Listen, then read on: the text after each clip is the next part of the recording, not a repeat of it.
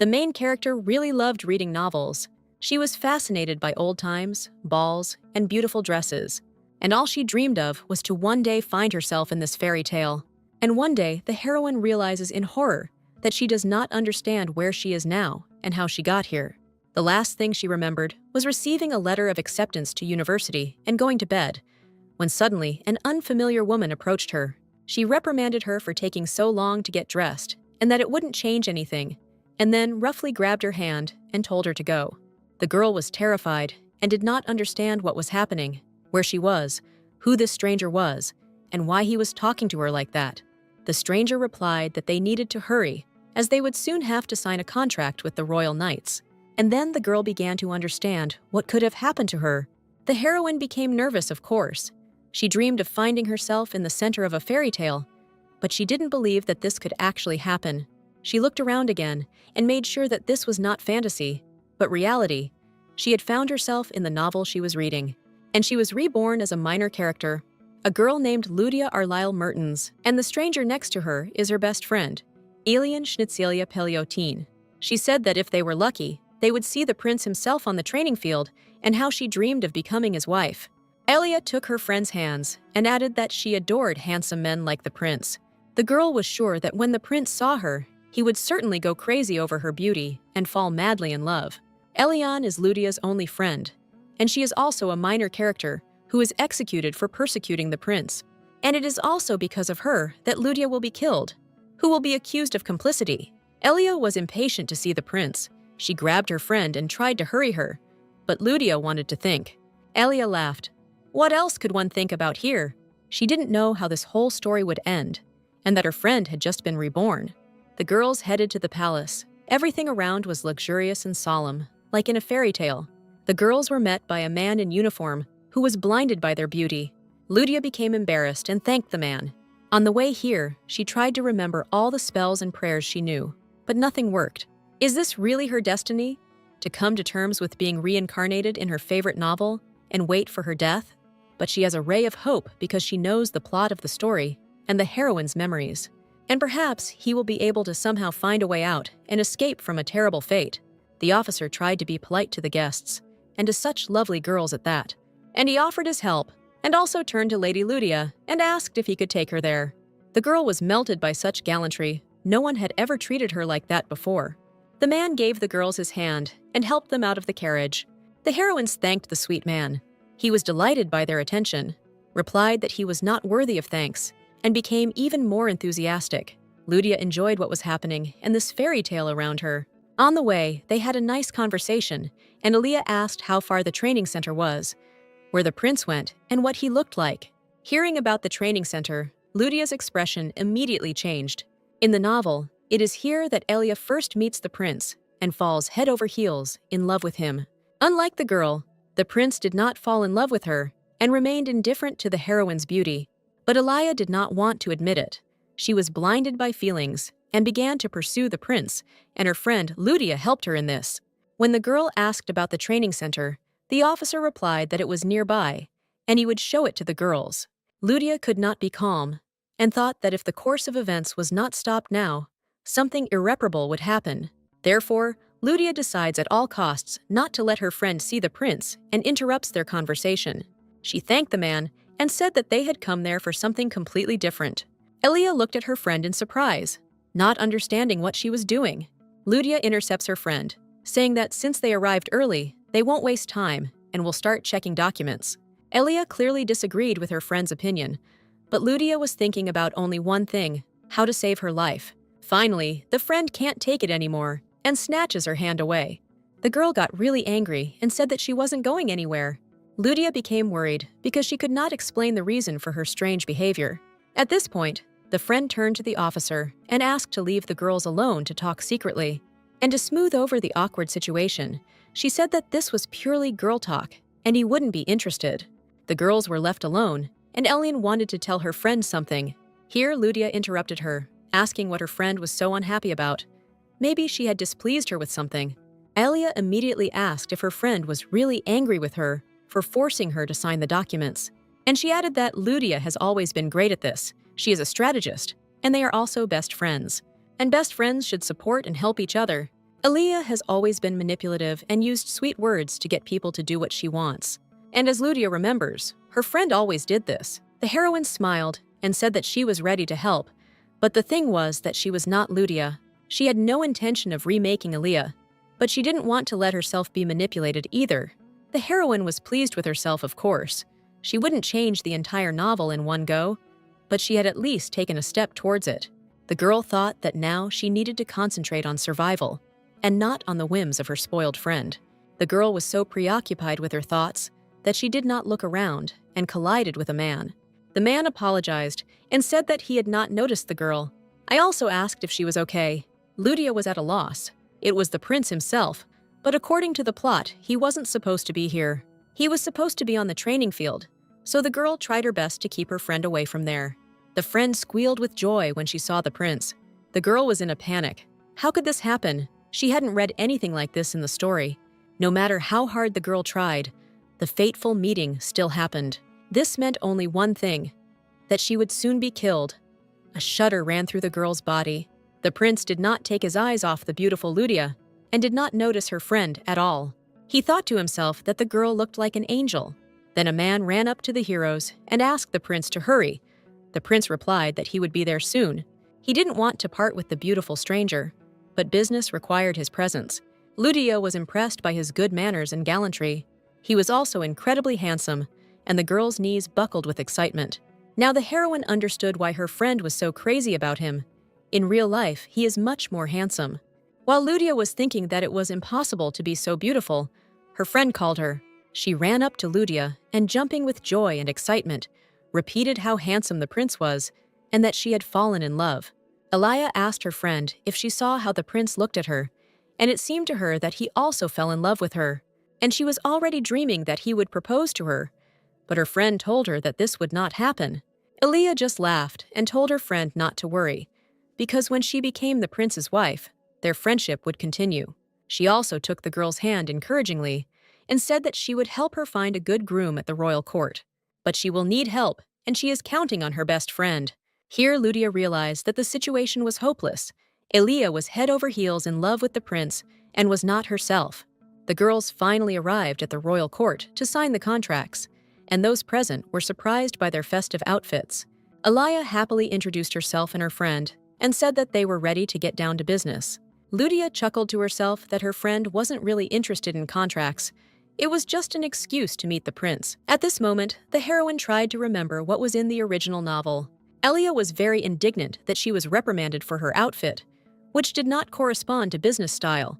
Ludia listened excitedly and thought about how to resolve the tense situation. All this time, her friend did not calm down and was indignant that they dared to criticize her outfit. And she was ready to leave here and utter phrases about terminating their agreement. But as soon as she let it slip, Ludia stood up for her friend. She said that her friend was invited to an engagement party that evening, and that she had to go there straight away from here, as there would be no time to return. That's why she has such a festive look, and this doesn't mean that the girls didn't take the matter seriously. Ludia explained that they respected this work and had come to arrange a delivery of high-quality ore for the knights. The girl continued that, of course, the empire was enjoying peace, but it was precisely during this period that military power needed to be strengthened, and their ore will help in the creation of high-quality weapons for defense, and no one else will offer such high-quality material.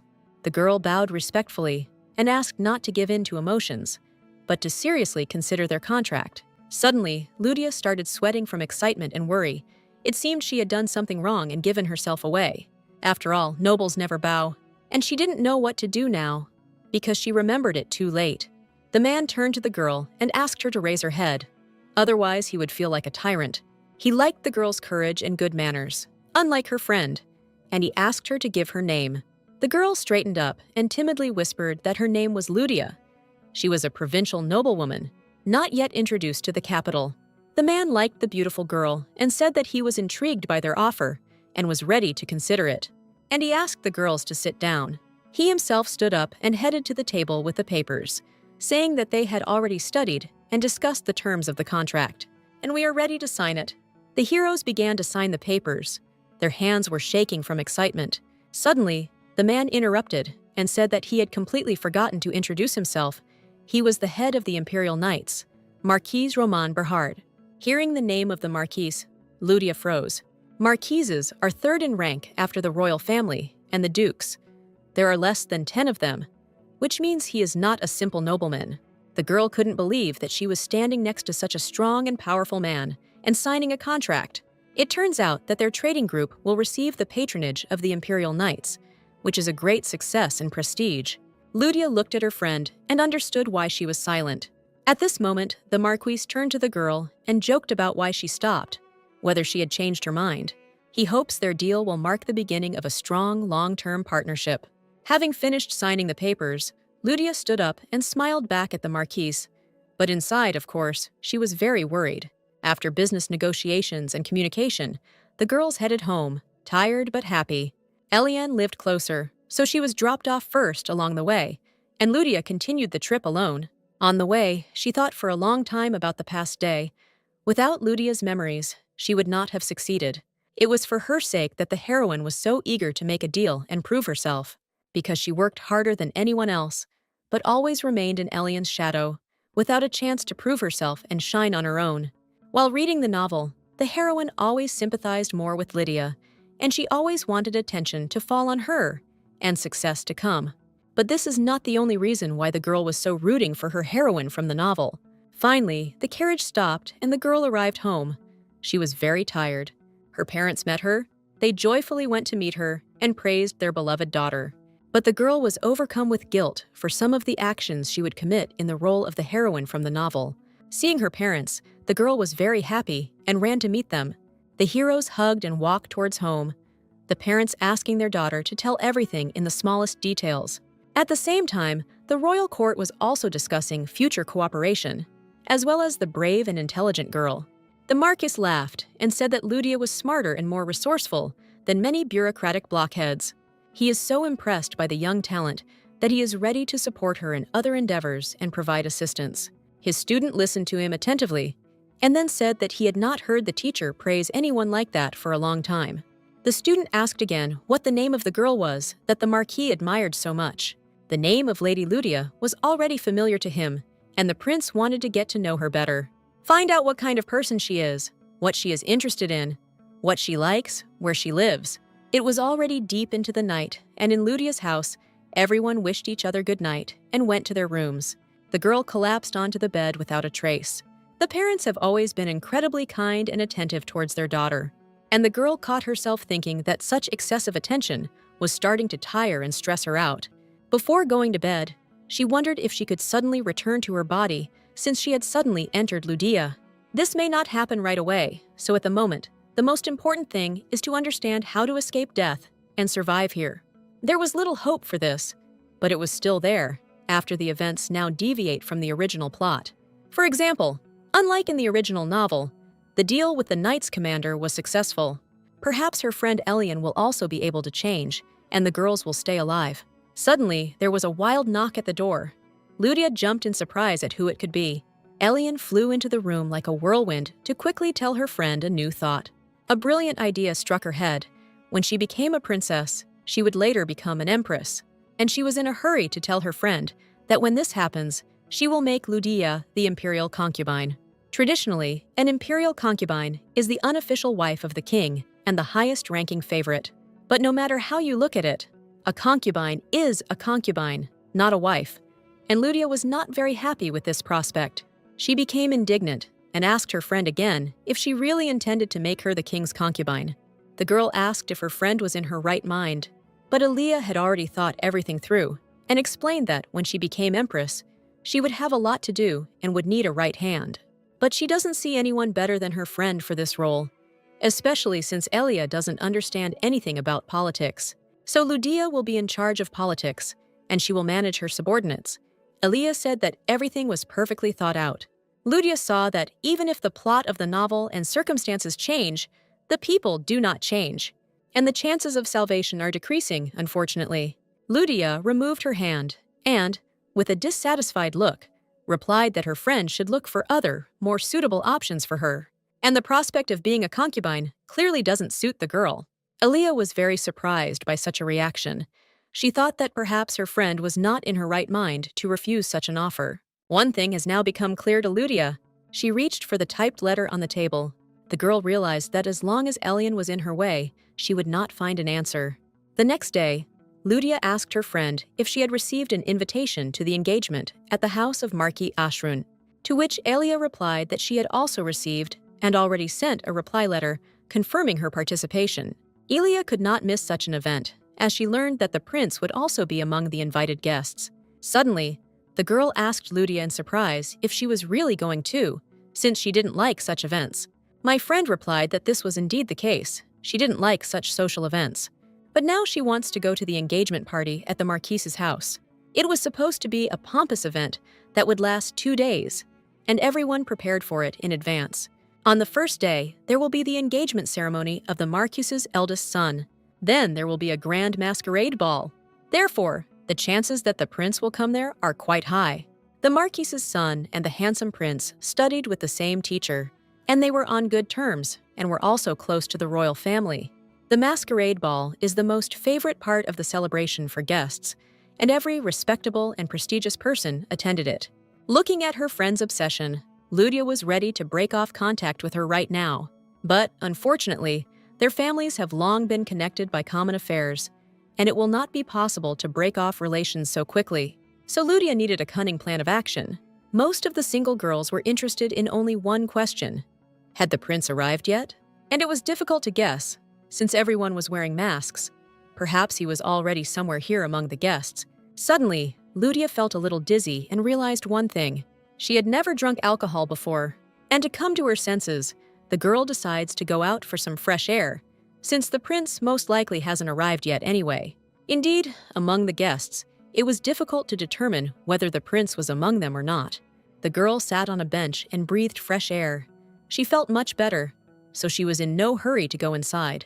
She had no idea that such delicious drinks were so strong and hit her head so hard. Apparently, all the drinks at this banquet were strong, and it would be better for her not to drink anymore. The girl suddenly got scared from the unexpected. A man approached her and said that he didn't want to scare her. Lydia thought maybe this was the prince. He had the same black hair. The guy introduced himself as Demior, the count's second son, and he also asked the girl who she was and apologized if it was tactless. The girl smiled coquettishly and said her name and was convinced that this was not a prince after all, and that his eyes were a different color. Hearing the girl's name, the young count turned to her with even greater interest and sat down next to her. He said she had become quite popular in trading circles and at the same time a mysterious figure. The girl became embarrassed and said that the count was clearly flattering her, and also thought that out of politeness she should at least take a sip, although Lydia didn't want to drink anymore, and she understood that it would be too much. A young man was passing by them and noticed one thing the count had and was surprised, because it had been confiscated long ago. But this means it's true. High-ranking officials do use this substance. Then the count saw that they were not alone, and when he turned around, the crown prince himself was standing in front of them. The man became very scared and ran away. Lydia stood up and thought that all this time she had been looking for the crown prince, and he himself had found her. Then the girl suddenly felt ill, but the prince managed to pick her up in his arms. Looking into the eyes of her savior, the girl was convinced that he was a prince. At their first meeting, she had never seen such beautiful and red eyes like rubies. Without a doubt, it was the crown prince. According to the original plot of the novel, Elen attended all events where the crown prince might appear and made a scene. The crown prince wondered for a moment if this was really the same Lydia the teacher had mentioned. Suddenly, the girl said that she had something important to tell the prince. She approached him with a request whether she could ask the prince for something. The crown prince was surprised at what this girl could ask for. Barely able to stand on her feet from the alcohol, Lydia held on to the prince and wanted to warn him about what might happen in the evening. Barely moving her tongue, she told him to be ready this evening. And just as Lydia wanted to speak for her crazy friend, her eyes darkened. The crown prince tried to restrain the drunk girl and tried to understand the meaning of her words, what she meant, to be ready for the evening. In the morning, the girl opened her eyes and felt like she was in a fog. She was overcome by strange feelings and mixed thoughts. Last night was like a dream. She sat up and tried to remember how she fell asleep yesterday, but her headache prevented her from thinking. Suddenly, the girl was seized by a severe pain in her stomach. She could not understand where this pain was coming from, and what also seemed strange to the heroine was that she was already wearing different clothes. But who changed her clothes made her wary. And when Lydia looked around, the room turned out to be completely unfamiliar. And then the girl became really scared. It was a strange room. She was wearing different clothes. She also had absolutely no memory of yesterday evening, or rather, part of it. After she went outside to get some air, her thoughts were interrupted by a man who entered her room without knocking. The guy was glad that the guest had finally come to her senses. Lydia saw this man for the first time, and in horror asked who he was. But then suddenly, her memory began to come back to her in flashes, and she had already seen this man somewhere. Before her eyes appeared the wedding ceremony to which she had been invited to the Count's house. Now she remembered who this man was. This is the groom from the wedding, the son of the Marquise, who yesterday became engaged to Lady Shibernia. Prince Ashran himself was in Lydia's room. According to the novel, Prince Ashran is a high-ranking nobleman and second in command of the imperial army. He is also one of the crown prince's few friends. A man with such a status would not simply communicate with an ordinary girl. The man approached the guest and said that apparently she did not remember the previous evening at all, and explained the situation. Yesterday, Lydia took a drug that paralyzes the nervous system and partially causes amnesia. The girl, horrified, said that she was not taking anything, to which the prince sympathetically replied that she had been slipped wine laced with drugs. The words about wine and drugs sounded in Lydia's head with horror. She remembered the stranger who came up to her and introduced himself as the second son of Count Dimior. They raised a toast together. The heroine didn't want to drink, but took only a sip out of politeness. The prince listened attentively to his guest's story and asked again if she now remembered what had happened. The girl replied that she was beginning to remember some things, but she didn't remember the whole picture yet. Prince Ashran asked her not to worry. Her memory would return soon. She was in good hands, and the crown prince asked her to take care of her. Hearing about the crown prince, Lydia was surprised. She was unexpectedly pleased by such attention, and also curious about what he said for her. The girl hoped that she hadn't done anything bad while drunk. The man reassured the girl that this would not go unpunished, and His Highness the Crown Prince will personally deal with this situation and punish those responsible.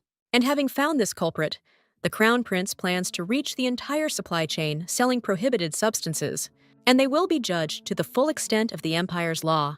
The prince also apologized for the fact that a guest at his engagement party and in his house was harmed by a criminal. He should have been more vigilant, and he once again offered his deepest apologies for the inconvenience.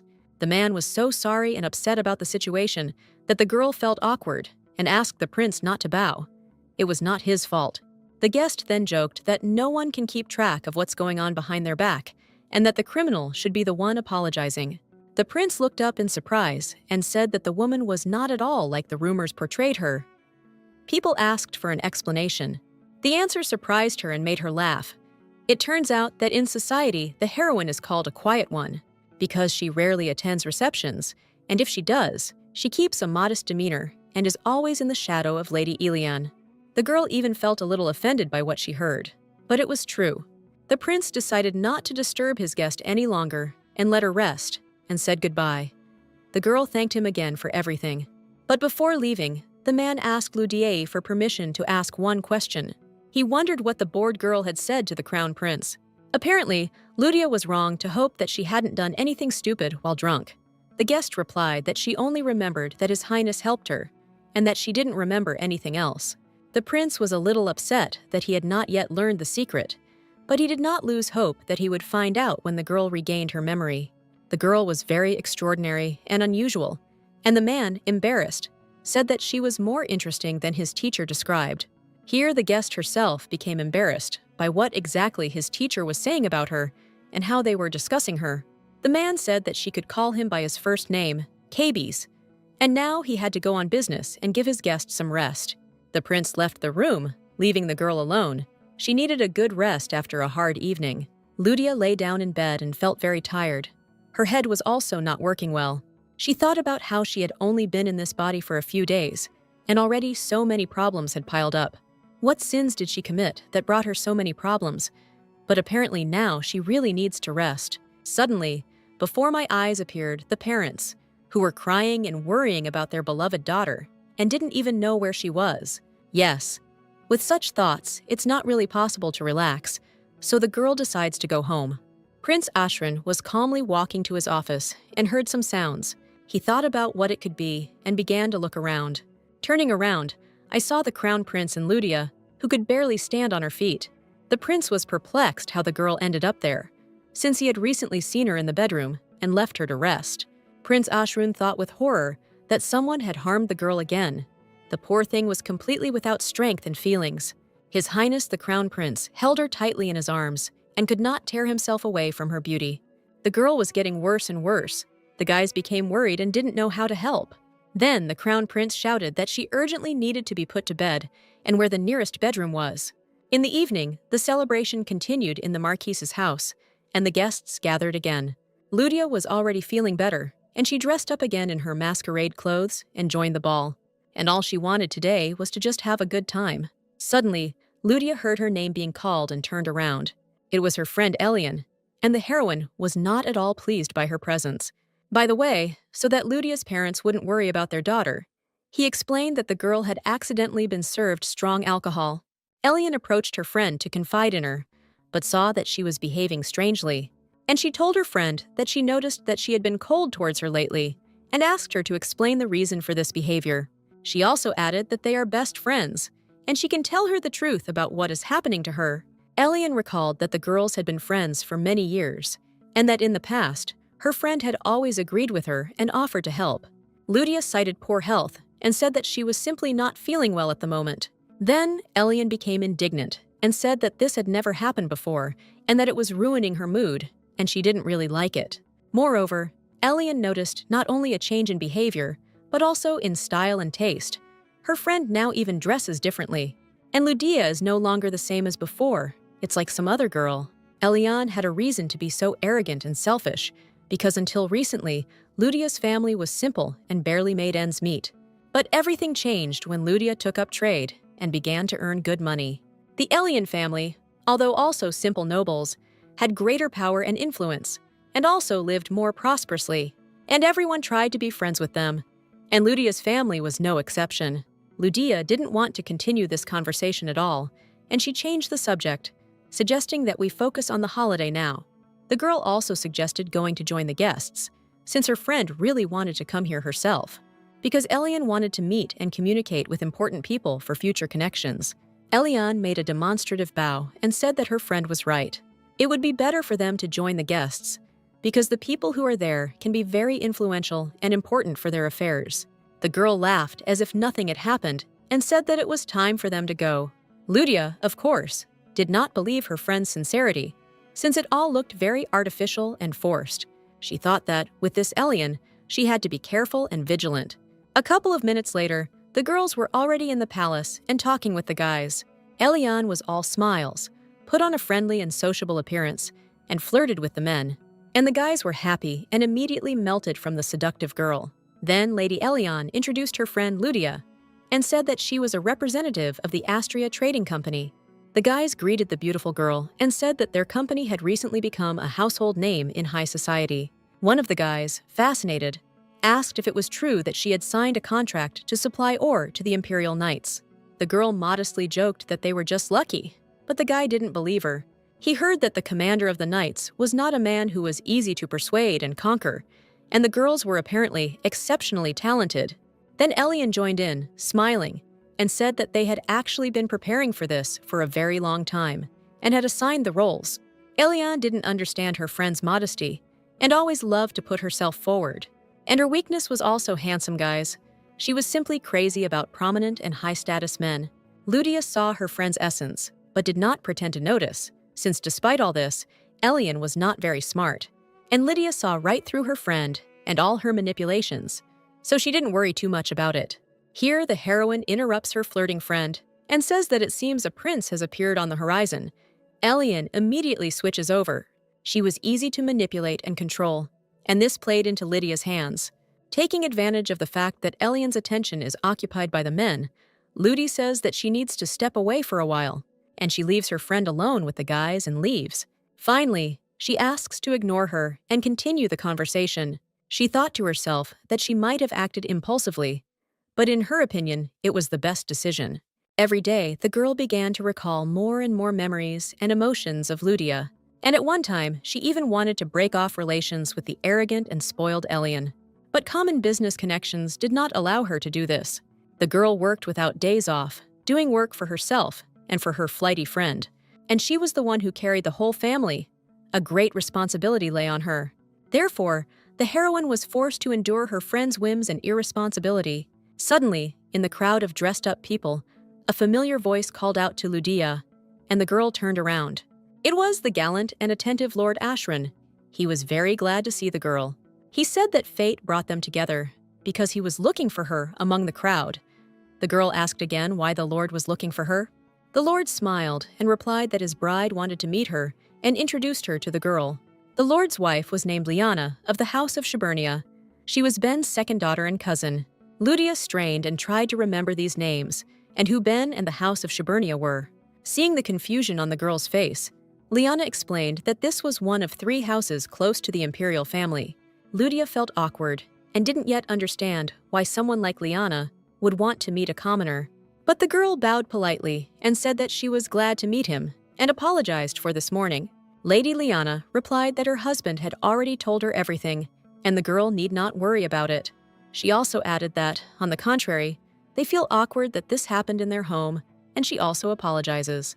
Ludia was surprised by the simplicity of such high-ranking people, and, in contrast, remembered her noblewoman friend. Lady Lyanna added that this was not the only reason she wanted to see the girl. People looked at her in surprise, and Lyanna continued that until recently, no one had heard of their company Astria. But during the time the girl worked there, the company grew a lot and helped the Empire avoid major damage. The girl has achieved good results. She also has a clear vision of the future and excellent human qualities. Many think that the credit goes to Lady Elen, but it's only because they don't know what's going on behind the scenes that the girl was surprised to hear such words. Lady Lyanna winked at the heroine and said that some people see who is the real reason for success. Ludia didn't know how to respond to such compliments. She had dreamed all her life that her work would be noticed and appreciated. Suddenly, the Lord's wife exclaimed that Ben had finally arrived. If at first the heroine did not understand which Ben was being talked about, now everything became clear. Lyanna's cousin Ben is the crown prince. Before he could approach his friends, this clingy Elen stood in front of them. And when did she manage to? Ludia was ready to tear her hair out. Before leaving, Lady Lyanna whispered to the girl that she should try talking to Ben, as he was shy.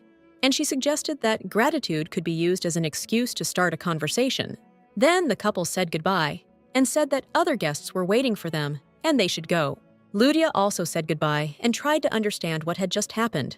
The crown prince moved closer to the girl, but Elen was also nearby, which could create a problem. Ludia's head was simply bursting from all the problems that had piled up at once.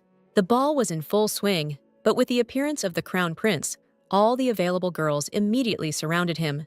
Now the task became even more difficult for poor Ludia.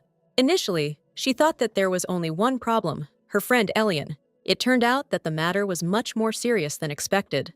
The crown prince smiled at the girls and kept up the conversation, although in reality, such attention tired him. The crown prince whispered to his friend that he did not need to wear the same mask as yesterday, but the lord replied that it would not have changed anything. Suddenly, His Highness noticed a special girl in the crowd. He immediately recognized Ludia. He couldn't help but recognize those eyes and hair. Suddenly, someone stepped on the hem of the girl's dress, and she slipped. The crown prince called out loudly for her to be careful, but it was too late. The girl almost fell, if not for the man's quick reaction. Having made sure that the girl was okay, the guy exhaled calmly. It reminded him of yesterday, how he managed to catch the girl when she became ill. Ludia straightened up, straightened her dress, and thanked the young man, pretending that she did not recognize him. And then she said in surprise that it was really the crown prince himself who saved her again. The man smiled, offered her his hand, and said that this was indeed the case, and that this was the second time. The crown prince looked at the girl and asked if she was okay and how she was feeling. He also added that the girl needs to be careful. He won't always be there. The heroes said goodbye to each other and went their separate ways. On the way, Ludia couldn't help but think about the handsome crown prince. She remembered his eyes, his smile, and it seemed she now understood why Elen had fallen so in love with him. Suddenly, someone approached Ludia from behind. Jealous Elen immediately attacked her friend with accusations and claims. She jealously said that she saw how Ludia was in the arms of His Highness, and flirted with him. The friend grabbed Lydia so hard that it hurt, and the girl asked him to stop it. Out of jealousy and anger, Elen said that the crown prince would not have helped her just like that, and communicated. And she added that he probably doesn't even know the whole truth about Lydia. Here, Lydia pushed aside her furious friend and asked how she knew that she and the crown prince were not acquainted. And how does Elen think? Is it possible to spend the night with someone unfamiliar? Elen was shocked by her friend's behavior. She had never behaved like this before. And she clarified with Lydia, asking what exactly she meant, and whether this meant that she and the crown prince spent the night together. Lydia answered positively. This finished off Elen.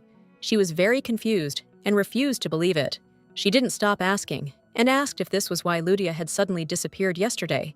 The girl nodded her head, and Elen called her a liar, because she catches the crown prince's glances, and he looks at her. So Elen is sure that he is in love with her. Lydia boldly answered, asking how she knew that he was looking at her specifically. Maybe she was imagining it, and was making it up with her sick imagination. Elen got angry, to which Lydia asked her to control herself and not fantasize, since the crown prince didn't even speak to her. But Elen was not going to give in so easily, and warned her friend not to come anywhere near His Highness. And she added that this was for her own safety, and that she should consider it a friendly warning for now. Lydia struck a pose, and showed with her whole appearance that she was not afraid of her friend's words and threats. Elen added that if Lydia was telling the truth, then let her say it out loud. And until this happens, she will not believe it. And also until the crown prince himself proves the truth of her words. Lydia found herself in a difficult situation. She didn't think that things would go this far. The girls parted as enemies, although a minute ago they were best friends. Lydia walked and thought that Elen was right, that she didn't believe her about the night with the prince. The girl herself did not understand how she succumbed to Elen's provocation. She walked into the hall, but her legs did not obey her and became weak. The heroine was worried that if she approached the prince, he would ignore her. The girl was also worried about the looks of others. She was worried about what they would think. Finally, among the crowd, she saw His Highness. And he too noticed the young lady. She remembered Lyanna's advice about gratitude, so when she approached the men, she decided to use this option. Lydia bowed and said that she wanted to thank His Highness for the help he had provided yesterday. She feels awkward and hopes she hasn't caused His Highness too much trouble. The prince smiled shyly and said, apparently, he was too obvious. The girl did not understand what the man meant. He explained that witnesses told him that he was looking too closely at Lydia and asked for forgiveness. The thought flashed through the girl's head that it meant he really was looking at her, and now she herself felt awkward. She lowered her eyes in shame and assured the crown prince that he did not need to apologize. Nothing terrible had happened. The crown prince, seeing the girl's interest, suggested that they change location. The girl looked questioningly at the man. Ben explained that while he was in the hall, all attention was on him, and everyone forgot about the party. Lydia replied that His Highness was right and offered him her hand in agreement. Here, Lord Ashran reminded the people that the event was in honor of his engagement and not in honor of the crown prince, and told the people to have fun. He also asked for a moment of attention to his person. The Lord considered this the optimal solution to distract the people's attention from the crown prince so that he too could have some fun. Then suddenly, Lady Lyanna grabbed Lydia and told her to hurry while they had the chance. There was no time to waste. Lydia didn't even have time to think or say anything before she was already being dragged somewhere to the side. Lady Lyanna joked that tomorrow's newspapers would sell like hot cakes. Elen watched all this closely from the crowd. She was already preparing a plan in her head for revenge on her former friend and a plan to capture the crown prince. A moment later, Lydia found herself in a room with the crown prince. Lady Lyanna left them alone. Lydia did not know what to expect. The crown prince pinned the girl against the wall. Lydia began to worry. The only thing she wanted was to just irritate her friend. The man pressed the girl against him and repeated her words, which she had told him the day before, so that he would be ready this evening. Lydia began to replay in her head everything that had happened before, how Lady Lyanna suggested leaving here, and the way she persistently pulled the girl somewhere without even giving her time to think, how an aristocrat led a girl into one of the rooms and asked her to come in and make herself at home. Lydia smiled politely, not wanting to seem rude, but only later did she understand the essence of what was happening. Lady Lyanna took off her masquerade mask and asked the girl what kind of tea she preferred. Lydia was not picky and replied that she drinks any tea, Princess Lyanna was about to leave the room when the crown prince approached her and discreetly asked what he looked like. Lydia tried to understand what was happening and remembered her first meeting with Lyanna and how she was very nice and friendly. Here, the princess joked that standing for a long time was harmful and suggested that the girl sit down. The guest sat down, and then the aristocrat announced that it was time for her to go look for a new husband. Ben and Lydia were surprised. Lady Lyanna, seeing their confusion, said that she thought that Lydia herself was looking for Ben, so she decided to help. Then she laughed and said that in any case, the two had something to talk about and she would not disturb them. Ben made it clear to her with his eyes that he was perplexed and looked questioningly at what she was doing. Seeing that the couple was embarrassed and shy, Lady Lyanna decided to take the initiative again and asked if Lydia had a man. The girl replied that no. Then Lyanna did not see any reason why they should not talk and wished them a good time.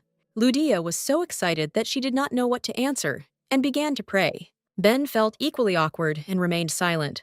Lady Lyanna turned and gave them both an encouraging wink. When the heroes were alone, the crown prince bowed and apologized for his sister. He continued that sometimes she behaves unpredictably and willfully. The tea was already brewed, and the girl turned to the crown prince and said that he wanted to tell her something. The man said nervously that it was true. He wanted to get to know the girl better, and that was why she was here now. The girl smiled and also asked in response. She found out that he studied with Lord Ashran, but how did their teacher know about her? The crown prince replied that he and the lord had indeed studied together, under the commander of the Imperial Knights, Marquis Berhard. Lydia was shocked at how small the world was. This was the same man, the officer with whom she had recently signed a contract for Ori. The girl immediately formed a picture in her head and understood that coincidences are not random. The crown prince smiled and sheepishly reminded the girl of what she had told him the previous evening, and he asked her to explain what the girl meant then. Her words do not leave him, but he still could not find the meaning. The girl looked at the man in confusion and thought. Then she apologized and said that because of the drugs that evening, she was not herself and did not remember some moments at all. Noticing how upset the crown prince was after these words, the girl herself began to wonder what she had said that evening. The girl was worried that she might have said something unnecessary and decided to apologize in case that happened. The man smiled and said that she could call him you and call him Ben, and he would call her Lydia. The girl thought, wow, what a turn of events. The crown prince himself is offering her an informal conversation. Crown Prince Bertha Cecil Durban Battenberg has held the title of heir apparent for over 10 years.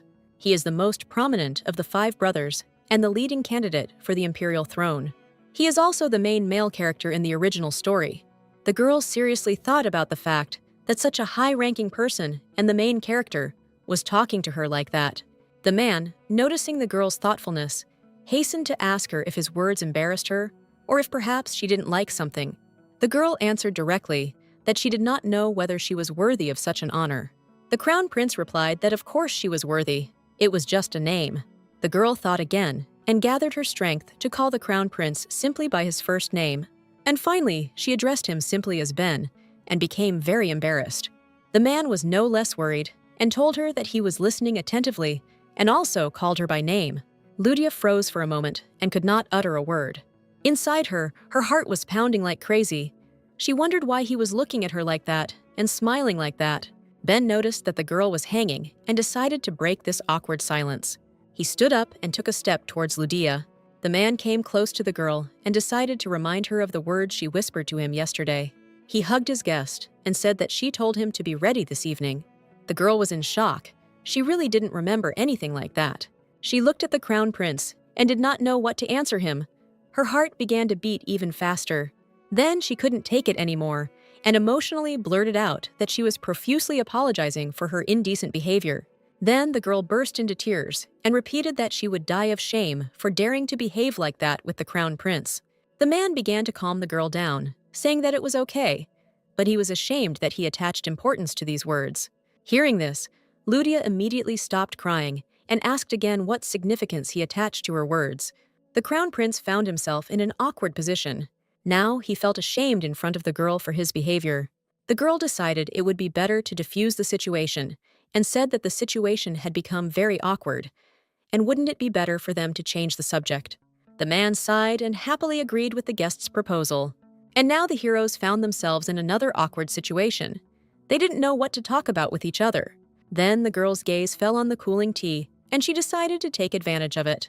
And she turned to the crown prince, saying that she noticed that their eyes were the same shade of red. Only the girl has a reddish undertone, while the crown prince has a deeper red. Ben replied that it was a genetic trait of their Battenberg family, black hair and red eyes.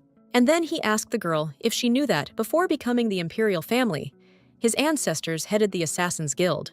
Their black hair helped them hide in the darkness, and their red eyes were called the eyes of death. Ben turned to the girl and asked if she now thought it was a terrible color. The girl answered negatively and said that the red eyes reminded her of a ruby that is a rich red and polished to perfection, so red eyes are beautiful for her. The crown prince was surprised by this comparison. He thought that this story would make the girl change her mind. But here it was the opposite. Here Ben became thoughtful, and his attention switched to something else. He asked the girl to wait for him. The man headed towards the exit, and Lydia couldn't understand what was happening or where the crown prince was heading. The girl felt awkward in this situation when the man left her alone and left without explaining. Lydia wondered if he had really abandoned her and humiliated her. Meanwhile, Ben went to look for his sister, Princess Lyanna, and found her in the hall. The sister was shocked that her brother simply left the girl alone because he was embarrassed by the compliment. She grabbed her head and said that she had never heard such nonsense in her life, and her brother was offended by her. Lady Lyanna thought how amazing it all was. Ben now holds the leading position of crown prince and heir apparent to the throne. And in the past, his position was precarious due to the fact that he was the youngest. But everything changed since Marquis Bernhard became Ben's teacher. The royal family's supporters began to rally around him, and he became strong enough to stand up to his rivals. He is talented, strong, handsome, and is aware of this and notices how his appearance affects women. But he knows absolutely nothing about romance and courting a woman. The sister smiled and said that she thought she had raised a wolf, but he turned out to be a fox cub. Lyanna asked if Ben had at least thanked the girl for the compliment, to which the crown prince was surprised. The sister was shocked and asked her brother again if he had simply left the girl alone in the room without explaining anything. Here, Lady Lyanna lost the power of speech and could say nothing more, only emotions. The crown prince now also realized what he had done. Without a word, he turned and ran towards the hall where he had left Lydia. The sister looked after her brother and smiled and understood his behavior perfectly, and anyone who knows his past will understand. Lady Lyanna sat down next to her husband, and they discussed the situation, and Ben himself, for a long time. From Lydia, he felt warmth and kindness. No one had spoken to him like that before. Previously, people spoke to him only with suspicion and caution. He always had a hard time communicating with people. Because of the struggle for the throne, he had many enemies and ill-wishers. Lyanna really hoped that no one was threatening him now. Lord Ashran teased his wife, remembering how she spoke to her brother. Lady Lyanna turned to him, advising him to at least sometimes notice the hints, if he doesn't want to get divorced right after the wedding. At this point, Lord Ashran immediately changed and ran up to his wife, apologizing for his coldness and ready to correct his mistake. Lady Lyanna is a strong woman who raised 2 younger brothers, and her husband, Cabus, was also younger than her. Lying in bed that night, Lydia could not sleep for a long time due to emotions.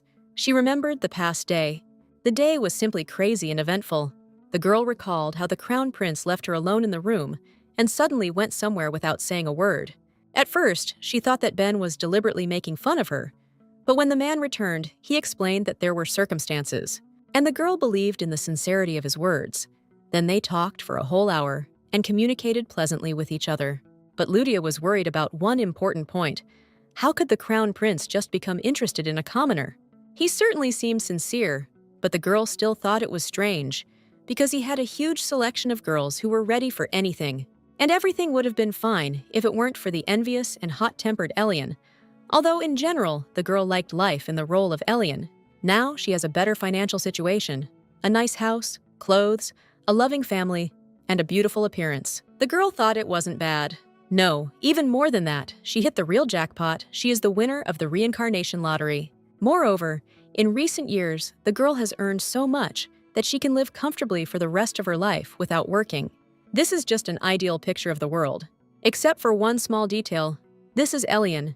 She will definitely not leave yesterday alone, and the girl needs to be on her guard. Ludia jumped and rejoiced like a child, and was so inspired that she decided that she would no longer communicate with Elen.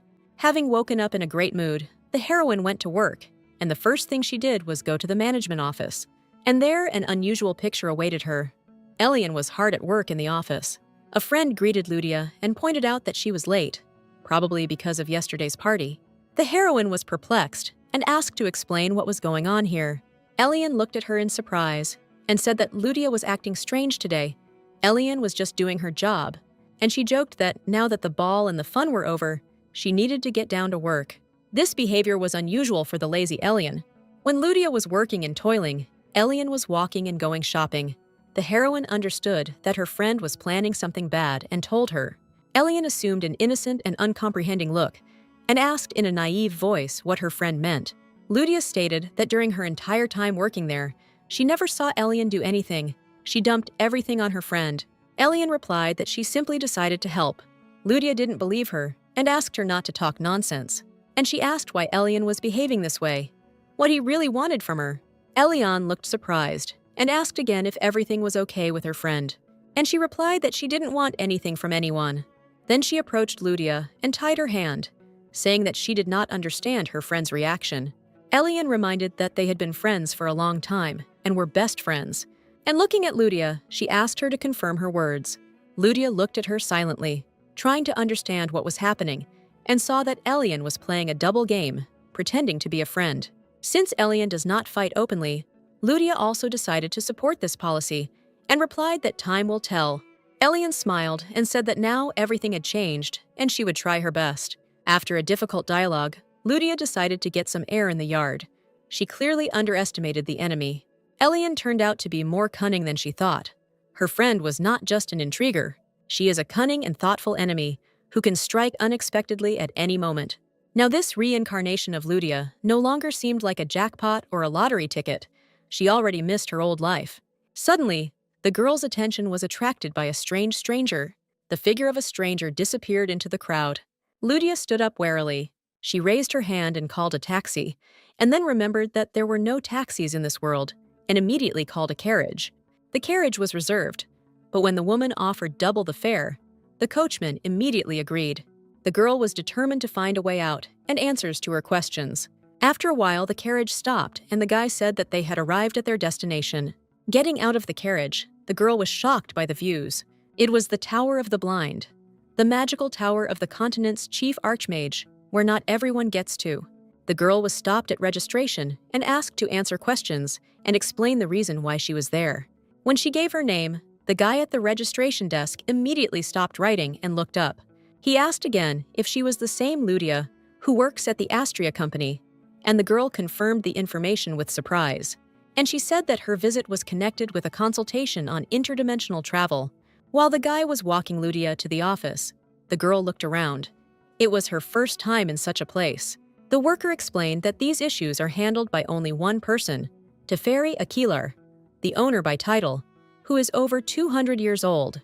The heroes entered a room that resembled a magical elevator, and the man said that the girl would have to wait in line. Suddenly, the worker stopped and turned to the girl to say something important. He was a little worried. He explained that he wanted to warn her in advance that the magician had a bad character, and the girl might not like him. Ludia laughed and replied that she was not weak and could handle it, especially since she had experience. Then the guy started asking again and again if the girl was sure, if she really wanted this, if she had changed her mind. The heroine answered all the questions that she was ready. Then the guy activated the elevator and told her to hold on tight. The girl had never seen such a mechanism before. The elevator picked up a furious speed, like the speed of light, and Ludia screamed in surprise. The most interesting thing is that they flew not up but down. When the elevator finally stopped, Ludia felt dizzy and could barely move. She said that they would never come back here again and also grumbled at the guy for not warning him about this. Suddenly, someone called Ludia. She turned around and couldn't believe her eyes. The crown prince himself stood in front of her and asked what brought the girl here. She answered as is, that she came for a consultation, but could not remember the name of the magician who was told to her at registration. The crown prince pretended to be lost in thought and did not understand who was being talked about. And then he laughed and asked if she had signed up with the owner. Ludia thought, what a stupid title. who gives themselves the title of master. The crown prince began to explain that this man had a difficult character and he could not stand it if someone took up his time. When you come to him, you need to get straight to the point, otherwise he might send you off with swearing and abuse. Lydia thought, what a daredevil you have to be to curse the crown prince himself. She became even more interested in this man and couldn't wait to visit him for a consultation. Suddenly, the crown prince gently placed his hand on Lydia and stopped her. The girl looked questioningly at the man and asked if she had any plans after the consultation. The girl replied that no, and was very happy that the crown prince had offered to meet, and she decided to ask him point blank if he was asking her out on a date. The crown prince thought for a moment and asked how she guessed. Ben continued that he felt guilty about not hanging out yesterday and therefore wanted to invite her to dinner. The girl was actually joking, but it was very opportune. Today she would finally warn him about Elen. The girl replied that she would be happy to go to dinner with the man if he waited for her. Having finished her conversation with Ben, Lydia finally entered the office of the magician, titled the owner, who was the owner of the tower. She knocked out of politeness and said that she had come for a consultation. The girl expected to see a white-haired old man, but imagine her surprise when she saw a child. The girl muttered as she went down the stairs. It was a shame that Lydia was afraid of the old man. She should have helped, but she stood there like a statue. Lydia was confused and didn't know how to react. In front of her stood the cutest girl, whose cheek she wanted to pinch. Finally, Lydia decided to address her and called her baby. The girl went berserk and ordered to call her the master of the tower. She proudly declared that her name was Teferi, the last of the Akalar line, and asked to tell what brought the girl here. But before Lydia could say anything, Teferi called her an outsider. Lydia looked puzzled and asked for an explanation. The magician replied that Lydia herself knew perfectly well what she meant. Teferi said that she felt that there was alien energy flowing through the girl. But the miracles didn't end there. The magician also added that she saw that her soul wasn't even from this world. Each soul has its own frequency and color, and Lydia's is completely different from that of the local inhabitants. Teferi was a telepath and could read minds, and heard what Lydia was thinking about the 200-year-old mage looking like a child, and she replied that his soul was indeed 200 years old. But this body was only 8, and he was in the body of this child. Lydia was horrified that the old man had taken the body of a small child. The magician replied that of course he had not taken anyone's body. He performed a ritual of reuniting souls, a unique ability of his family. There was no need to explain this at length, so the magician suggested that the girl get straight to the point, and he said that the girl came to him to ask about the connection between souls and interdimensional travel. The girl was amazed by his insight and said that he was right, and now she could return to where she came from. The magician immediately replied that there was no way to return to his world. Lydia was shocked. She had so hoped that the magician could help her. That's why she had come all the way here. And to hear in response that there was no hope, the girl was disappointed. But staying here was not the worst outcome. The magician encouraged her by saying that Lydia was lucky, since this wasn't the worst place one could end up. Lydia sighed and agreed with the tower's owner. She said with sorrow that her family remained there, and she was pained by the thought of never seeing her loved ones again. The magician thought for a moment, and then said that no one on this continent understood these matters better than him. But perhaps the answer to the question can be found in other areas. And the magician mentioned theology, which studies invisible beings, namely gods. And this is not at all the same as magic, which cannot be measured. There is a possibility that in this area the girl will be given a different answer, or some kind of hint. The great magician also mentioned the great forest, and then fell silent. Lydia hastened to ask him again what was going on with the forest, what he wanted to say. The tower owner smiled mysteriously, and then said that his dad is in the great forest. The girl was surprised by this whole story, but was ready to try everything to return home to her family. After a long conversation, the consultation finally ended, and Lydia left the office. There she was met by the handsome crown prince, who had been waiting for the beautiful girl. They were glad to see each other. The girl approached the man and apologized for making him wait so long. Ben replied that he was ready to wait for her as long as it took, and then suggested that they go to the exit together. During dinner, the girl thought only about her recent conversation with the tower's owner. She had expected the possibility that she wouldn't be able to return home, but hearing this from the outside was still shocking. But it gave me hope that there was still a chance. Lydia replayed in her head the conversation with the magician. He asked if anything unusual had happened before the reincarnation. The girl said that she simply fell asleep while reading a book and woke up in a different body and a different dimension. The magician just shook his head and said that he could find out about the possibility of the girl returning home. Lydia was delighted, but the great magician added that it would not be free. One piece of paper will be needed as a guarantee that they will cover all expenses that will be required in the future. Lydia said that she would agree if the magician would let her touch her cheek in exchange. The girl sat and thought about how much the magician would ask for. Since he agreed, it would be an astronomical sum. Suddenly, the man asked her again if she was okay, because the girl had been sitting all evening and had eaten almost nothing. Opposite her sat the disguised crown prince, who had disguised himself with the help of a magic ring. Seeing that his new appearance embarrassed Lydia, he suggested cutting off his long hair, but the girl stopped him. The girl said that this hair suits him very well and he shouldn't cut it. But even in disguise, the crown prince couldn't help but attract admiring glances from everyone around him. The girls talked only about him.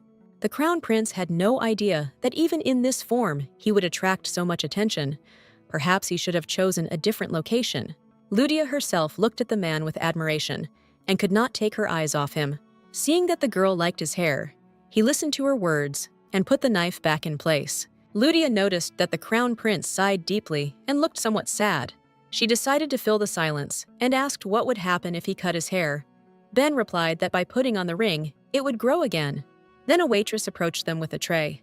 She showed them the toast she had made herself for the first time that day, and she asked if the guests would like to try it.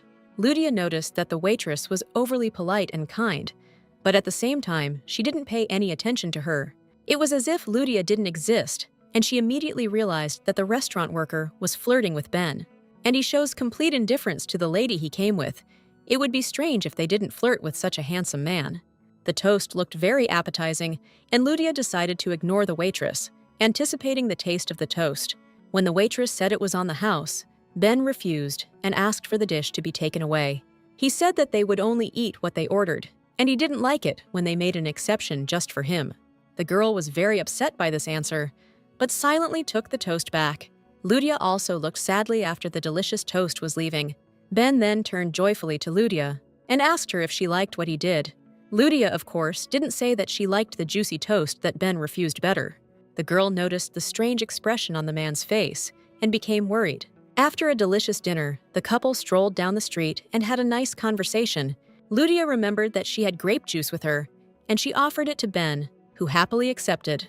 Opening the bottle, the man said that it's not what you eat that matters, but who you eat it with, and asked Lydia's opinion on this matter. Lydia was surprised by the man's phrases, and she wondered where he learned such things, whether there really were pickup schools. After drinking some juice, Ben asked the girl if she was free today, since running a trading company takes a lot of time. The girl replied that she had finished all her business meetings for the day, and also asked about the prince's busy schedule. After a short pause, the man replied that his position was not difficult for him, and he did not feel any particular difficulties with the workload. Over the years, he began to clearly see the lies in people who were hostile to him. It is even easier for him to identify people who wish him ill and are only looking for profit and advantage. Addressing the girl, he added that he felt that Lydia was not one of those people. The girl was very pleased to hear this, because in fact it was true. Taking advantage of the moment, the crown prince decided to tell a story that happened to him last year.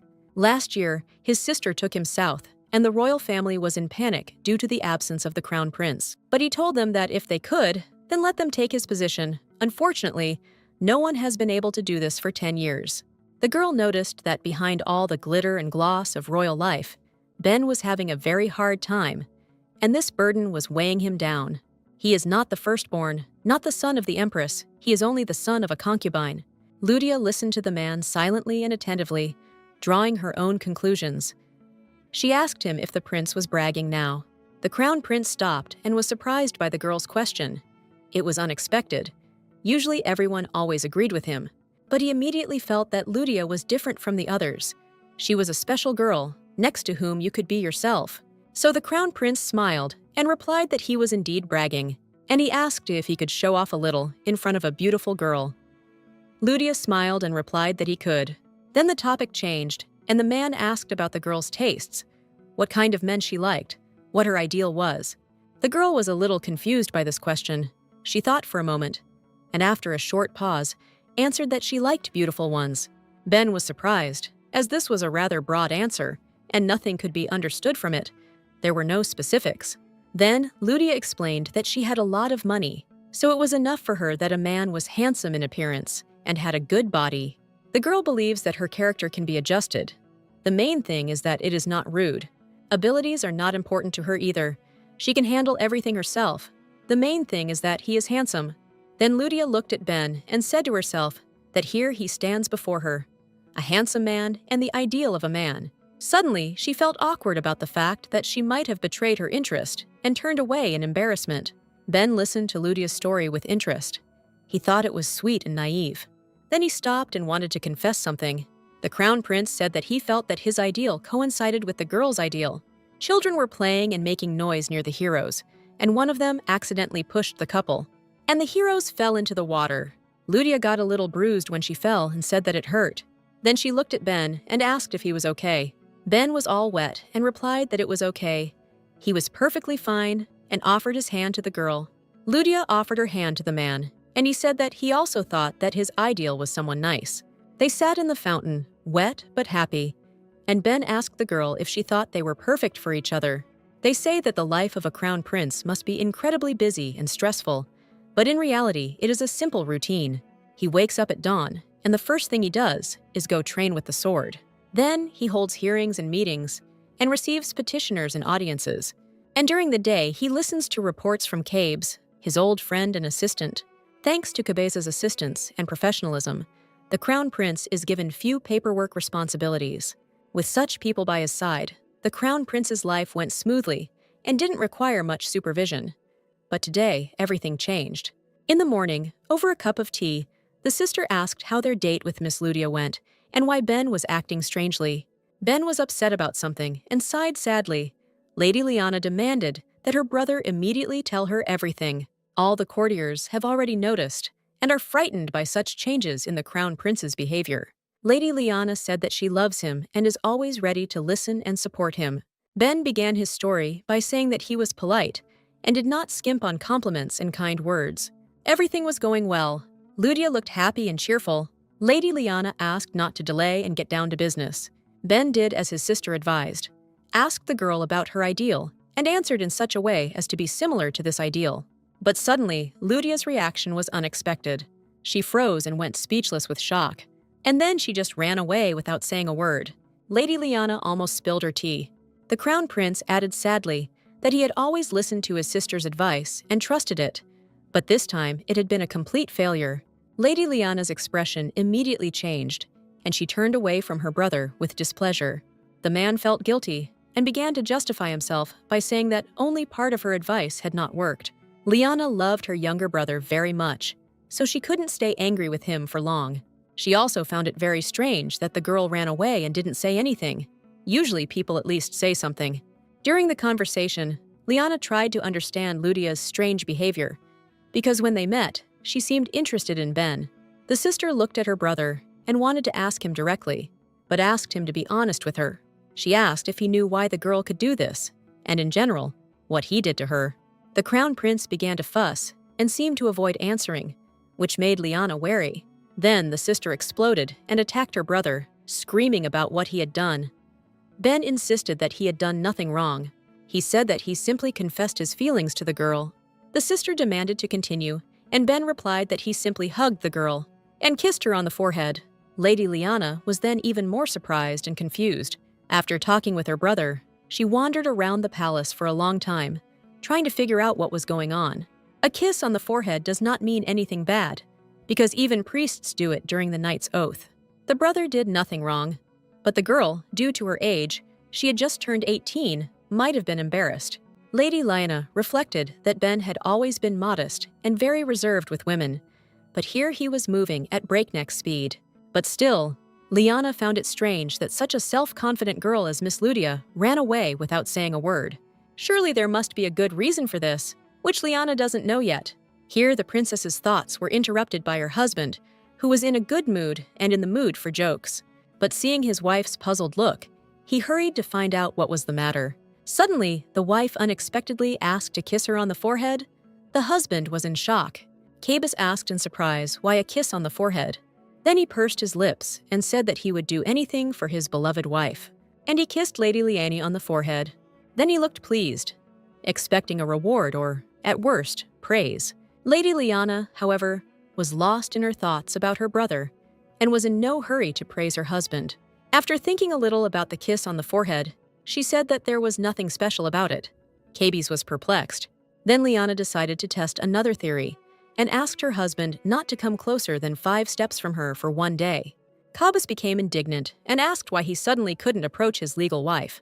Because her husband began to contradict Lady Lyanna, he would not approach her for 2 days instead of 1. The man almost begged and howled why this was so. The woman was relentless and cruel, and said that now he would not touch her for 3 days. Suddenly, Miss Ludia was called, saying that a guest was waiting for her. It was Lady Lyanna. She came to talk to the girl. The princess apologized for the disturbance and the sudden visit, to which Ludia replied that it was nothing to worry about and that she had not slept well yesterday. The princess wondered if the girl had slept poorly because of the situation with Ben. Ludia didn't know why the princess had come and was worried that Ben had said something unnecessary during their meeting yesterday. The girl felt uneasy, as she did not know what exactly the crown prince had said and how he had presented it. Lady Lyanna broke the silence and asked if she could address the girl simply by her first name. Ludia replied that of course the princess could address her by name. The princess thanked him and decided to get straight to the point. She said that she doesn't like to waste time and prefers directness to hints, and what Ludia thinks about this. The girl replied that she thought the same, to which the princess turned to her and said that she would then ask directly. She asked what happened between her and Ben yesterday. The princess added that she knows that she and her brother met, and that she is aware of many events, since she has a large circle of friends. Lyanna continued that, after yesterday's meeting, her brother had been behaving strangely, walking around sad all day and not answering questions.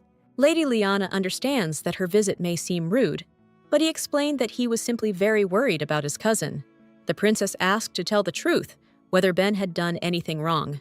Miss Ludia started the conversation by saying that nothing bad had happened, and yesterday immediately appeared before her eyes. How she and the crown prince fell into the fountain, and he kissed her on the forehead. The girl felt very awkward. She didn't know how to tell the princess about this, and covered her face with her hands. Then she barely uttered that she was ashamed. Lady Lyanna's heart began to pound. She was already imagining the most terrible scenes of what had happened. Dying of shame, Ludia found the strength to continue, saying that Ben had indeed done something, but nothing terrible had happened. The girl simply lost her composure at that moment and ran away.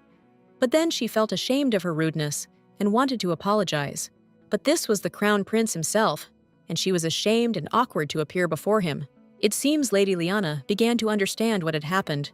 She finally sighed, and an interesting thought occurred to her.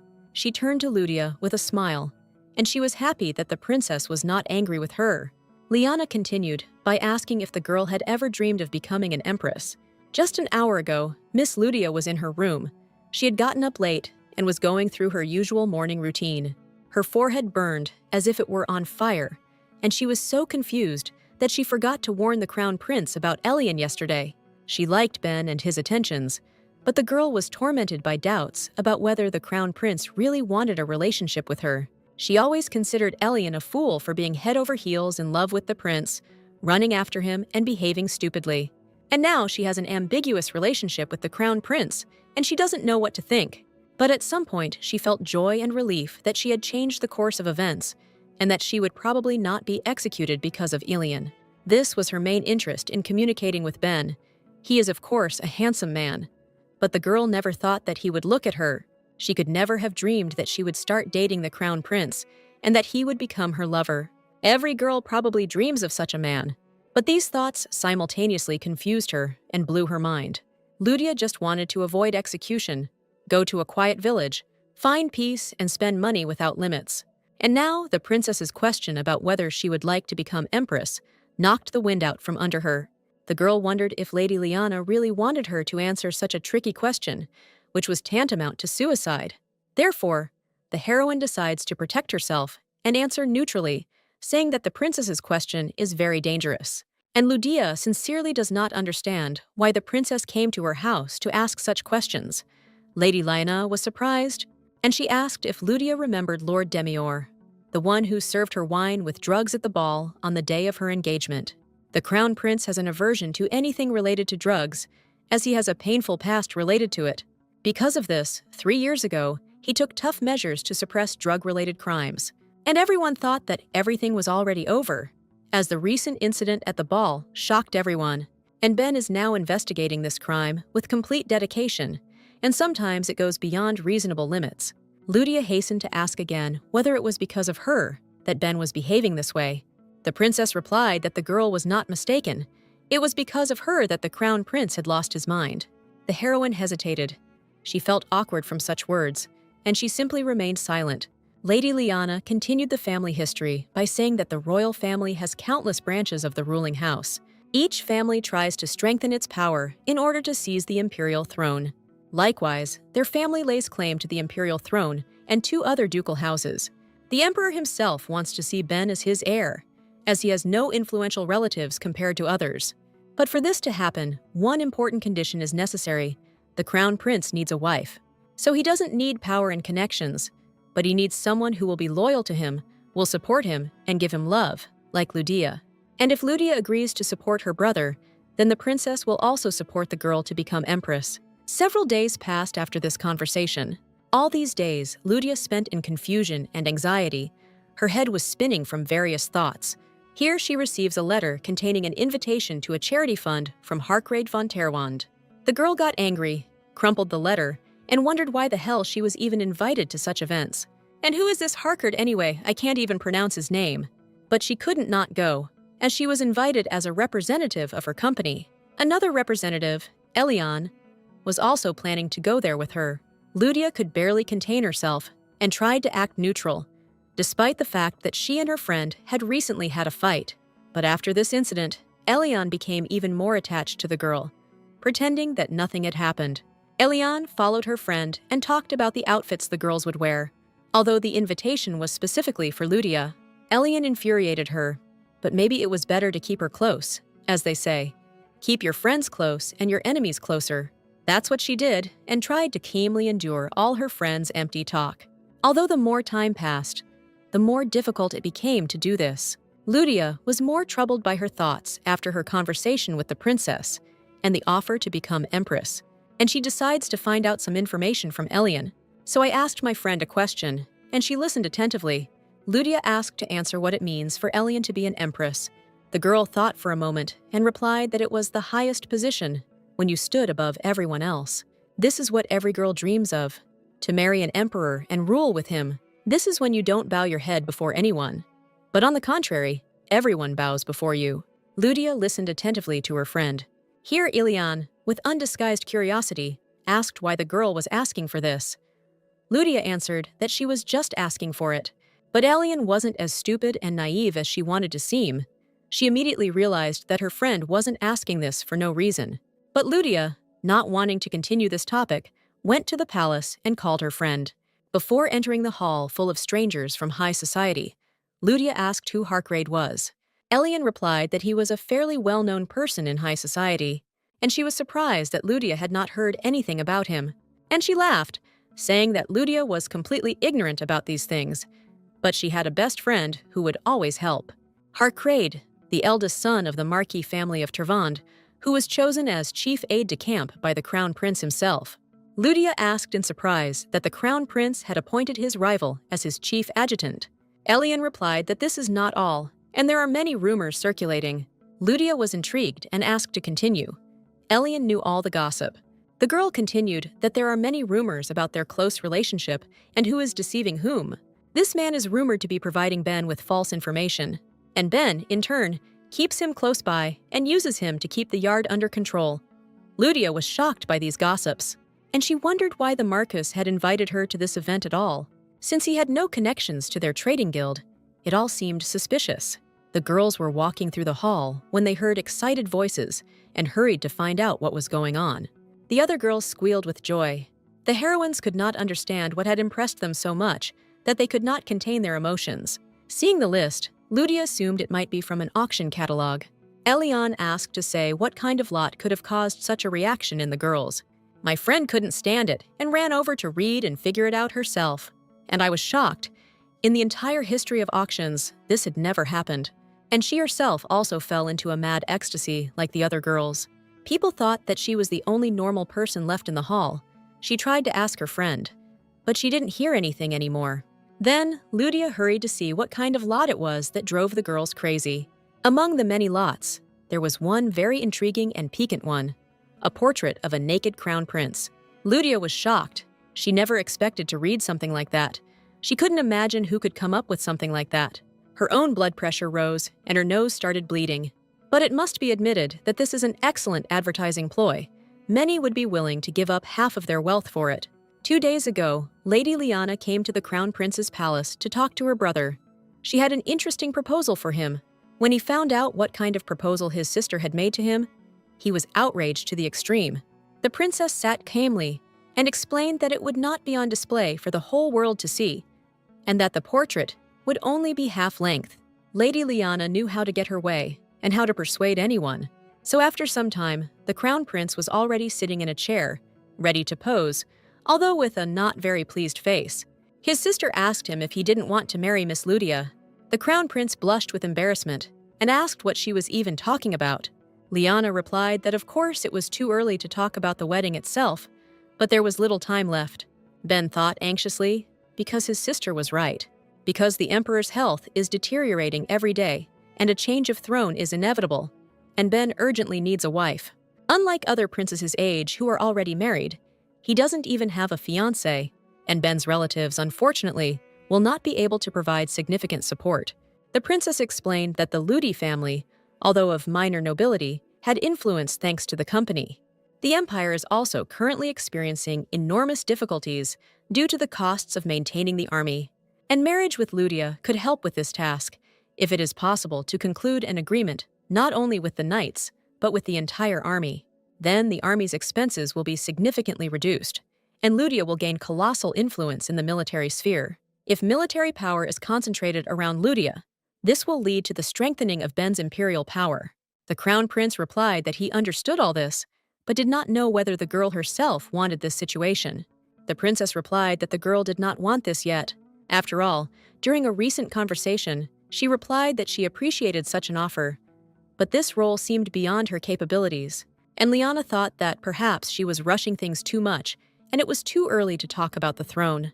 But the princess is not one to give up quickly, so she offers her brother a drastic option and asks to seduce the girl. Ben asked in surprise if she really thought it would help, to which Lyanna replied that yes, that is how she married Cabeza, by seducing him. And Lyanna is sure that if Ben tries, no woman will be able to resist him. Well, except her, of course. Besides, everyone likes some spice and intrigue in a relationship.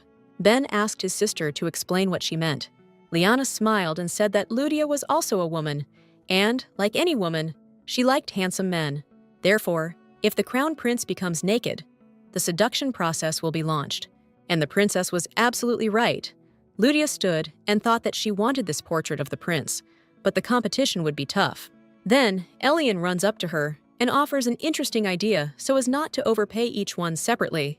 She suggests teaming up and buying the portrait together, as it will be cheaper for each of us, and we will have a better chance of getting ahead of the others. Ludia thought about this idea.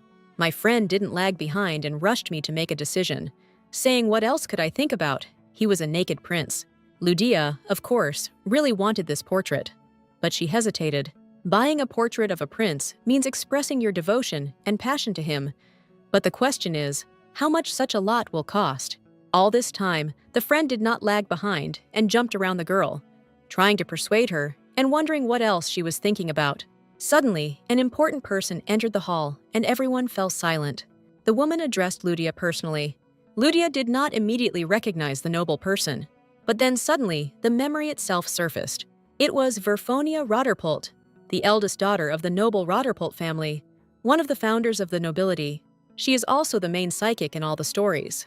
The Roderpult family tried to unite with the royal family and create a powerful alliance. There was only one way to do this: conquer the still unmarried crown prince and use the beautiful Verfonia for this purpose. The girl really fell in love with the handsome prince, but the problem was different. No matter how much she tried to seduce him, The crown prince showed no interest in her. She invited him to balls and plays, but all to no avail. Despite all attempts, the crown prince remained cold. And then the desperate Verfonia became embittered and plunged into darkness. Passion drove her crazy. She desperately loved the crown prince, and at the same time hated him. When the main character appeared in the original story and became close to the prince, Verfonia took it hard. Jealousy took over her mind. The girl found it unbearable to watch the lovers. She even tried to harm both of them.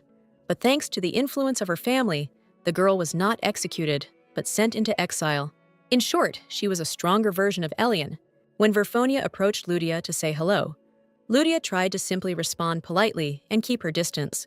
Verfonia began to praise the heroine, talking about her success in the company. The girl thanked the lady. The socialite suggested switching to informal terms and expressed a desire to be friends.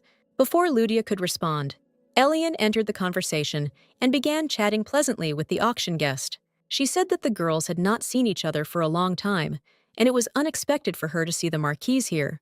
Elen asked where this woman had disappeared from high society. She replied that she was very busy, to which Elen replied that she thought that the Marquise had long since gotten married. For that old count who courted her, Verfonia smiled and replied that she was pleased that the girl remembered her suitors so well. Ludia listened to the girls bite each other and tried to remember if they were enemies in the original story. The Marquise advised Elen to finally settle down and get on with her life. Maybe then her personal life would improve. Elen laughed and replied that, unlike the Marquise, the girl looked good, so there was no need to worry about her. Ludia thought with alarm that if these girls started sorting things out right here, the whole room would turn its attention to them. The girl noticed that those around her had already begun to awkwardly move away, as if sensing an unpleasant scene.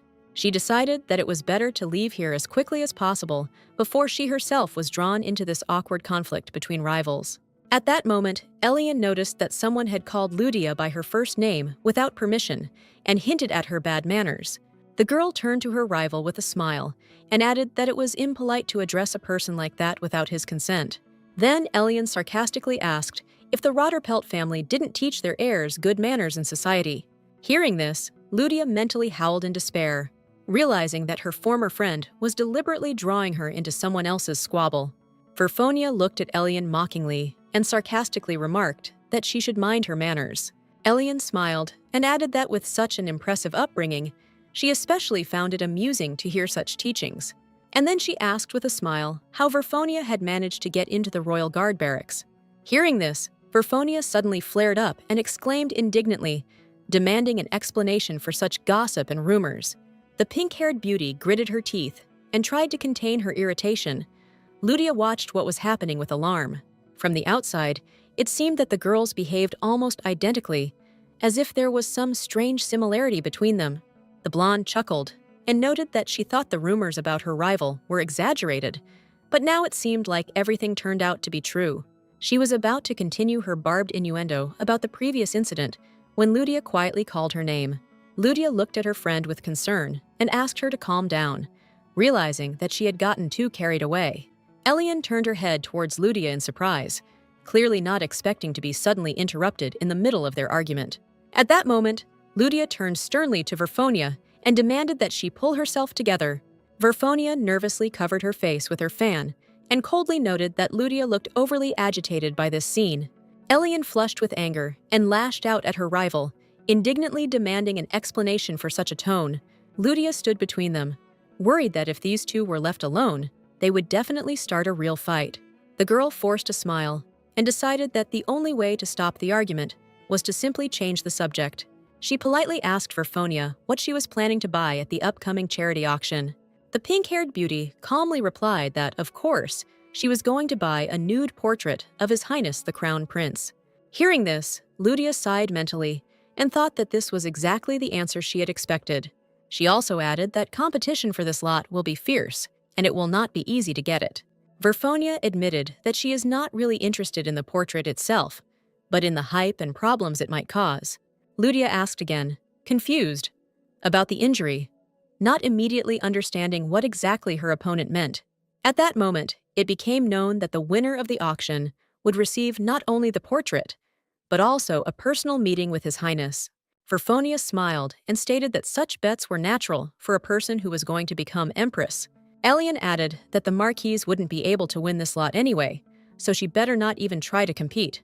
Forfonia narrowed her eyes and mockingly asked why her opponent was so confident of her victory. Ludia screamed, realizing that Elen had been quiet all this time only because she had prepared some kind of plan in advance. Elen smiled calmly and confidently told Ludia not to worry, because she made this decision on her own.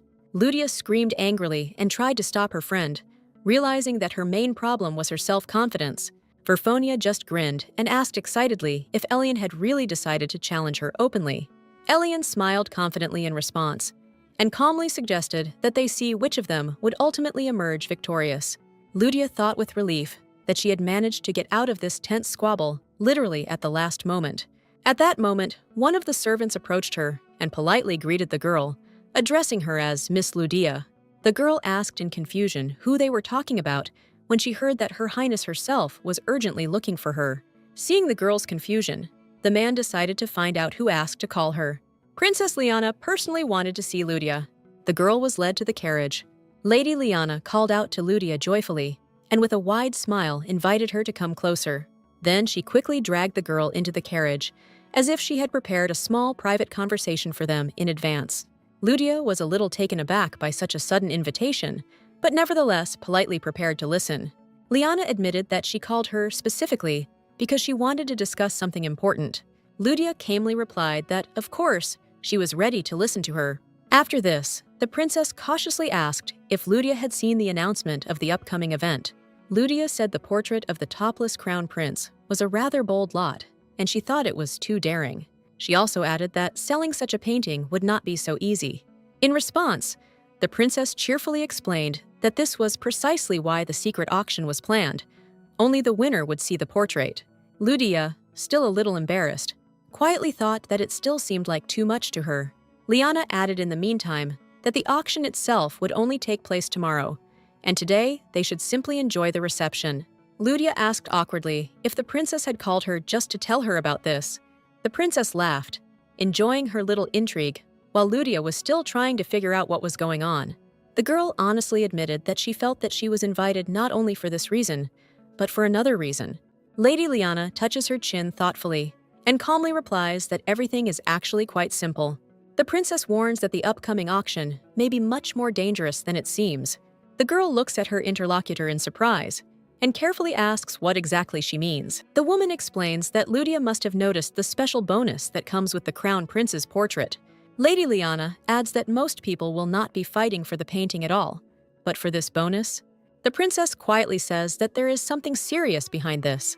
Ludia is stunned to hear that many poisoned items were recently found in the crown prince's chambers. The princess gloomily clarifies that all the people involved in this matter are already dead. The woman seriously warns that if this story is simply hushed up, next time everything could end up much more dangerous. Lyanna seriously explains to Ludia that this is why Ben decided to use himself as bait to lure out the criminals. Ludia is shocked and asks if everyone who is after Ben's life will come to the auction for this bonus prize. The princess calmly nods her head and confirms that everything was exactly as planned. Now everyone is under suspicion, even perhaps representatives of the noble faction, other heirs to the throne. Ben's brothers and relatives will also now be kept a closer eye on. Ludia didn't even understand how it would be possible to do this, because there were so many people and they didn't look like criminals. And everything in the palace looks very calm. The girl decided to ask the princess again whether she thought the idea of a nude portrait was a bit much. The princess explained that this was only a provocation to distract the criminals, and this is a mere trifle of all that they had to do to preserve and maintain power. Lady Lyanna also added that shame and pride last for a moment, but death is eternity. She calmly assured the girl that she had absolutely nothing to worry about. Despite the fact that the princess assured me not to worry, how could I remain calm? Suddenly, the girl stopped at one strange thought. She wondered with horror if the princess had really told her all this on purpose, so that the girl would actually start to worry. Ludia made it clear that she was not going to become empress. She was not interested in that. The girl's anxious thoughts were interrupted by her friend, who approached the balcony where Ludia stood and watched everyone. Elen took their favorite drink for both of them and looked for a friend to drink with. Ludia was not in the mood to communicate with anyone or have a conversation when the question of the crown prince's life and death was at stake. But Elen didn't know anything and therefore was very cheerful and suggested that her friend also have some fun. A friend handed Ludia an orange drink, assuring her that it was not strong. The view from above was wonderful.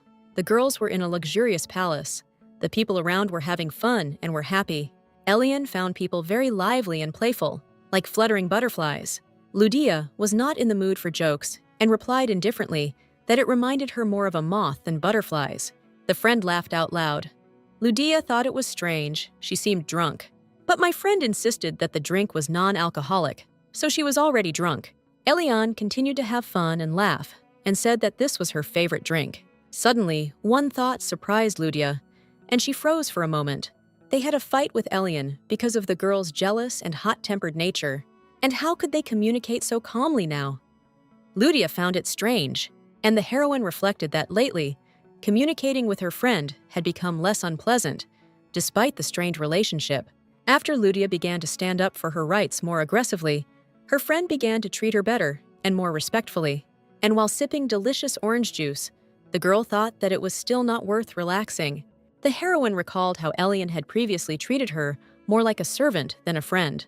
Elen noticed that her friend became very puzzled and asked if everything was okay. The heroine reassured the girl that everything was fine.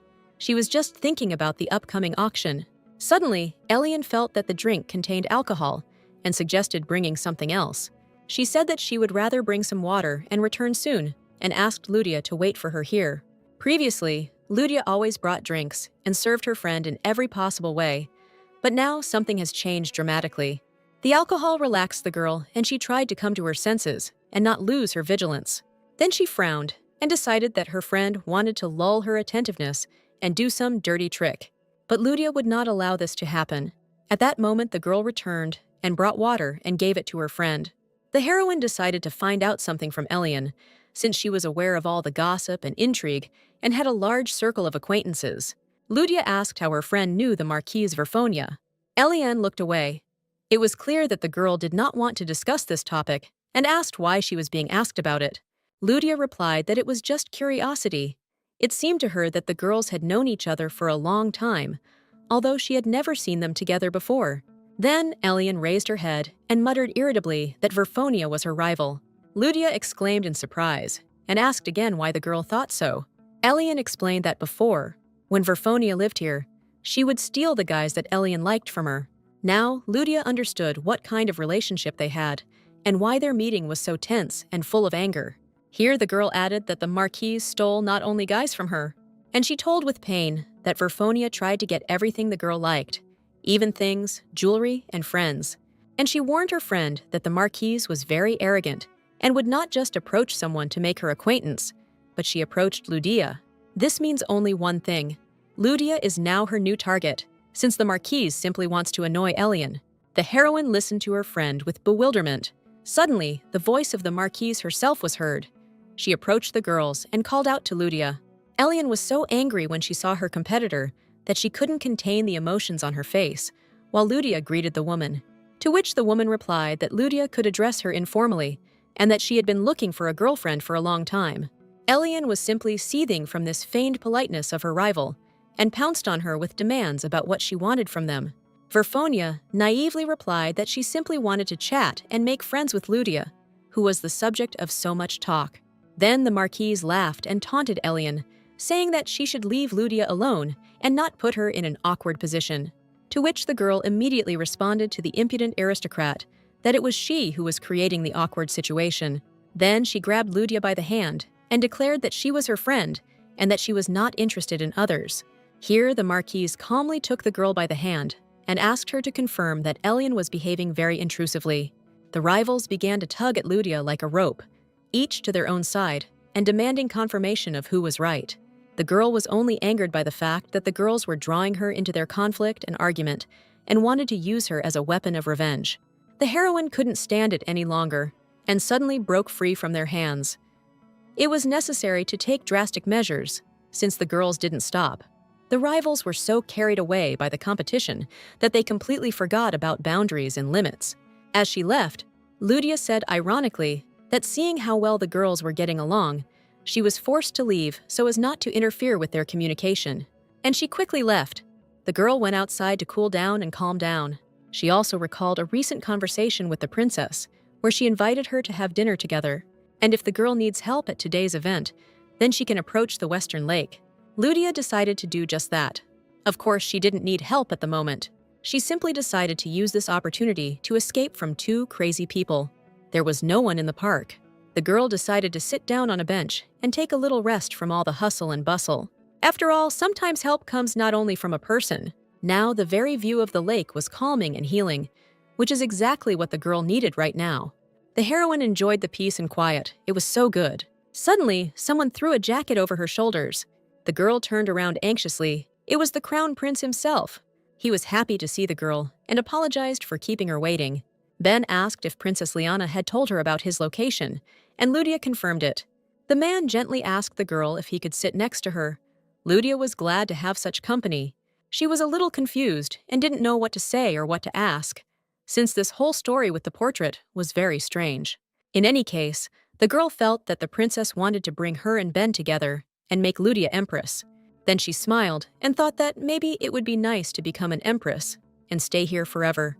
But suddenly, her thoughts became clouded by the fact that she might actually become a ruler and then suddenly disappear into her own world. If this happens, it will be a disaster and an embarrassment to the real heroine of the novel. Ben decided to break the silence, and seeing the girl's pensive look, he decided to ask what she was thinking about. The girl was embarrassed to tell the truth and replied that she was simply thinking about various little things in life. The heroine also admitted that she never expected to see the crown prince here. Ben sighed and replied that there was a good reason for meeting here. Lydia asked to explain such strange circumstances. The man turned to her with awkward silence. The heroine waited for answers to her questions with undisguised excitement. She was very worried about Ben. They sat in the garden all night, enjoying each other's company, and the next day, they were busy preparing for the auction. Lydia got up quite late, and of course, she looked tired. Seeing her in this state, her friend exclaimed what was wrong with the girl, who said that she had hardly slept at night. Elen remembered that her friend had gone for a walk in the evening, which was completely unlike her, and asked where exactly she had been. The girl yawned and replied that she had gone to the Western Lake to get some fresh air. Elen started scolding her for going there at night, especially in drag. Lydia replied that she was fed up with her friend's conversations. The girl was thinking about something completely different to herself. If it weren't for Ben's last conversation, she wouldn't have stayed in the park for so long. And the heroine began to remember that evening. As they stood by the lake, the crown prince looked into her eyes and asked in an uncertain voice what he meant to her.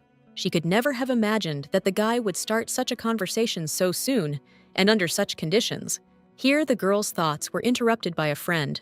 She said that the auction would start soon and was worried that the portrait would go to Verfonia. Lydia decided to play a joke on her friend and said that it seemed to her that the girls got along well yesterday. At the mere mention of the marquise, Elen began to shake, and she demanded that such things not be said again. And then she hugged her friend and said that the two of them get along well. But Verfonia is her enemy and rival. Lydia immediately removed Elian's hand, as she didn't want to play these best friend games. Elen guessed and decided to change the subject, saying that she was a little ashamed of yesterday. She realized that she had gone too far. She also understands that she probably caused her friend unnecessary trouble.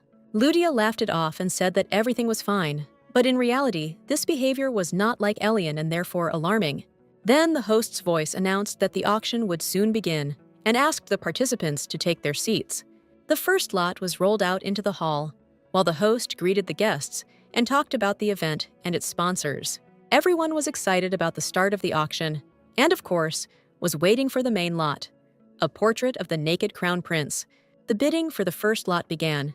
It was a statue of the first prince. There were many interested parties, and the hall became noisy. And in this lot, the record was set by Duke Malian, the father of the current empress. Prince First Volatrain addressed his rival and said that he believed that he would take first place this year. The man shook his head and replied that time would tell. He added that it was too early to celebrate victory. Prince Volatrain snorted at his opponent and called him an insolent fellow. The auction was in full swing. Everyone wanted to get their hands on the lot and beat out their rivals. And finally, the main lot of the event was brought out. "This is a portrait of the crown prince." And then a real battle began. Everyone wanted to get the portrait at any cost. And this lot was clearly gaining more popularity than the statue of the first Prince of Valentine, who was horrified. The portrait was almost bought when one lady among the guests outbid him and named a higher price. The amount was 3,500, and the host turned to the audience, asking if anyone was ready to give more. Many had already dropped out. The presenter had already started the countdown when suddenly one hand in the hall was raised. It was the Marquise Verfonia, who named the sum of 4,000 platinum coins and outbid. The hall gasped in amazement. Elen was furious with anger and was ready to strangle her opponent. But she didn't want to give in to this impudent woman, so she raised her hand and named the sum of 5,000 coins. Verfonia outbid her. Elen immediately responded by raising the amount, and a fight broke out between the girls. Neither one wanted to give in to their opponent. The entire hall watched their battle with excitement. The girls continued and reached 6,000 coins. The audience gasped, and everyone began to talk among themselves that such a sum had never been seen before. Verfonia raised the bet, and after a pause, the presenter began the countdown. Elen was seething with rage. The organizers didn't even expect such excitement and such a tense fight. The host was getting ready to finish the countdown when Lydia suddenly announced the fabulous sum of 10,000 platinum coins. Complete silence fell in the hall. Even the first prince was horrified. He barely came to terms with the fact that his statue lost to the portrait. But such a gap in total shocked him. Everyone looked at the blonde beauty, who sat quietly all evening and did not attract any attention to herself. No one could beat this bid, and the portrait remained hers. Lydia said that she was ready to pay immediately. Then she stood up and headed towards the exit when a woman approached her from behind. It was Princess Lyanna, who decided, out of curiosity, to find out what impressions the girl had of the portrait. The girl's look was extremely dissatisfied, and she said that this was a scam and a deception, because this is not a painting of a naked crown prince, but a painting painted by the crown prince himself. Lydia approached Lady Lyanna and asked what they would do if someone else bought the portrait. To this, the princess replied that the painting would have been lost on the way anyway, and they would have simply returned the money for it. Lady Lyanna smiled, seeming pleased that everything was going as she had planned. Lydia was tormented by thoughts about whether the princess knew for sure that this would happen, or was simply hoping for such an outcome. In any case, by purchasing this portrait, the girl showed how strongly she was disposed towards the crown prince. Her mind was transported back to the evening conversation by the lake, when the prince had said that he had another reason for coming to her. The girl did not understand the hints and asked him to explain what the man meant. His answer shocked the heroine. She never expected to hear that. Ben asked permission to paint her personal portrait. Lydia had no previous experience of posing. Today was a first for everything, being the subject of a painting and posing under the moon, and also feel how someone's gaze penetrates inside you, carefully studying every detail. The girl herself couldn't take her eyes off Ben. The crown prince herself was like a living picture. At this point, Princess Lyanna interrupted the girl's thoughts and asked a very awkward question. She asked if buying the portrait could be considered a sign that the girl cared about Ben. Lydia was embarrassed and silent, then asked, "What will happen when she becomes crown princess?" Princess Lyanna asked, confused, what exactly the girl meant. The girl explained that if she becomes the crown princess, she will also control Princess Lyanna. The princess asked if the girl hated her, and that was why she was asking such a question. Lydia replied that it was most likely out of revenge, and she reminded the princess how she had deliberately sent her to the lake so that she would meet Ben and could not escape. Lady Lyanna laughed and said jokingly that she was glad that her plan had worked in the end. Lydia looked at her and was surprised that the woman didn't even deny it. Then Lady Lyanna said that if the girl wanted to consider her a villain, she could do so as much as she wanted. She had done more terrible things for her cousin and was ready to do more, but accepting the girl's hatred was nothing to her. Perhaps one day, when they become rulers, they may demand her head and she will be ready to give it to them. Well, for now, it's better to put off revenge for later, since more important matters await them. Lydia asked not to attach much importance to her words and said that she was satisfied and that her revenge ended there. Suddenly, the princess asked the girl if she should go anywhere. Lydia did not understand what she was talking about, but a second later, she remembered that the winner of the auction would have a personal meeting with the crown prince and understood what Lyanna meant. Lady Lyanna laughed. realizing that the girl understood what was being said and said that everything was fair and square. Her reward was already waiting for her. Lydia walks slowly through the garden to meet Ben, feeling nervous and unsure about the conversation. The girl remembers yesterday evening at the lake, where she found herself so close to him for the first time.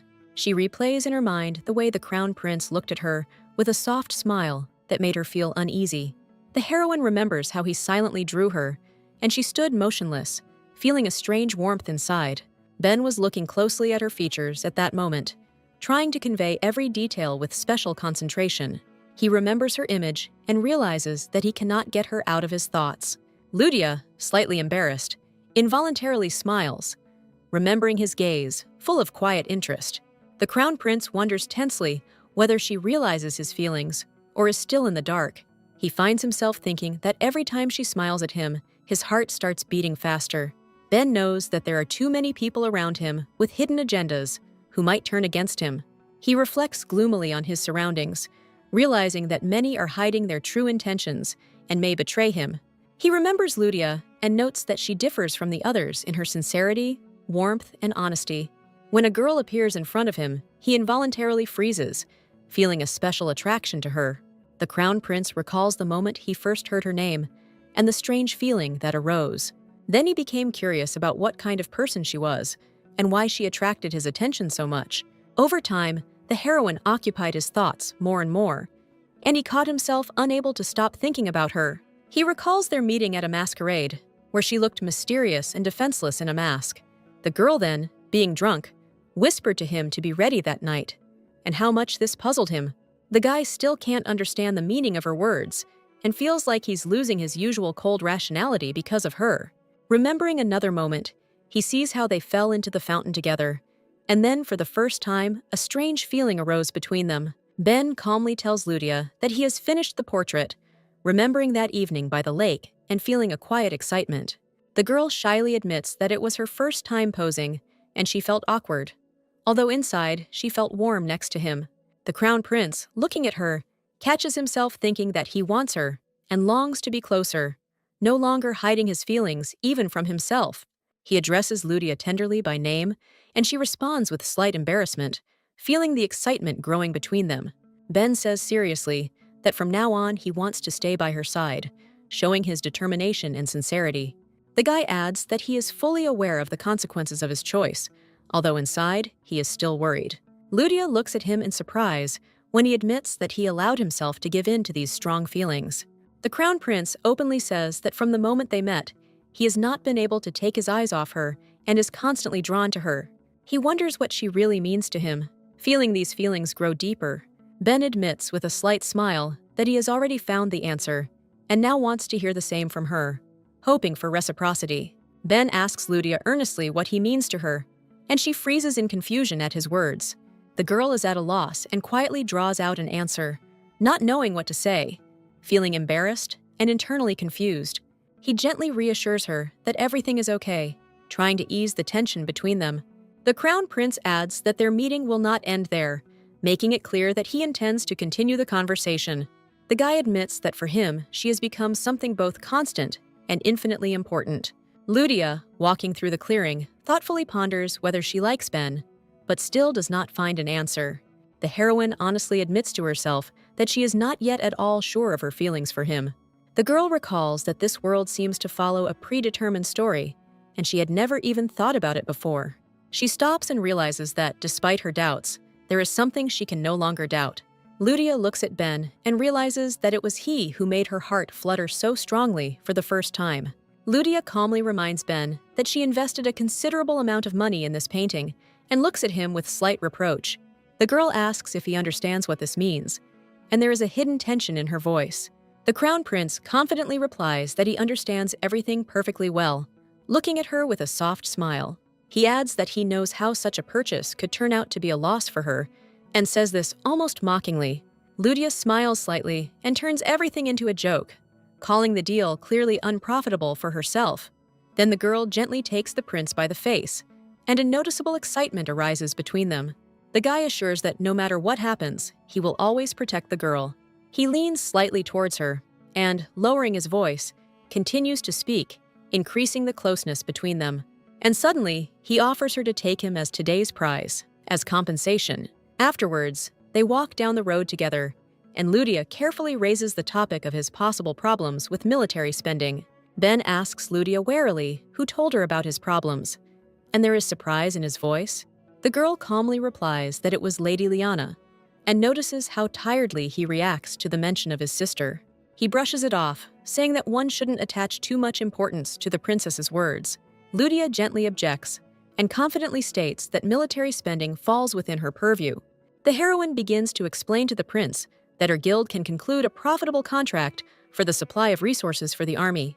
She adds that this will allow her to cut current expenses by almost half, closely monitoring his reaction. Ben thinks about it and asks if this will be too much of a burden for her guild. The girl calmly replies that this is unlikely to be a problem, remaining confident in her words. The Crown Prince explains that such a contract will ensure the guild's long-term benefits and stability. But he doesn't want to burden the girl with state problems, to which the girl smiled at him and said that she does not enter into unfavorable contracts. Ludia explains that when expanding the contract, they will have to negotiate with Marquise Berhard, and she says this with a slight tension. The girl carefully adds that if their relationship becomes known, it could create pressure during negotiations. She suggests keeping everything a secret for now, hoping that he will understand her position. Ben looks at her thoughtfully, clearly considering her words and hiding his emotions. She admits that she doesn't like secret relationships, but now they have no other choice.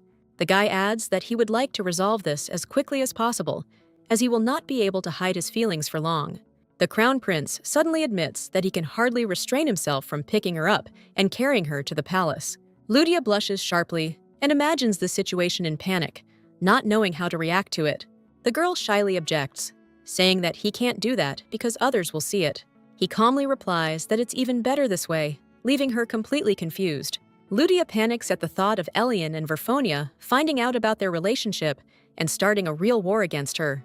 The girl explains to Ben that it is too difficult to reveal everything now, and asks the man to wait a little.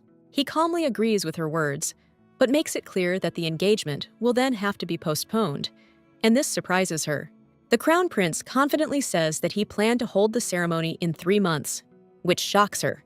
Ludia, embarrassed and confused, objects that this is too fast, not being prepared for such a rapid development of events. The guy calmly replies that the details and timing can be discussed later, trying not to put pressure on her. He adds that now they should focus on more important things than plans for the future. Ben gently takes her hand, and from this touch she involuntarily freezes, feeling strong excitement. The Crown Prince leans down and tenderly kisses her hand, saying that he wants to keep this moment in his memory without hiding his feelings. Ludia blushes sharply and is stunned to think how quickly he became so bold after they started dating. Ludia suddenly realizes that they talked so much about the future, but Ben never asked her to be with him officially. The girl stops and decides to first clarify their relationship for herself, feeling a slight tension. She admits out loud that they discussed secret meetings and an engagement, but never called a spade a spade. The heroine asks him to tell her directly who they are to each other, and looks at him with serious anticipation. Ben is a little taken aback by this question, feeling awkward and internally embarrassed. He looked at her worriedly and tried to gather his strength. The Crown Prince begins to answer, but stumbles mid-sentence, unable to find the right words. The guy falls silent and looks away, realizing that he is suddenly at a loss. Ludia teases him with a smile, reminding him that he has talked so much but cannot give a simple definition of their relationship. Ben admits that he simply did not express himself formally, intending to finally say it out loud, whether she would agree to be his, and fell silent. Ben, gathering his courage, asked Ludia if she would agree to be his, but he stopped mid-sentence, embarrassed. The girl smiled softly, and with a slight mockery, asked him who exactly she was supposed to become. The Crown Prince became even more confused and tried to speak again, but was unable to finish his sentence. Ludia, unable to bear it, confessed and suggested they start dating, sensing the man's excitement. He immediately replied that he wanted to say it first, feeling awkward because of his lack of confidence. She calmly added that she was simply tired of waiting and decided to take matters into her own hands. The girl smiled and said that since she confessed first today, next time he should do everything properly. Ben agreed with her words, feeling relief and joy from the reciprocity. The next morning, the girl's friend Elen hurried to see her. Ludia was not very pleased with this visit. Elen ran up to Ludia with lively interest and immediately asked how everything went, barely containing her impatience. The girl briefly remembered Ben's words about wanting to keep this moment in her memory, which made her feel confused.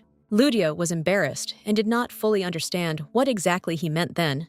Feeling slightly confused, her friend interrupted her impatiently and asked her in a suggestive tone if she didn't understand what she was talking about.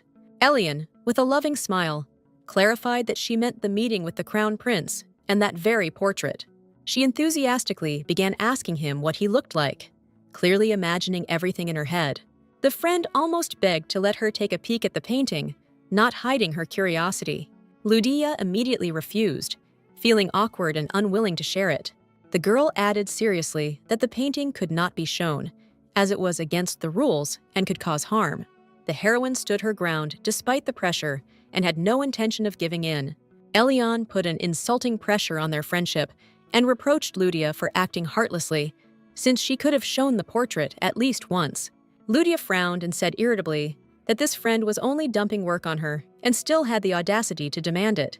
The girl coldly cut off the conversation and ordered Elen to return to her duties immediately, not wanting to continue the argument.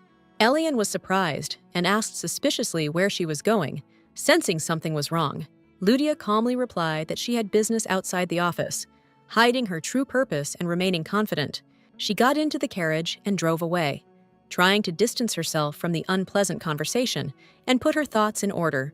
On the way, the heroine reflected that now that she was with Ben, she no longer needed to fear Elen's intrigues. The girl was relieved to realize that her life was no longer in danger, and she felt much calmer. She confidently thought that now it would be much easier for her to cope with Elen than before.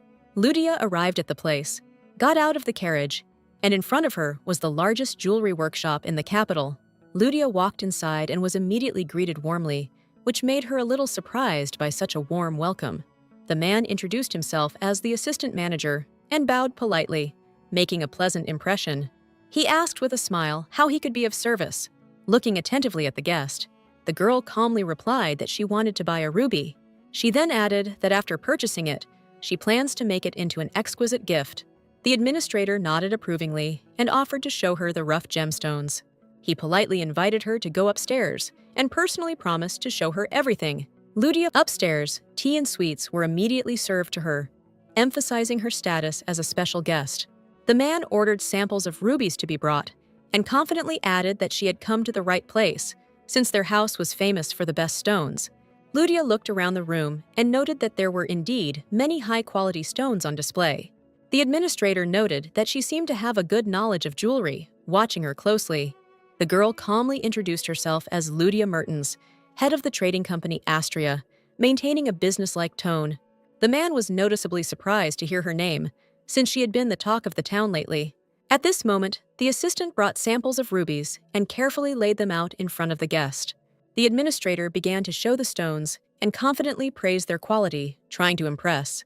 He added that such rubies would be ideal for the head of a large company, paying her a compliment. Ludia looked at the stones carefully, assessing their shine and hue, remaining focused. The girl calmly said that she would like to see a deeper color and asked if there were other options. She hopes to find a shade similar to Ben's red eyes. The administrator explained with slight excitement that to achieve this shade, the stone would require magical treatment. He added that a master capable of such work is quite eccentric, which is why collaboration could be difficult. Ludia, the girl, already guessed who she would hear in response, and tensed up internally. The administrator calmly announced that this master was Teferi Akalar. Ludia immediately realized that they were talking about the little lord of the magic tower, which she had encountered before. The heroine sighed heavily and decided that there was no choice, so she would have to go to the magic tower again. She arrived there and soon met the magician, who asked her directly if she wanted to improve the stone. The girl confidently answered that yes, because she had heard about the possibility of magically enhancing precious stones. Teferi extended her hand and demanded to give her the item, and Ludia mistakenly put her hand in it, and the mage became angry. Ludia became embarrassed, smiled awkwardly, and asked for a second, realizing her mistake.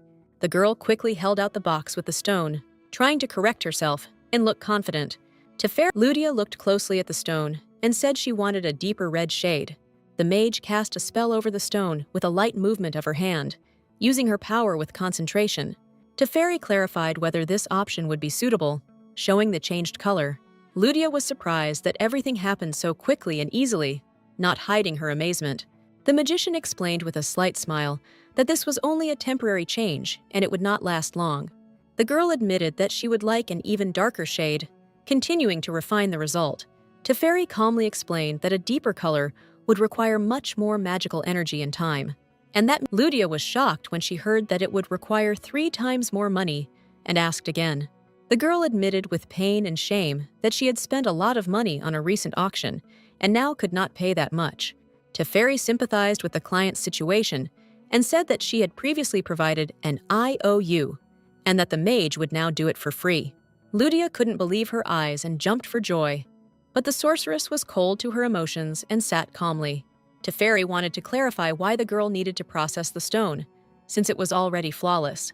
The client replied that she needed it as a gift. The tower's owner asked to clarify who exactly the gift was for, and asked if the girl wanted it for her parents. Then Ludia admitted that the gift was intended for the crown prince, and the gift should be the color of his eyes. The sorceress's face changed when she heard the crown prince's words and asked the girl again. And then she said that she had changed her mind about helping Ludia. The girl was shocked and asked for an explanation, but Teferi didn't want to explain anything and rudely told the client to get out of here. Ludia was completely confused and could not imagine the reason for such behavior. The sorceress returned the box with jewels, did not want to talk to the girl anymore, and sat with an offended look. Ludia briefly wondered if Teferi also had feelings for Ben, and was horrified by the thought. The girl's head was splitting from all the thoughts, and she wondered if she had really fallen in love with such a sinful man. Ludia felt unwell, and she couldn't even get up to leave. The magician looked at her thoughtfully. In the end, she couldn't stand it any longer, and said that if the girl really needed it that badly, she was ready to help. The client immediately felt better, her face immediately changed, and she became happy. But she asked again if the sorceress would change her mind. Teferi replied irritably that she would not change her mind, but she could not understand what Ludia saw in this unfeeling man. The girl began to remember her lover, and his actions do not at all indicate that he is insensitive, quite the opposite. But the tower's mistress had no intention of changing her opinion of the man. Then the mage concentrated and said that it was all because of the strange energy that she felt from Ludia. Ludia excitedly asked to explain what the sorceress meant. The tower's mistress added that because of this energy, many more strange things would happen to the girl. Bringing the visit to a close, she said that the stone would be ready within a week and would be sent to the girl. Before parting, the sorceress encouraged Ludia by saying that, despite everything, there are many wonderful things in life. The girl did not quite understand the meaning of these words, and suddenly, the magician suggested that if Ludia wanted, she could become attached to her. Ludia asked again in surprise and then said if she could touch her cheek then. Teferi frowned and muttered that the girl was up to her old tricks again. Ludia couldn't resist and touched the sorceress's cheek, and I was delighted with how Teferi had such cute and soft cheeks. The magician didn't last long, and she pulled the girl's hand away and said that it was enough, and it was time for her to go. But the girl did not calm down and asked one more time, to which Teferi irritably drove the girl away. The mage waved her finger, and Ludia immediately found herself on the street in front of the tower, and she began to whine that she had only touched the sorceress once. Teferi was unperturbed. Displays of tender feelings were alien to her. Ludia had to return to work and she went back. The journey and the visit to the magician had tired her out, but she still had a lot of work and paperwork to complete. She heard strange voices coming from the office. Besides Elen, there were other people there, and their indignant intonations could be heard. Ludia looked into the office and saw a man demanding an answer from Elen and asking what he was going to do about it. Confused, Elen could not answer anything, and when she saw Ludia, she became happy and looked at her as if she were her savior. She immediately ran up to her friend and hid behind her.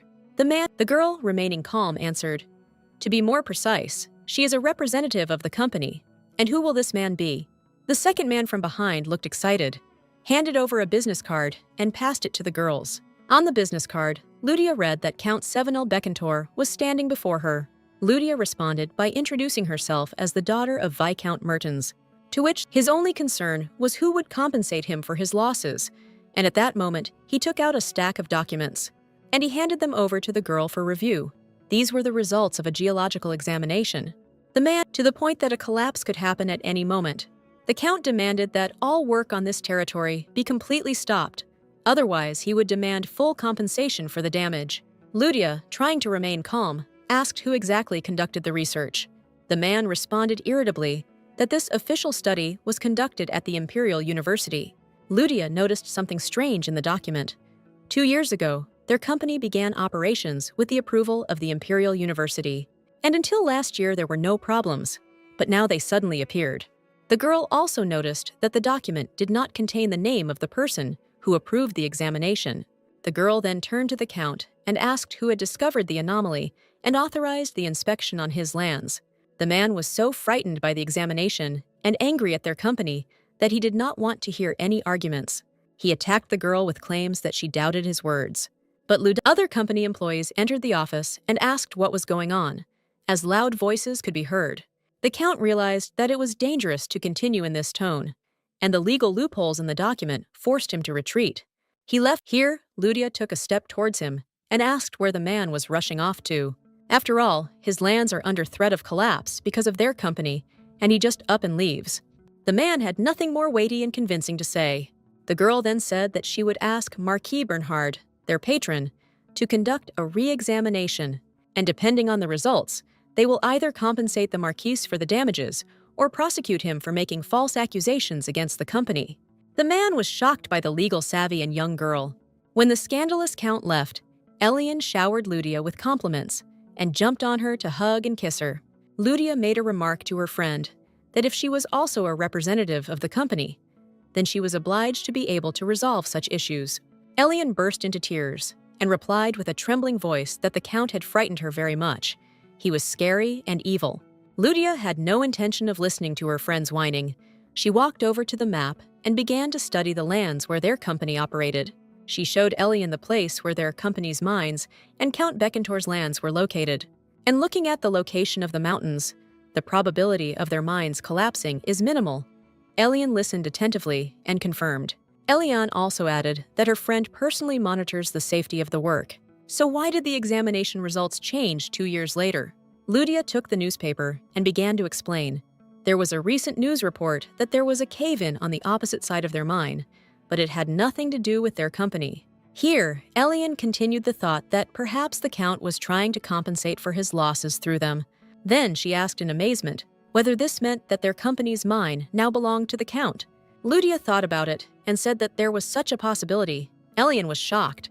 Lydia continued that if the Count's demand was satisfied, then their mine would temporarily pass into his possession, since it was he who initiated the examination and received the report.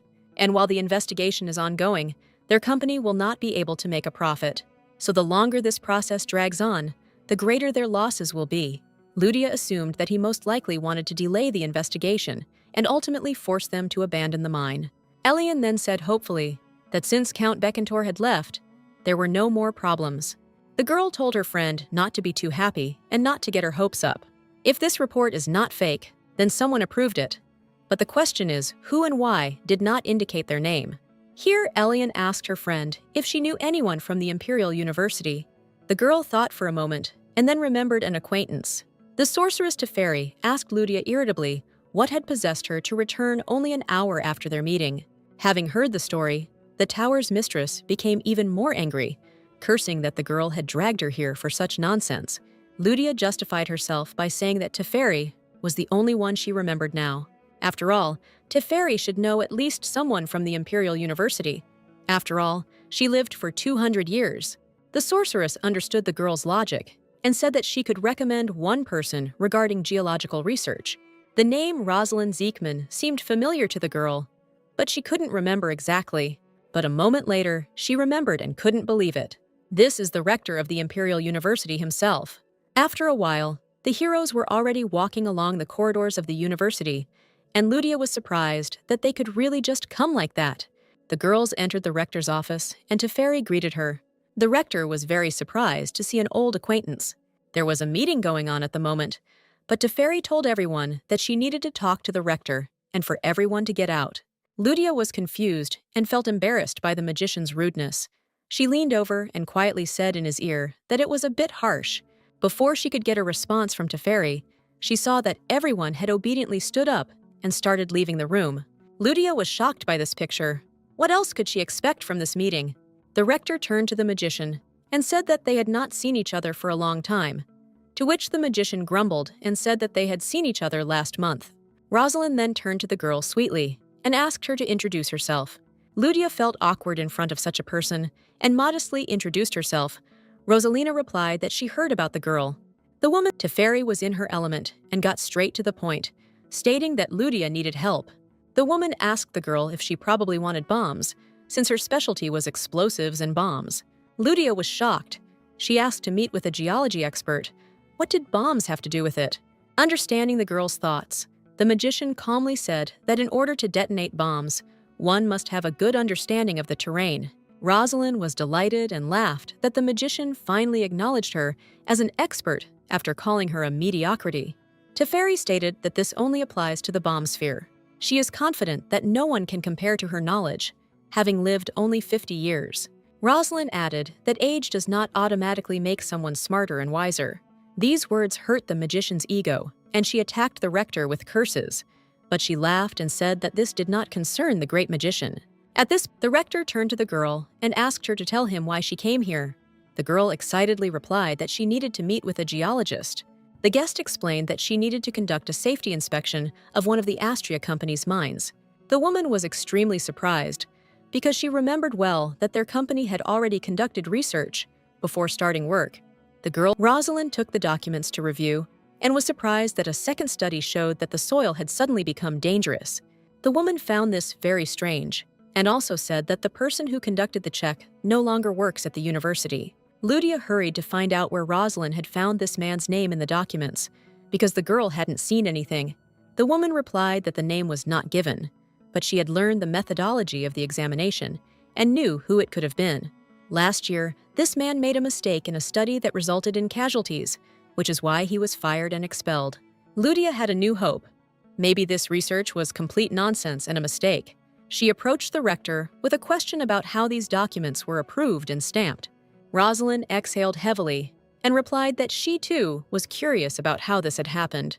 The mage was indignant about who had approved these documents, to which the rector replied with regret that Teferi knew this person well. The sorceress immediately guessed that it was Jacques Setorin. Teferi turned sadly to the girl and said that things were worse than she thought. Surprised, Lydia asked to explain what was going on. Lydia watched with great interest. Fascinated, she had never seen such magic before. After another spell, the ball disappeared, and the magician said that she would let me know as soon as this person was found. The tower's owner contacted the university's rector and asked him to investigate how this report received the university's seal. The woman replied that she would do everything necessary, as she would not allow the reputation of the Imperial University to be tarnished. Rosalind then handed the documents to Lydia and assured her that she would make every effort to sort things out as quickly as possible. She said that tomorrow there would be a presentation and awards ceremony at the Imperial University and invited the girl. Lydia was surprised and thoughtful, seeing the girl's embarrassment. The woman added that at this ceremony, she would introduce her to geology specialists. The girl decided that this could be valuable information and that such an opportunity could not be missed. Then, with hope in her voice, she added that things were going better than she expected, and she had faith that everything would be fine. That night, the Count arrived at the palace and was very saddened by the situation that had happened. It was Okanel Huvi, the mother of the second prince, who was upset that the Count had failed to complete the task. The man began to make excuses, but the woman did not want to hear anything. She turned to the Count and asked what she should do now and how to report this result, since problems would arise. He asked to give him another chance, and he will do everything right. But the lady turned sternly to Count Becantor, and he bowed his head obediently. Huvi continued that the emperor would soon die and there was very little time left. And when this happens, despite his lowly origins, Crown Prince Ben will inherit the throne. At that moment, the woman stepped on the Count's hand with her heel and added that they could not just sit idly by. And then she continued the conversation for Lydia Mertens, who had become close to the royal family. And everyone noticed that she had earned the attention and sympathy of Princess Lyanna, who supported the crown prince. And at the moment, Ludia is their target. The count kept assenting to the lady and saying that he would do whatever she said.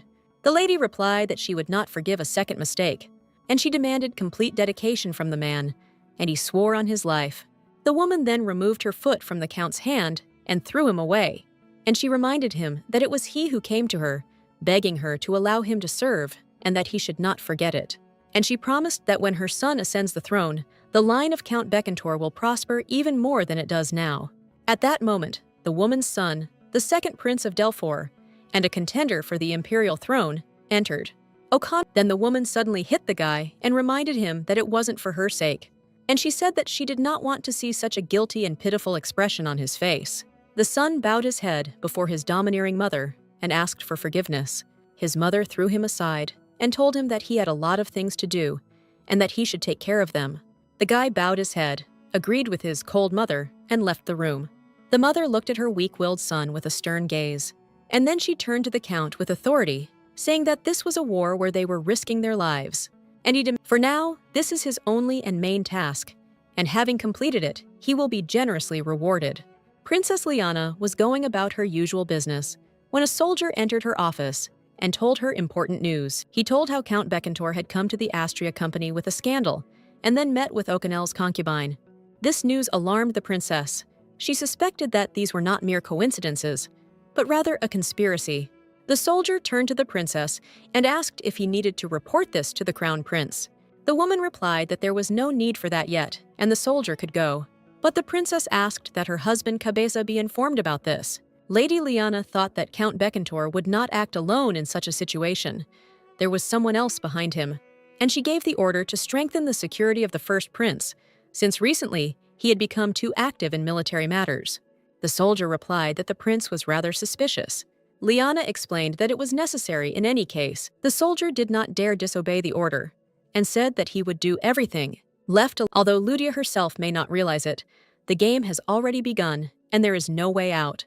The day of the ceremony at the Imperial University arrived, and everyone was preparing for this important event. Ludia was also invited, and so she was actively preparing in the morning, choosing an outfit for the event.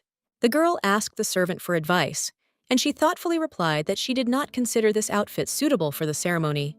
The girl is completely confused. There are so many dresses, but she can't choose anything.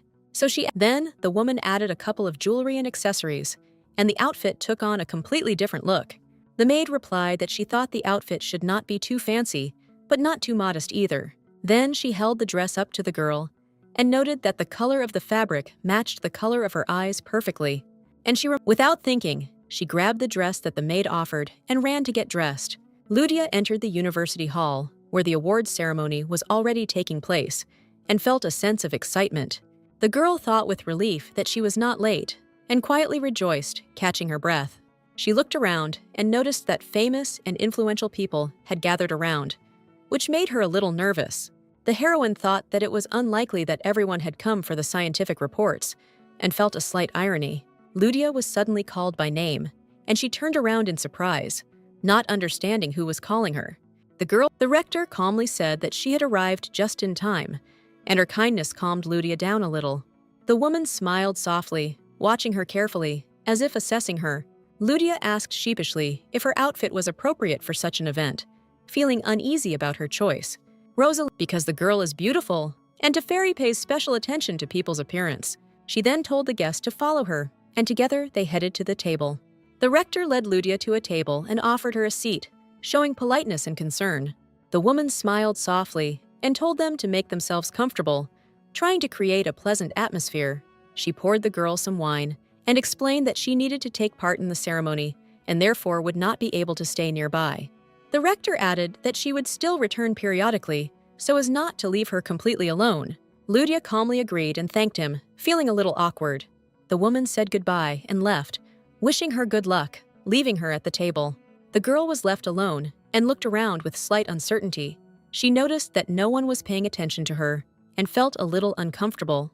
The heroine thought that she would like to make new acquaintances, but so far this has not worked out. At that moment, a stranger approached her and called her by name. The woman said her name was Sagaret, and she was a representative of the Masquerade trading house. Ludia suddenly remembered this woman and tensed up. Recognizing her, the girl realized that she had participated in an auction for a nude portrait of Crown Prince Ben. The women greeted each other politely and began a pleasant conversation, Masquerade suggesting that they address her more simply. She admitted with a smile that she was still impressed by Ludia's actions at the auction. The woman noted that she had paid a huge amount for the portrait, clearly hinting at her interest. Ludia smiled awkwardly and admitted that she might have gone a little overboard with this purchase. Masquerade asked curiously how she liked the painting itself, watching her reaction carefully.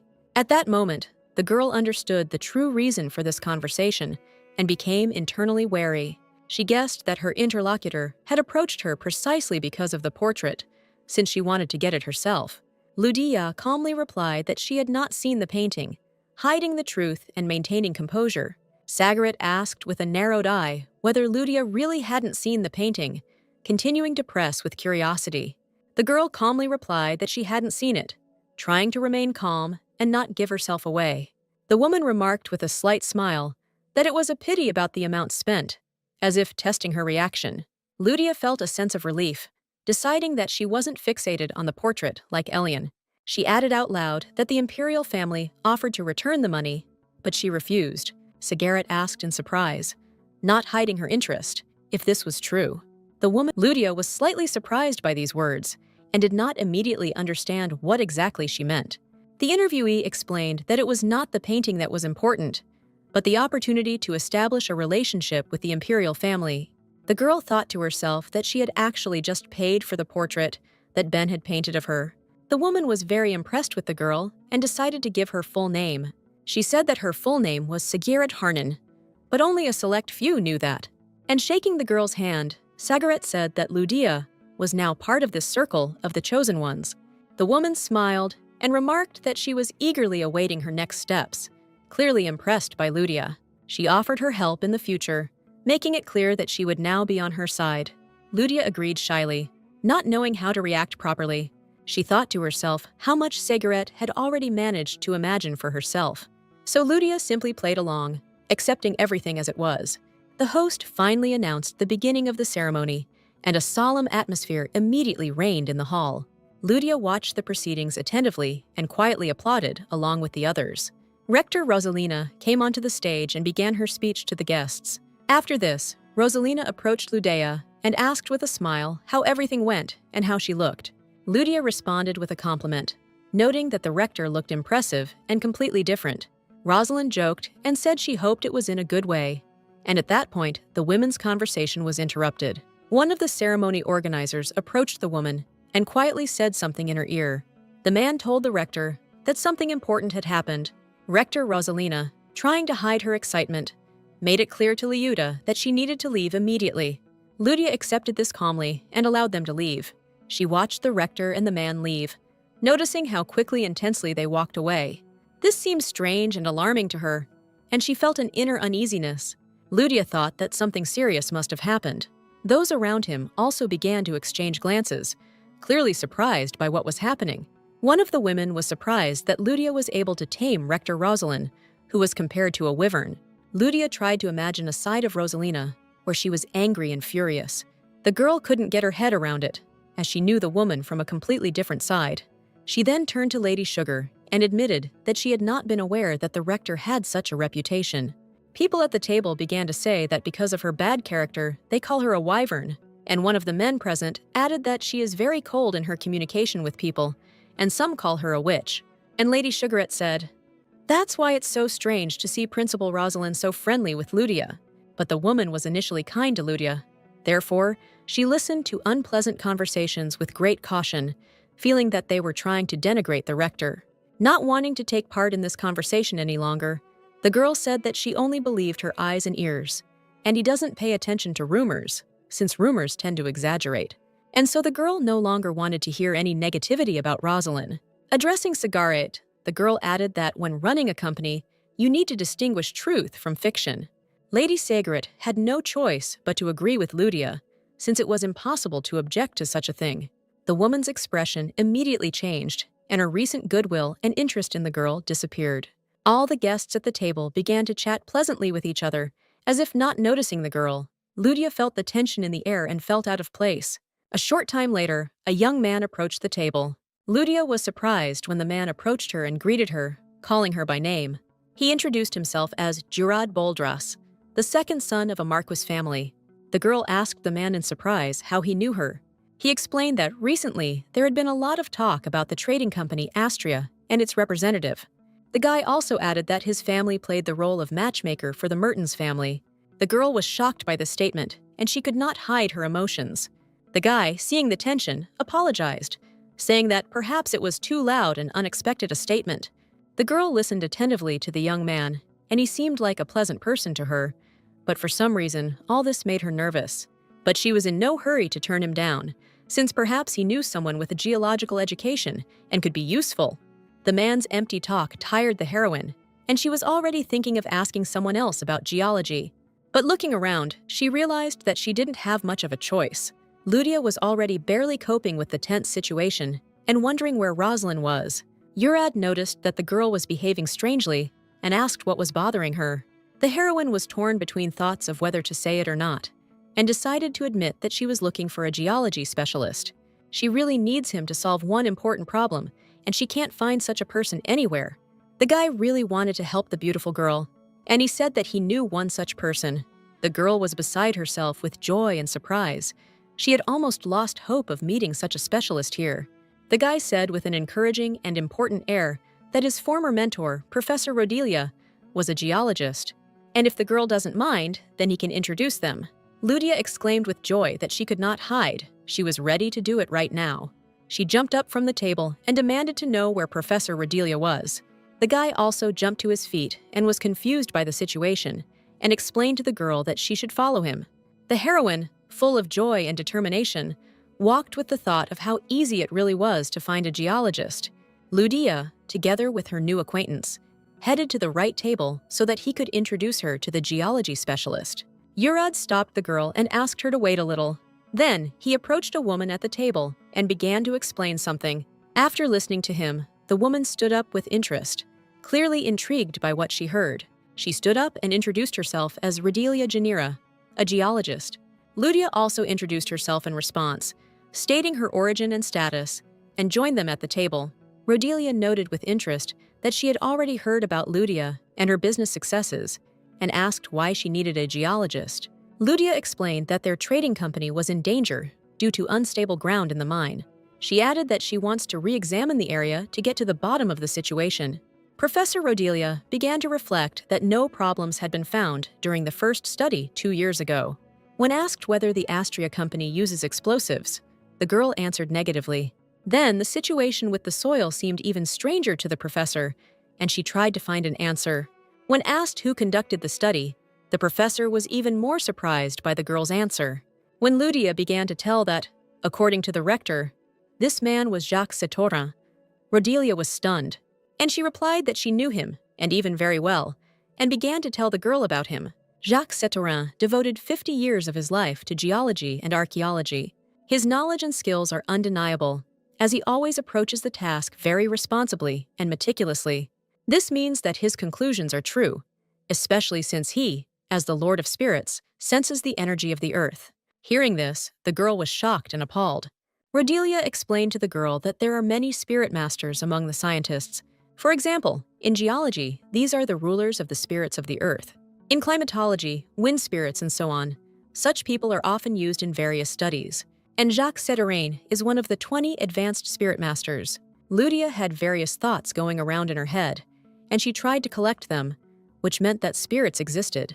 And that means Teferi knows Jacques Setorin, because she are both mages and spirit masters. But then the girl's thoughts darkened, because if he is a magician and a lord of spirits, then the research is true. And if this is true, then there is a high probability that their mine will be closed. Then Professor Rodelia said that she accepted their request for a new study, which made the girl very happy. Lydia is overjoyed and thanks the woman for such help. The professor says that she will discuss the details later. In 2 weeks, she will have free time. The ceremony continues after a strange pause. Rector Rosalina comes on stage and thanks everyone for waiting and announces her final presentation. The girl wondered if the rector had been absent for so long because she was preparing a presentation. Rosalind begins her speech, and all the guests listen to her attentively. She recalls that she has been involved with explosives for a long time and has created many bombs over the past 30 years. But no previous bomb can compare with her new invention. She adds that this bomb is designed to kill and is much more powerful than usual. Everyone in the room was shocked to hear that the new bomb was 5 times more powerful than the others. There was a commotion in the hall. People began to look at each other and loudly express their indignation. Some thought that bringing such a thing was too dangerous, but the rector just listened calmly. Suddenly, a sharp voice, tinged with irritation, was heard in the hall. It was Teferi, a powerful mage and the tower's mistress, who was unhappy that her work was being questioned. Her eyes flashed with anger at the doubts about her competence. She stepped forward, maintaining a cool confidence and restrained anger. She stated that she participated in this project together with the dean of the Imperial University, and she said that everyone should remember now who exactly mocked the project. Because these people mocked the rector, the great mage Teferi and Roman, Marquise Bernhardt. Ludia was also surprised to hear the name of the Marquise, the commander of the Imperial Knights. She stood behind the podium and, using magic, lifted a round bomb into the air, guiding it with concentration with her hand. The magician threw a bomb into the hall, and the people in front suddenly ran away screaming, overcome with fear. Ludia closed her eyes and covered her ears, expecting the noise of the explosion. But time passed, and the explosion did not happen, and the girl opened her eyes in surprise. Everyone looked around and saw that the bomb was lying calmly on the floor without damage, and everyone was alive and well. Teferi looked confident and calm, showing that everything was under control, and there was nothing to worry about.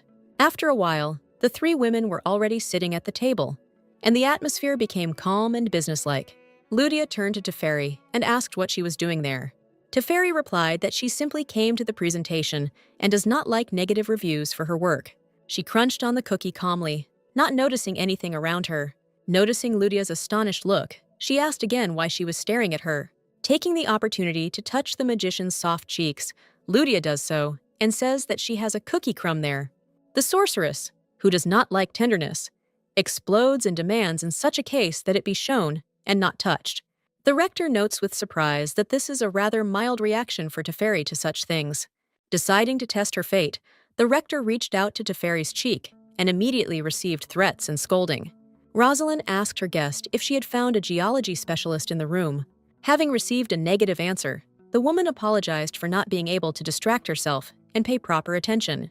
Ludia hastened to reassure the woman and said that she had already been recommended someone, and she named Professor Redelia, who kindly agreed to help. Hearing her name, Teferi thought it was a strange coincidence. Here, Rector Rosalind understood what the tower's sweet-toothed mistress meant, and she explained that Professor Redelia and Zach Satorin are father and daughter. The girl was amazed by this coincidence of circumstances. Now she had even more questions. The ceremony was a success, and the next day, Ludia went about her normal work activities. She sorted through the documents and collected everything that might be needed for a repeat study. The girl thought doubtfully about her conversation with Rodolin and why she hadn't said that Zach Satorin was her father. Then she turned to her friend and asked if she had prepared the documents that Ludia had requested. The girl replied that she had done everything and handed the documents to her friend. Amidst all the hustle and bustle of work, Ludia notices that Elen looks strange, and looking at her, he tries to understand what could have happened to her. Maybe she got sick. What seemed even stranger was that the girl suddenly asked for a strange thing. Elen said she needed a vacation and asked to be freed for a few days. When asked why, the girl answered that her grandmother was sick. Ludia remembered that her friend and her grandmother really had a special relationship. Her grandmother adored her and spoiled her. And Ludia replied that of course the girl would be freed from work. Then she asked the girl if her grandmother was very ill. She replied that the woman had been feeling unwell for a long time, and now she was feeling worse. And it looks like she doesn't have much time left.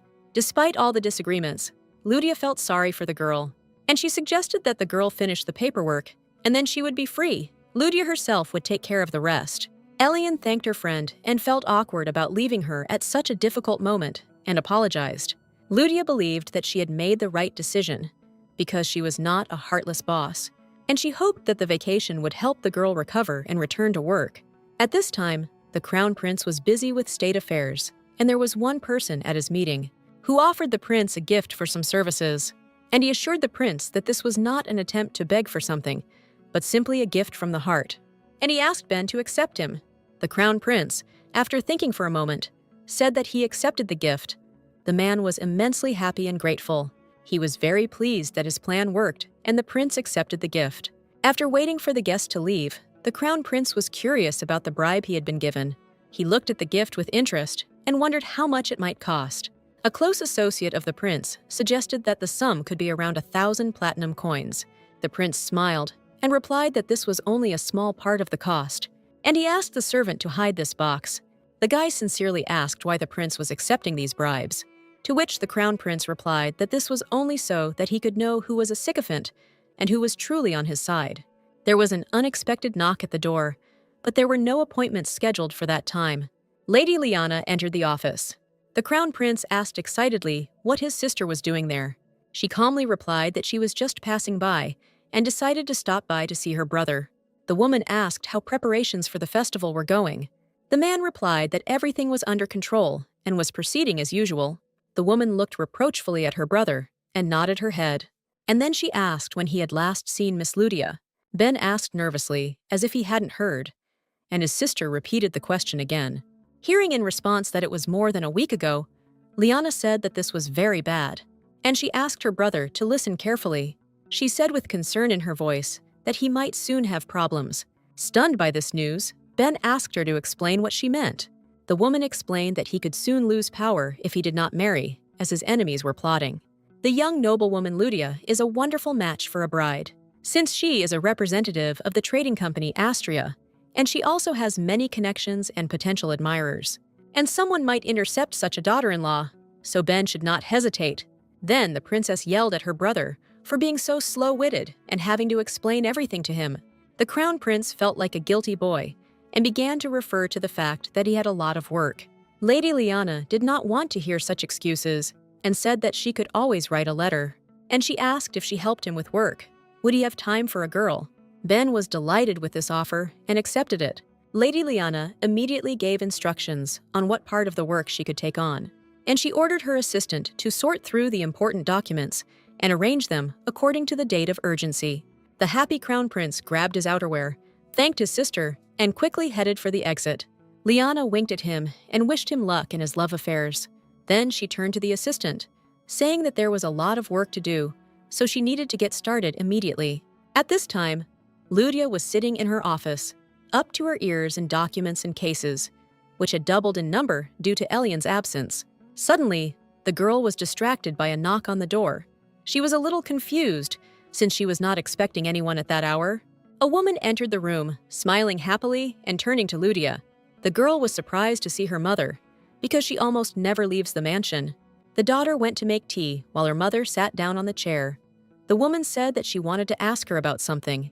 While pouring her mother's favorite tea, the girl asked what exactly the conversation would be about and why it was so urgent. She almost spilled her tea when she heard her mother asking if her daughter was dating anyone. The heroine became embarrassed and asked to clarify what her mother meant by this. To avoid embarrassing her daughter, the mother gently asked why not arrange a formal date. The girl was shocked. She didn't want it at all, since she was already dating Ben, but it was a secret for now. The mother, not knowing the whole situation, reassures her daughter, saying that there is nothing to be embarrassed about. Dating is a normal occurrence. She also added that their family has recently been receiving a lot of letters and gifts from other families. The girl remembered a recent acquaintance from the ceremony who spoke about the union with their family.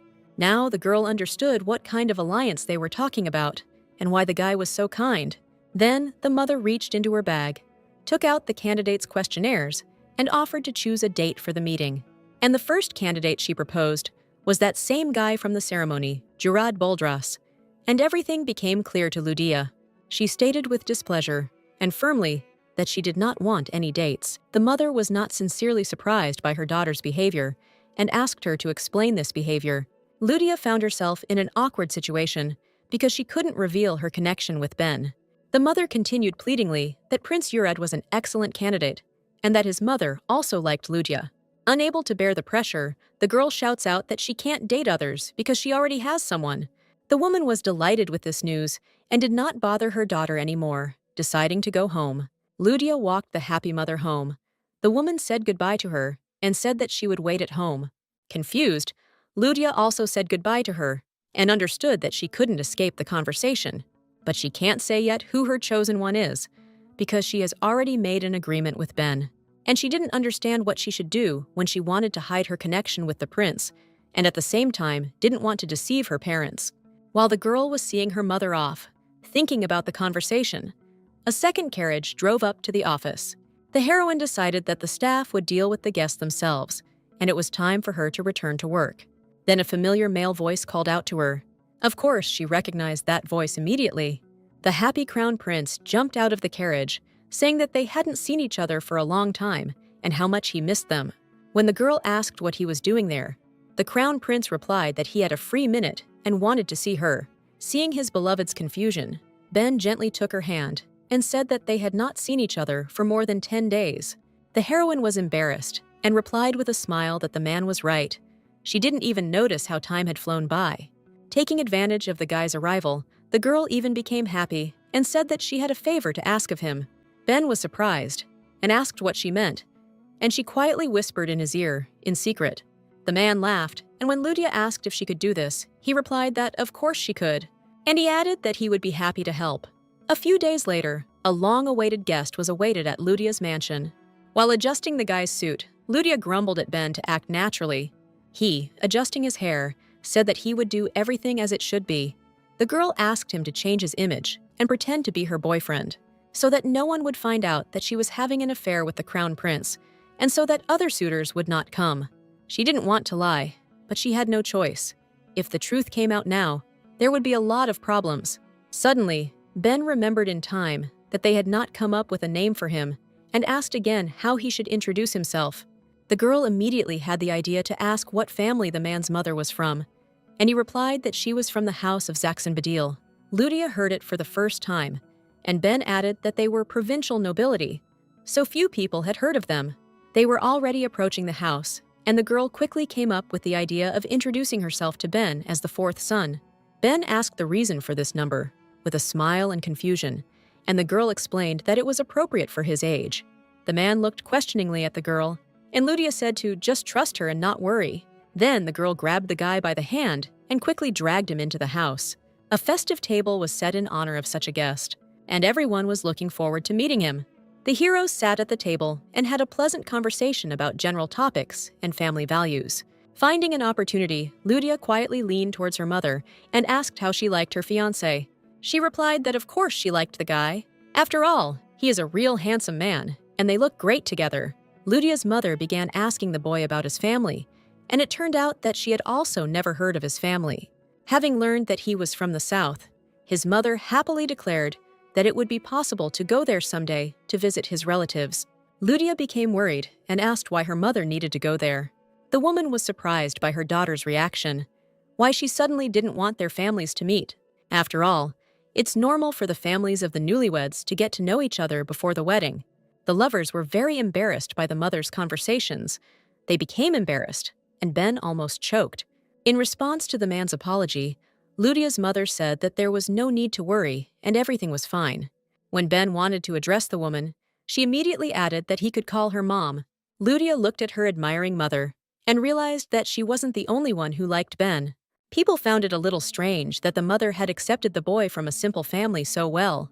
Of course, Bay is very handsome, even in this form, but in noble marriages this is not enough. The girl thought that her mother would be against it and would prefer more noble suitors, for example, like Boldris. The man noted that the food in their house was excellent, and he liked everything. The mother was overjoyed. And boasting, she noted that she had prepared all the dishes herself today. Lydia couldn't hide her surprise at this information. She had never seen her mother in the kitchen.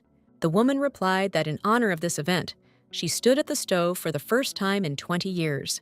The guy became embarrassed and replied that he felt bad for making his family so tense. The woman smiled and said that everything was fine, because she had once been treated the same way, and she remembered how she first met her husband's family. Lydia's grandmother personally prepared food for her, and she served dishes that she had prepared from the products that they themselves had grown on their land. She remembered it so much and was still pleased with it to this day that she also decided to meet her daughter's beau. And with a sincere smile, she added that they would be happy to welcome him into the family. Ben thanked the woman for such warm hospitality and called her mom. When the women were alone, the daughter asked how she should introduce the guy to her father when he returned. The mother calmly replied that there was no need to worry about it and that his father would approve of it just as she did. Because if Lydia chose this man, it means he is a worthy person. And my daughter was really touched when she said that she trusted not this guy, but her daughter. Lydia was overcome with sadness because she knew that she was not their biological daughter. When dinner was over, the woman kindly saw her guest off. Lydia got into the carriage with Ben and thanked him for his help. The guy replied that he was only glad to help, and then no less glad that the Baroness was kind to him. At that moment, when Ben took off the ring, he returned to his normal appearance again. The man added with a smile that he was happy to meet his future mother-in-law. Lydia looked at him with admiration and respect, and caught herself thinking that she couldn't believe she had such a boyfriend. After all, she didn't have a normal relationship before, but now she calmly talks about marriage. And for a moment, the heroine remembered that this was not her body and not her life, and she became upset. The man, seeing the girl's sad look, hastened to ask what was wrong, if something was wrong with his appearance. Lydia, of course, couldn't tell him the truth, and joked that she simply missed his recent image. The guy looked at her with embarrassment and asked if there was anything else she wanted to tell him. The heroine immediately remembered the problems with One Mind and research and told Ben about it. The man was sympathetic to the girl's feelings and said that he was always ready to help her. The girl thanked him and replied that there was no need to worry and that almost everything was ready. The heroine looked out the window and noticed that they were just approaching the company's branch. She playfully thanked Ben for everything and said that she had to go out soon. The Crown Prince smiled back at her, impressed by today's adventure at Lydia's house. The carriage stopped, and the coachman announced that they had already arrived at their destination. The man gallantly approached the girl from her side and offered to help her out. She coquettishly offered him her hand and said that he was the most gallant man. Ben didn't want to break away and let go of her hands, but there was no other choice. At parting, he said that the girl could turn to him for help with any issue. He added that Lydia could come to his office in the Imperial Palace at any time. The girl became embarrassed and laughed in response. Then he said that he also needed to go about his business. Ben didn't want to part with her, but he understood that state affairs couldn't wait long and left. A pile of documents and a ton of work awaited Lydia in the office, and her assistant, Elen, was not yet there. Suddenly, an unfamiliar man called out to the girl. She turned around and was confused. The stranger asked her to come with him. Lydia's face immediately changed, and she demanded to know why she had to go with him. He then handed over an envelope and said that someone wanted to see the girl. The girl was confused by the intrigue and took the envelope to read it. The heroine began to read, but did not immediately understand who they were talking about, and then she thought out loud, could this really be that August Linge? The stranger immediately forbade his name from being spoken, saying that it was unsafe to do so in public places. Augustus Ling was a man far removed from power and the royal court. But where money and fists decide everything, Augustus was at the very top of the hierarchy. But the strangest and most interesting thing is that he has never been seen, and no one knows what he looks like. Moreover, they don't even know what gender he is. But having created a group under his name, unknown people ruled the city and trade for more than 300 years. According to the novel, Lydia bribed Augustus when he founded the company. When asked why they wanted to see her, the man replied that he didn't know. He was only asked to bring the girl. The girl boldly replied that she does not go to places where her safety is not guaranteed and will not go anywhere, because she understood perfectly well that this was essentially a dangerous meeting with the head of the mafia. The stranger tried to say something, but Lydia snapped that it was not even known whether it was a real business card. The heroine asked me to tell her that she would think about it and respond later. Suddenly, the girl heard someone address her with the words that this was the person who wanted to see her. Lydia turned around and saw the girl, who repeated the phrase again. The heroine was stunned and did not understand who was standing in front of her. The girl laughed and said that she was August Linge. After a while, Lydia and the stranger were sitting at the table, and the heroine did not know what to expect.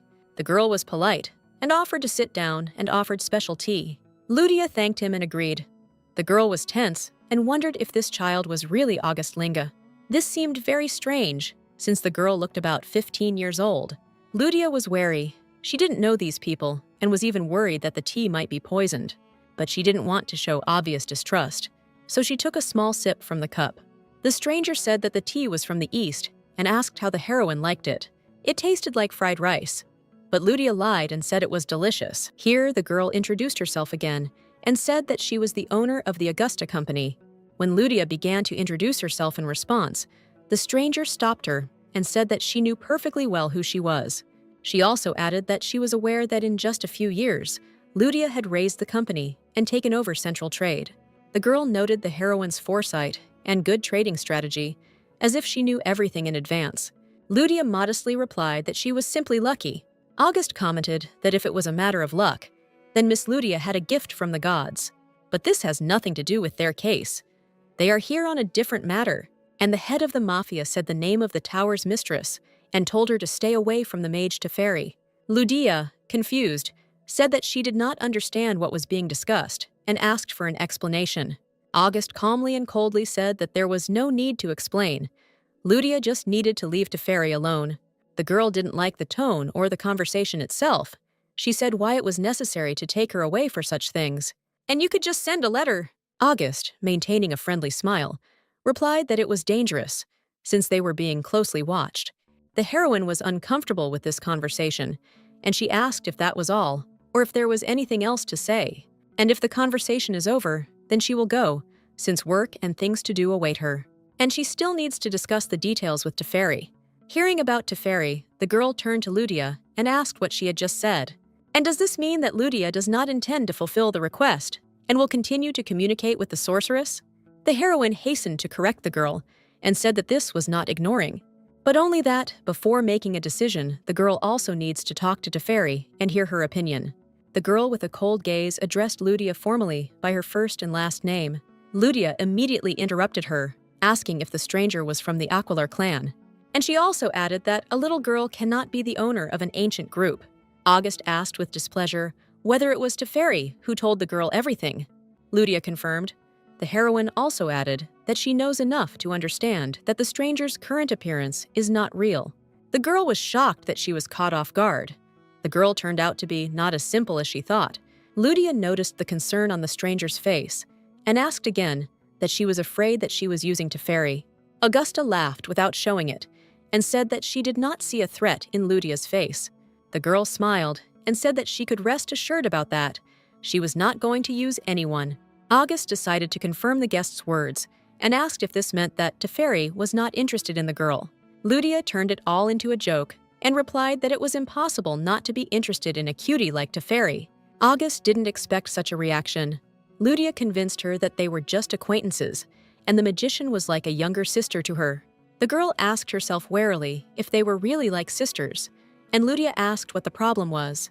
August replied that there was no problem. On the contrary, it was good. And since everything is this way, then their relationship with Ludia will also work out well. Just recently, August was in a very negative mood, but then suddenly she changed drastically, which alarmed Ludia. August decided to end it there, thanked her for the conversation, and asked her assistant to show the girl out. Ludia also thanked the hostess and headed towards the exit, and August was left alone with her thoughts and guesses.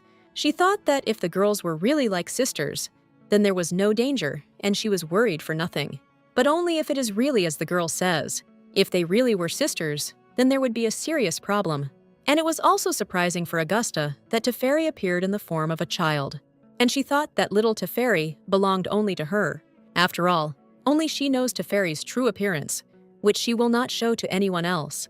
Therefore, for Teferi, there can only be one special person who has cared for her since childhood, and that is August. Soon, Ludia was already in the office, exhausted by the amount of work, and angry about when Elen would return. Then an assistant approached the girl and asked if she had thought about a regional bank. It was the secretary of the Astria company. The girl completely forgot about it and said that she didn't understand banks well, so she hadn't decided yet. Seeing how busy the girl was, the assistant thought it would be nice for her to rest. Ludia thanked him for his concern and said that until Elen returned, she would have no time to rest. And then rest will not solve all the accumulated problems and tasks. At that moment, there was a knock on the door, and the secretary said that he would go and check who it was himself. Lydia was surprised who it could be, since she was not expecting anyone now. Returning a minute later, the man announced that she had a visitor, and a red-haired stranger entered the office and apologized for the sudden visit. Lydia was surprised by the unexpected guest. Graceful movements and good manners indicated that the guest was not from a simple family. She then introduced herself as Ardina of the Menelodial family, who turned out to be the real heroine of the novel. After Count Menelodiolo's second marriage, the girl was rejected by her family, but she remained resilient and moved forward. By chance, at a palace banquet, fate brought her together with the crown prince, and thus began their love story. Lydia recalled the novel. It was a classic Cinderella plot, but she was troubled by a growing anxiety. Lydia felt uneasy, trying to understand the reason for her appearance, whether she really had a rival. The stranger politely said that she understood that her sudden visit could be shocking. Then the girl showed the job posting from their company, confirming the seriousness of her intentions. She smiled sincerely and announced her desire to get a part-time job, radiating confidence and ease. Lydia asked in a reserved tone whether the guest had read the requirements, maintaining a businesslike tone. She began listing the conditions, creating distance, and testing the seriousness of her interlocutor's intentions. And I asked if she had experience in business administration or the relevant education. The girl calmly replied that she had not received her education here, causing Lydia slight confusion. She clarified that such knowledge simply does not exist in the Empire. Lydia wondered if the girl had studied abroad. Then there was no mention of that in the plot. But then she admitted that her own relationship with Ben had already disrupted the original course of history. Maintaining a businesslike demeanor, Lydia handed over the documents, offering to test the girl's abilities in practice. She briefly explained that this was data on production and sales, carefully observing her interlocutor's reaction. The girl confidently accepted the papers and agreed to try, creating a feeling of confidence. While she was studying the documents, Lydia thought that she herself would not have managed without Lydia's knowledge. She was interested in how long it would take the girl to complete the task, and whether she would complete it at all. Having completed her analysis, the girl calmly noted the profitability of the new mines, but pointed out some disturbing nuances. The girl noted that she was concerned about the large number of barter and credit transactions instead of cash. She added that this makes it difficult to maintain cash flow. She then confidently explained that the problem could be solved by collecting overdue accounts receivable. She suggested that as production grows in the future, the share of cash payments will increase. Impressed, Lydia suggested that she continue to write similar reports, maintaining a businesslike tone. The girl calmly agreed and said that it would not be difficult for her. Lydia thought that without real knowledge, such an analysis would be impossible, feeling an inner surprise. Despite this, she felt a hidden suspicion and tension about what was happening. The girl, noticing her doubts, asked hopefully if she was suitable for this job.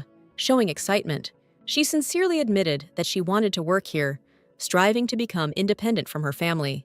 The girl tried to persuade Lydia to hire her, assuring her that it would not harm the company. Lydia thought that Ardina really had difficult family circumstances. She felt a slight uneasiness and doubt, but could not find any obvious reason for refusal. With a soft smile, Lydia agreed and decided to hire the girl, still hesitating internally. She asked whether she would be able to start work the next day, showing a businesslike attitude. The girl responded enthusiastically that she was ready to start right now, without hiding her joy. She asked to be called simply Ardina, feeling inspired and grateful. Lydia warmly responded that she would be happy to start working with the talented girl. Left alone with her thoughts, Lydia was tormented by doubts about whether she had done the right thing. At this time, the mage Teferi was in her tower as usual. The sorceress Teferi was suddenly called by name, and she froze warily. She turned around and asked with cold wariness what the guest was doing here without warning. Crown Prince Ben stood before her, looking calm and confident. He said with a slight smile that he wanted to express his gratitude to her. Teferi was surprised and asked again what exactly he was grateful for. Ben reminded her that she had recently helped Lydia, and there was gratitude in his voice. Teferi was embarrassed and asked incredulously if they were really talking about her. Ben calmly explained that it was she who recommended the man who helped Lydia with the inspection of the mines. As a token of gratitude, he handed her an elegant box as a gift.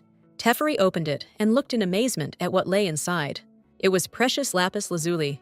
The lapis lazuli contained colossal magical energy and emitted a strong radiance.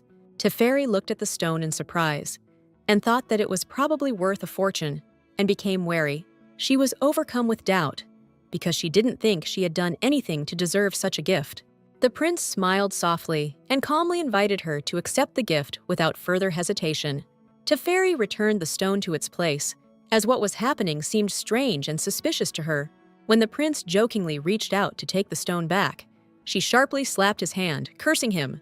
He just grinned and asked with mild interest if she would accept this gift. Teferi looked closely and with a shrewd smile realized that such a gift was not given for free. She asked him directly what he needed, and I heard a calm answer that it was just one service. The crown prince answered her question seriously, asking her to protect Ludia. He acknowledged that the Aquilar clan was forbidden from interfering with human history, but he had no other choice. He added that the imperial consort had already begun to act, and his target was most likely Ludia, not him. Teferi frowned in surprise, trying to figure out what could be causing this. The crown prince calmly explained that, according to imperial law, a spouse was necessary for ascending the throne. He noted tensely that the easiest way for his enemies to stop him was to eliminate his fiancée. Teferi shrewdly guessed that this was about eliminating Ludia. Feeling the tension growing, she clarified whether this meant that she would have to be with her all the time. The crown prince calmly replied that he didn't care how the magician would do it. The main thing was the girl's safety. Teferi gently reminded him of her role in the tower, and he calmly confirmed that he knew it perfectly well. Teferi calmly agreed, accepting his request without unnecessary emotion. Ben was surprised and confused, wondering if she was really serious. Teferi sternly reminded him that she had already told him 1,000 times not to trust anyone. Ben calmly replied that of course he remembered that. Teferi irritably chided him for remembering, but still acting differently. Ben asked cautiously if even she couldn't be trusted. Teferi calmly confirmed that yes, she couldn't be trusted either. She added that he should doubt not only her, but even himself. Ben asked thoughtfully why she didn't tell him not to trust Ludia. He admitted that he had known Ludia for only a short time, but for some reason, Teferi did not tell him not to trust her. Suddenly, Teferi said the number 10, which confused the prince. Then, with a grin, she added that she would protect Ludia if the crown prince brought her 10 lapis lazuli. The man was surprised, to which the sorceress said that if he was not satisfied with the conditions, he could get lost. Ben, without even thinking, replied that of course he would get 10 lapis lazuli. He is ready to do everything for his beloved, and he added that if only she were safe, he was ready to bring 10 or even 100 lapis lazuli. Several days passed. Ardina was doing an internship at the Astria company, and Ludia was very pleased with her. She even considered firing the lazy Elen and officially hiring Ardina. Here the girl turned to the boss and interrupted her thoughts. She reminded her boss that she had to go and check the mine today. Ludia suddenly realized that she had completely forgotten about this and asked her assistant to keep an eye on the company. The assistant initially agreed, but suddenly hesitated and became thoughtful, prompting a question from Ludia. Ludia looked at her carefully, trying to understand what exactly had confused her. The girl unexpectedly grabbed her boss by the hands, which greatly surprised Ludia. Ardina persistently begged him to take her with him, not hiding her excitement. She explained that she was worried about Ludia, considering the trip to the mine too dangerous for such a fragile girl. Ludia thought, trying to understand why the girl was suddenly acting so strangely. A doubt flashed through her mind. Could she have somehow charmed even the main character? Meanwhile, the assistant continued to ask to be taken along, assuring him that she would be useful and would not interfere. Ludia, smiling slightly, thought to herself that this simply couldn't be. Could she really be that special? The girl excitedly said that her boss was a very important person for her. Ludia mused that such strong concern probably meant genuine devotion and respect. She also thought that perhaps the girl just wanted to become independent from her family as soon as possible. Ludia answered calmly, trying to calm her down and make her understand that everything would be fine. The boss started getting ready and said that she would soon be on her way. The assistant promised that everything would be fine in the office and there was nothing to worry about. Ludia got ready, left the office, and they calmly said goodbye. As she left, Ludia thoughtfully reflected on the strangeness of this world and the people around her. Already in the carriage, she noticed that they were going too slowly and began to worry. Ludia thought that she should meet at the Imperial University, She worried that she might not be able to pick up Rector Rosalind and Professor Rodella in time. The road was completely blocked, and Lydia felt very nervous and confused. She looked out of the carriage with excitement and asked the man standing next to her what was going on. The man calmly explained that the first prince would soon pass by. Lydia thought irritably that blocking the entire road because of the prince was an excessive measure. She stepped out of the carriage and, listening, heard talk of Prince Volantrain's procession. People were talking about him returning after suppressing the uprising and personally participating in it. Lydia was angry that because of one prince, the road used by all people was blocked. This could only have been by order of one person, the Empress herself. Lydia turned to the coachman and asked how soon they would reach the meeting place. The man replied that if the procession ended soon, the journey would take very little time. Lydia happily thought that if they accelerated, they would make it before nightfall, and the schedule would not be affected. Suddenly, a loud voice of a soldier was heard announcing the arrival of His Highness the Prince. The prince appeared on the road with his army and solemnly moved forward. Lydia thought with slight irritation and contempt that it all looked like a show. She reasoned that the prince was trying to strengthen his position in this way, but he would never surpass Ben. After all, this is exactly how events unfolded in the original story. Suddenly, she realized with alarm that because of her, the plot of the novel had long since changed. In the original, Ben and Prince Volantrain were simultaneously courting her current assistant, Ardina. In the end, Ardina chose Ben, and they began a romance. Volantrain, overcome with jealousy, threatened Ben during an official event. Lydia thought that since the plot had changed, Volantrain had no reason to conflict with Ben. At that moment, the girl caught the prince's piercing gaze, full of mystery. She froze in surprise and confusion, trying to figure out if he was really looking at her. The girl couldn't understand what the strange expression on his face meant. She admitted out loud that she didn't like him, and a man's voice came from behind her, saying that he understood her. The girl shuddered in fear, but turning around, she saw Ben with relief. He awkwardly apologized for the fright, and the girl made it clear that everything was fine. Ben calmly told her that she shouldn't worry about the prince, trying to reassure her. He calmly explained to the girl that the prince was a petty and weak man, incapable of harming him. Lydia thought that if she agreed to this, she would reveal her knowledge about the prince and thereby compromise herself. So she awkwardly changed the subject and asked shyly what brought Ben here. Ben regretted that he would not be able to accompany her in exploring the mine, so he came to meet her early. He explained that he could not leave his post with the crown prince for long and apologized sincerely. The girl smiled softly and replied that he had nothing to apologize for because it was his job. She then added that she thought the prince seemed to enjoy such events, pomp and parades. Ben corrected her, noting that the Empress was more likely to like such things. He continued that he tried to dissuade her from having a big celebration this year.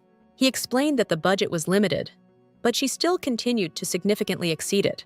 The girl hugged him sympathetically and quietly said that she knew how difficult it was for him now. The man immediately pulled himself together and confidently replied that everything would be fine, because it was his job and he could handle it. Then he gently took her hand and carefully asked her to promise him one thing. He asked her not to visit dangerous places and not to be left alone. Lydia thought she understood about the dangerous places, but she was alarmed by the words about not being left alone. The man continued regretfully that he was very sorry that he could not go with her. He also added that he had appointed another person to be responsible for her protection and safety. The girl smiled softly, trying to calm him down, and told him that he shouldn't worry and everything would be fine. The man quietly admitted that he was afraid that his greed could deprive him of what was most precious to him. He looked down and admitted with a heavy feeling that he blamed himself terribly. The man suddenly knelt down in front of her, which greatly surprised and embarrassed the girl. He told with seriousness that his ancestor had won 33 battles and returned for his wife. He then kissed her hand gently, wishing that the blessing of his ancestors would accompany her. With a heavy heart, he asked that his foolish greed not become the cause of future regrets. He also wished for the goddess's blessing to protect his beloved on her journey. Soon the parade ended, and the road was finally opened for further traffic. Lydia had been eagerly awaiting this from the very beginning, but now she was saddened because they had to part. Ben reminded her once again that he had already assigned someone to protect her, and she would meet with him soon. And at parting, he asked that she return safe and sound. The lovers said goodbye and went their separate ways. And then, Ludia remembered that she had forgotten to say something. She forgot to thank her beloved for his care and attention. The girl had images flashing before her eyes of Ardina and Ben worrying about her. It's only a week-long trip, so it's really significant for them. The girls finally arrived at the place. The women apologized that due to being busy, they did not have time to prepare everything. Ludia asked not to apologize, as she herself had just arrived. Rector Rosalind apologized with slight awkwardness for not having had time to prepare everything for the girls' arrival. She admitted that when she gets carried away with one thing, she often forgets about other important things. Ludia supported her, saying that the ability to focus on one thing can be a big advantage. But the woman sighed sadly, saying that because of this, she still often misses important moments. Ludia asked attentively what exactly she meant, noticing her sadness. Rosalind replied thoughtfully that, for example, it could be about marriage.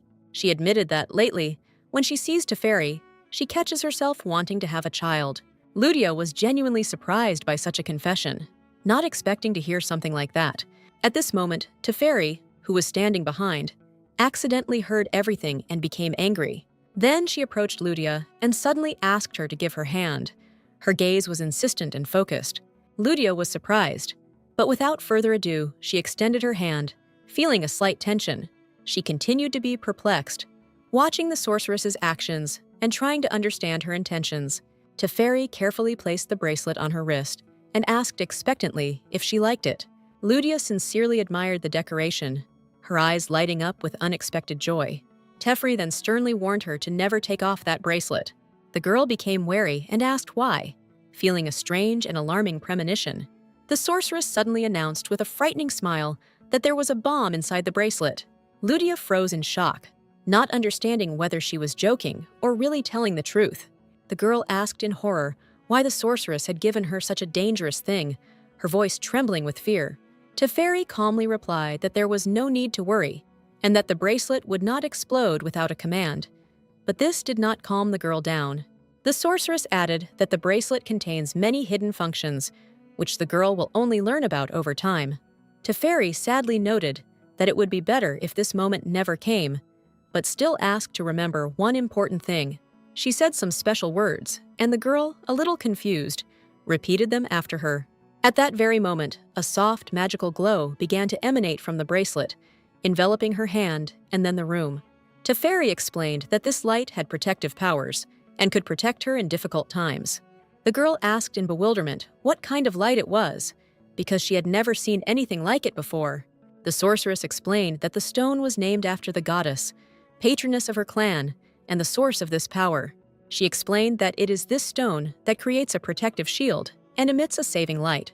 Ludia looked at the bracelet without fear and asked in surprise how much power was still hidden in it.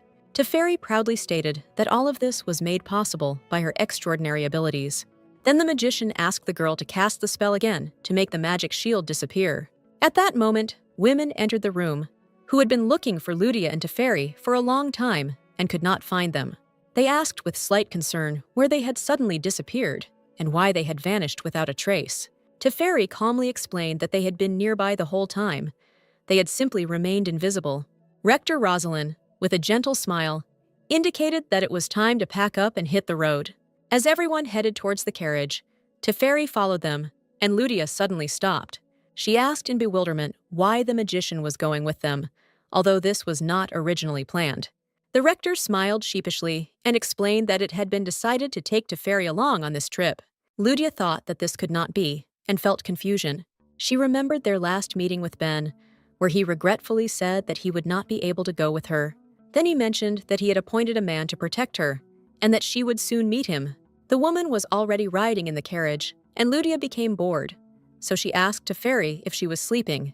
Without opening her eyes, the sorceress replied that she was not sleeping. Ludia breathed a sigh of relief and said that it was good to have someone to talk to on the road. Teferi replied without much interest that they had a long way to go, and it was best for them to gather their strength. Unable to hide her curiosity, Ludia immediately asked if it was Ben who had asked her to accompany them. Teferi opened one eye and asked with displeasure if the boy had really told her everything. Ludia smiled and explained that he had only mentioned the person appointed to protect her. The girl said that at first she was surprised that Teferi was going with them, But then she was genuinely happy. She added that now she won't have to listen to how dangerous the trip is and how much they worry about her. Teferi asked with mild interest if people always worried about her this much. Ludia smiled shyly and admitted that this is exactly what had been happening lately.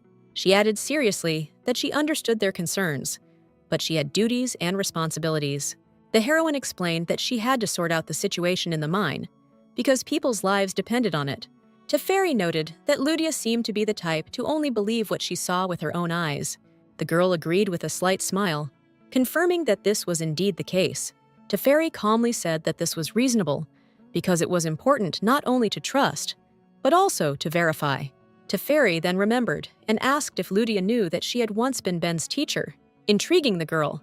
The mage continued, recalling that when Ben was still a child, she instilled one important thing in him. She argued that nothing could be trusted unconditionally. The sorceress insisted that he should doubt everything that he himself had not seen, heard, or touched. She explained this by the fact that his position did not forgive blind faith and could lead to tragedy. Teferi continued her story, adding that she taught him to check everything and keep the situation under control. People asked whether the crown prince had followed this instruction.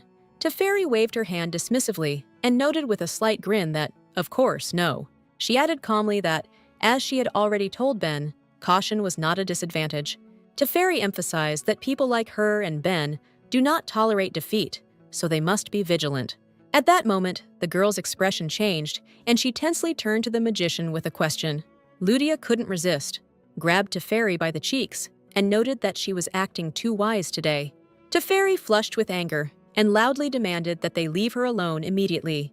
The carriage shook on the road while the girls fooled around, and Teferi tried to fight off the intrusive attention. After 2 days of travel, the heroes stopped to rest, set up camp, and settled into tents to get some sleep. In the morning, Ludia woke up a little tired. Since the long journey was still exhausting, the rector approached the girl and greeted her kindly, asking how the girl slept. Rector Rosalind said that at Ludia's request, she had gathered all the participants and everyone was waiting for her. She added that she had already prepared the necessary data and documents, and all that remained was to discuss the details. Ludia entered the tent hesitantly, feeling a little nervous. The rector confidently noted that since everything was already in place, it was time to begin. The professor began by saying that the research showed that the ground was indeed a little unstable. Since there is a lake behind the mine, even a small crack can lead to flooding of the mine. Ludia excitedly assured that all security measures had been taken in accordance with all the documents.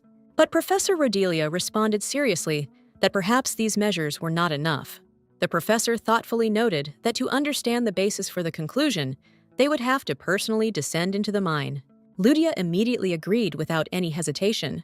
Rector Rosalind enthusiastically supported the idea and agreed with the decision. The girl wanted to add, but Teferi interrupted and asked anxiously if they were going to go into the mine alone. Ludia firmly stated that they had no other choice, and they had to do it. The sorceress asked anxiously if she thought about how many people were worried about her. The heroine became embarrassed, looked away, and plunged into thought.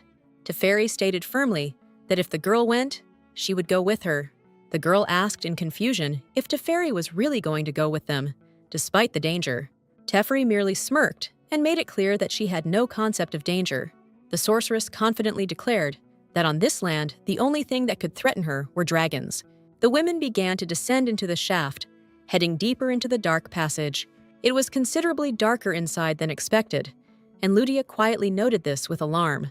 The professor calmly replied that she would fix everything now. She raised her hand and snapped her fingers, concentrating on the spell. A soft light instantly flashed around, dispelling the darkness in the mine. The professor confidently said that they could now continue on their way without any problems.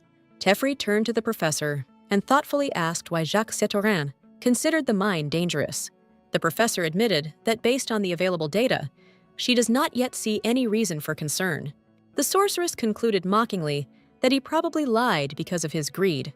Professor Rodelia calmly admitted that it was quite possible, noting that he was a very greedy man. Teferi reminded Rodelia of the lake above and asked for its exact location. The professor immediately interrupted and declared that she would take care of this area herself without delay. She instructed the girls to inspect another area, maintaining a businesslike tone. Rodolin asked to carefully identify possible problem areas in this area. By sunset, the women returned from the mine, feeling tired after the work they had done. Outside, they were met by Rector Roslin, who warmly and joyfully welcomed them back and praised them. Ludia noted with respect that the professor had done a good job. She added that she and Teferi were simply helping to inspect the mine without any unnecessary worries. The rector turned to the women and calmly asked if they could already go back. The professor responded with restraint that she needed to work on systematizing the research results. She looked worried and thoughtful and left quickly, avoiding further conversation. The remaining women looked at each other. Confused by Rodelia's strange behavior, Ludia decided to talk to the professor personally. Feeling inner unrest, she entered the tent and the professor was noticeably surprised by her appearance. The heroine admitted that she was concerned about the professor's condition and her reaction, anticipating possible problems with the results. The professor calmly explained that the results, on the contrary, significantly exceeded expectations. She confidently added that the possibility of a ground collapse is practically excluded. According to her assessment, the facility fully met all necessary requirements. However, Ludia did not understand the reason for the professor's alarming behavior at that time, remaining perplexed. The woman then explained that Jacques Satorin's verdict on the mine's instability was haunting her. The professor emphasized that he was an incredibly intelligent and talented person and a professional in his field. The woman admitted that ordinary people, including herself, could not even come close to his level of skill. Rodolin concluded that such a conclusion on his part could not have been made without serious grounds. She suggested that he had noticed a threat that had eluded others, and ignoring it could lead to deaths. The professor looked tense and deeply worried. Unable to find inner peace, she firmly stated that she could not simply turn a blind eye to this. People felt that for the woman, this study meant something more than just a test. No one knows what feelings she experiences: reverence for her father and his memory, anxiety about the lie, or longing for her father. In any case, Ludia decided that she should not interfere in personal matters. The girl approached the professor and confidently stated that she believed in her abilities and talent. She added that she trusted the woman's conclusion more than an unofficial report written by an unknown person. With a slight smile, she expressed confidence that the professor would successfully complete the rest of the investigation. Her behavior showed a genuine desire to support and encourage the woman. Rodelia looked up at Ludia and quietly addressed her, preparing to answer. Ludia's words visibly inspired her, and she gratefully accepted this support. She promised to act with the utmost care and ensure that no problems arose. Ludia, delighted by such a reaction, thanked her and decided not to stay any longer. But as she left Rodelia's tent, she suddenly became thoughtful and felt a slight sadness. At that moment, she remembered her missing family, causing a quiet pain in her heart. Ludia thought thoughtfully about how, in a sense, her family had also disappeared overnight. At the same time, she realized that over time, she had a new family that gave her support and warmth. However, in recent times, she hardly remembered her real family, and this caused inner turmoil. A week of intense work has already passed since the start of the study. The investigation at the mine was complete, and Ludia was focused on completing the paperwork. She carefully sorted through the papers, sorting out which ones needed to be sent to different departments. At that moment, a joyful Teferi entered the tent and eagerly asked if she was ready to return home. Ludia was genuinely happy to see her friend, feeling relief and warmth. However, at the mention of leaving, Teferi became sad, and Ludia looked at her carefully, trying to understand the reason. Teferi didn't want to delve into the conversation and gently changed the subject to business, hiding her feelings. The girl said with surprise that such a simple job at first glance required a huge amount of time and people. The magician laughed quietly and noted with seriousness that the most ordinary things in life often turn out to be the most difficult. An excited Roslyn, who had been looking for the girls everywhere, hurried into the tent. The girls looked at each other in surprise and looked at her, trying to understand the reason for her condition. The rector hurried closer, wanting to quickly tell them the news and show them something important. Ludia took the documents in her hands and carefully looked at the text, but felt confused, not understanding the content. Then, the rector calmly explained that this was a new type of bomb for mines, developed by her personally. She explained that the bomb was designed to reduce its destructive force and prevent the mine from collapsing. At the same time, she emphasized that the device's efficiency remained high, despite the changes. Lydia continued reading the documents, gradually comprehending the invention and experiencing deep surprise. Finding something odd in the document, she asked the professor to explain how long ago it had been invented. Rosalind was caught off guard and became flustered, pretending not to understand anything. The girl then showed the document that it was 5 years old and demanded an explanation. Finding herself exposed and in an awkward situation, the rector admitted that the girl had caught her. She explained that she had presented this invention to the scientific community a long time ago, but they had ignored it. So, taking advantage of the opportunity, she decided to present her invention again in the hope of receiving funding from the company. Continuing to study the material, Lydia said that one should not thoughtlessly invest in such dangerous things. The woman hastened to add that she would improve this bomb, especially for the company, Astria, and make it even safer. She then proudly declared that brilliant inventors like her are born once every 100 years, and she assured that with the help of these bombs, she would increase efficiency and increase the volume of work with the least cost to the company. It will also conclude a supply contract with favorable terms and conditions, exclusively for Austria over a 10-year period. The girl, as a strategist, immediately began to calculate the benefits and profits, and this proposal interested her. Rector Rosalia painted everything in the most favorable light and said that the girl only needed to sign. Lydia listened attentively, as if spellbound, and prepared to sign everything the rector said. However, after signing the contract, she suddenly stopped and her mind cleared. She thought out loud with tension, wondering if they needed to discuss the details in more detail. The rector, with a sweet smile, assured that they could discuss the details later. But the girl wanted it now. Then the woman immediately hurried to say goodbye and leave. After watching Rosalind leave, Lydia sat in shock, not understanding how she had signed everything so blindly. Teferi, sitting nearby, quietly said that the woman had deceived the heroine. Lydia really hoped that everything would be exactly as Rosalind had described, and that no problems would arise. Rosalind's invention later became widely developed and brought in significant profits. However, these events took place in the future and belonged to a completely different story. After completing their research work, the women returned safely from the mine, feeling relieved and tired. Imperial University quickly produced a report confirming the mine's high stability. In the same report, the university raised suspicions that Jacques Setorin had attempted to appropriate the mine. A demand was also made for Count Becantor to provide an explanation within the framework of the investigation that had been launched. Teferi suggested that he might have to pay compensation to Astria. Lydia looked at her carefully and calmly asked about the amount of the proposed compensation. Teferi thought for a moment and then noted that the amount would be quite significant. The girl was very happy, realizing that these funds would help cover recent research expenses. The girl thought that she had not counted on monetary compensation, and the thought of punishing the Count pleased her. She reasoned that since the laws spared noble aristocrats, it was worth achieving the maximum possible monetary compensation.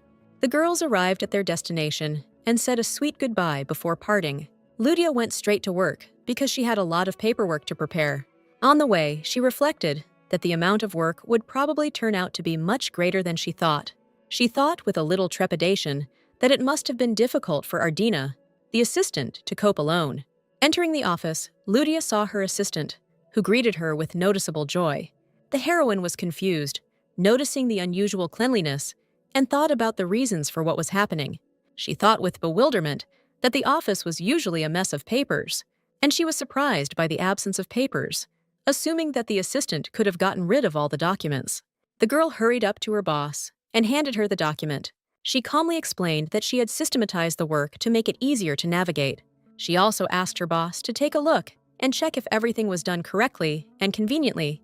Lydia froze at a loss for words, as she was genuinely amazed by what she saw.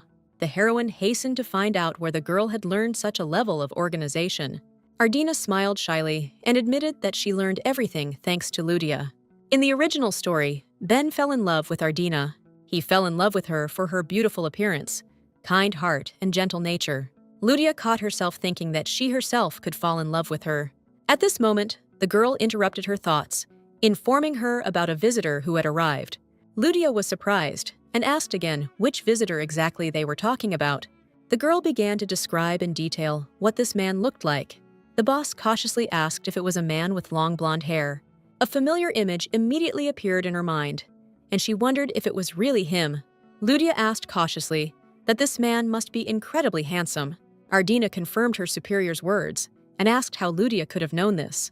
The heroine quietly thought that Ben probably missed her, but she couldn't return earlier. Suddenly, the assistant gently asked what kind of relationship Ludia had with this man. The boss was taken aback by this question, and for a moment couldn't find what to answer. Then, Ardina sheepishly admitted that she had never met such a handsome man in her entire life. Ludia stopped herself abruptly and tried to remember how exactly their first meeting took place in the original story. She recalled that they seemed to be instinctively drawn to each other immediately after they met. A disturbing thought entered her mind, that they might already feel a mutual attraction. People were tormented by these thoughts, feeling inner tension and not knowing what to say. She couldn't find the right words and thought that maybe she was worrying too much about this situation. At that moment, Ardina turned to her boss, deciding to ask her one question. Ludia looked at her questioningly and made it clear that she was listening attentively. But suddenly, she decided that it would be better to first find out what exactly they were talking about. Ludia addressed the girl by name and said that she wanted to ask her something first. And hiding her tension, she asked if she had already spoken to this man. Ardina replied that upon hearing of Ludia's absence, the man immediately left. She asked excitedly if she needed to convey anything to this visitor. Ludia sighed with relief, realizing that there had been no conversation or contact between them. She calmly replied to the girl that nothing was required and that she had done everything correctly. The heroine mentally reassured herself, considering such a reaction to Ben's beauty to be completely natural. Suddenly, she was overcome by an uneasy feeling, as if she had forgotten something important. She remembered Elen and realized that she still hadn't returned and hadn't reported anything. The assistant didn't understand at first and asked which Elen was being talked about. Then she remembered that this was Ludia's partner, whom she had already heard about earlier. People felt irritated with Elen because she only let her go for a few days. Ludia decided that since Elen wasn't showing up, she needed to go see her herself, and she warned her assistant about it. The assistant replied with a smile that she would take care of everything, and the girl could go on her way. Ludia headed to Elen County without delay. At the entrance, she was immediately met by a man who looked friendly and glad to see her. Ludia politely apologized for appearing so suddenly at such a late hour. She cautiously asked the man what had happened to Elen and why she wasn't going to work. The butler hesitated, became slightly embarrassed, and replied that it would be better for her to talk to her friend herself. He led Ludia to Elian's room and informed her that she was inside.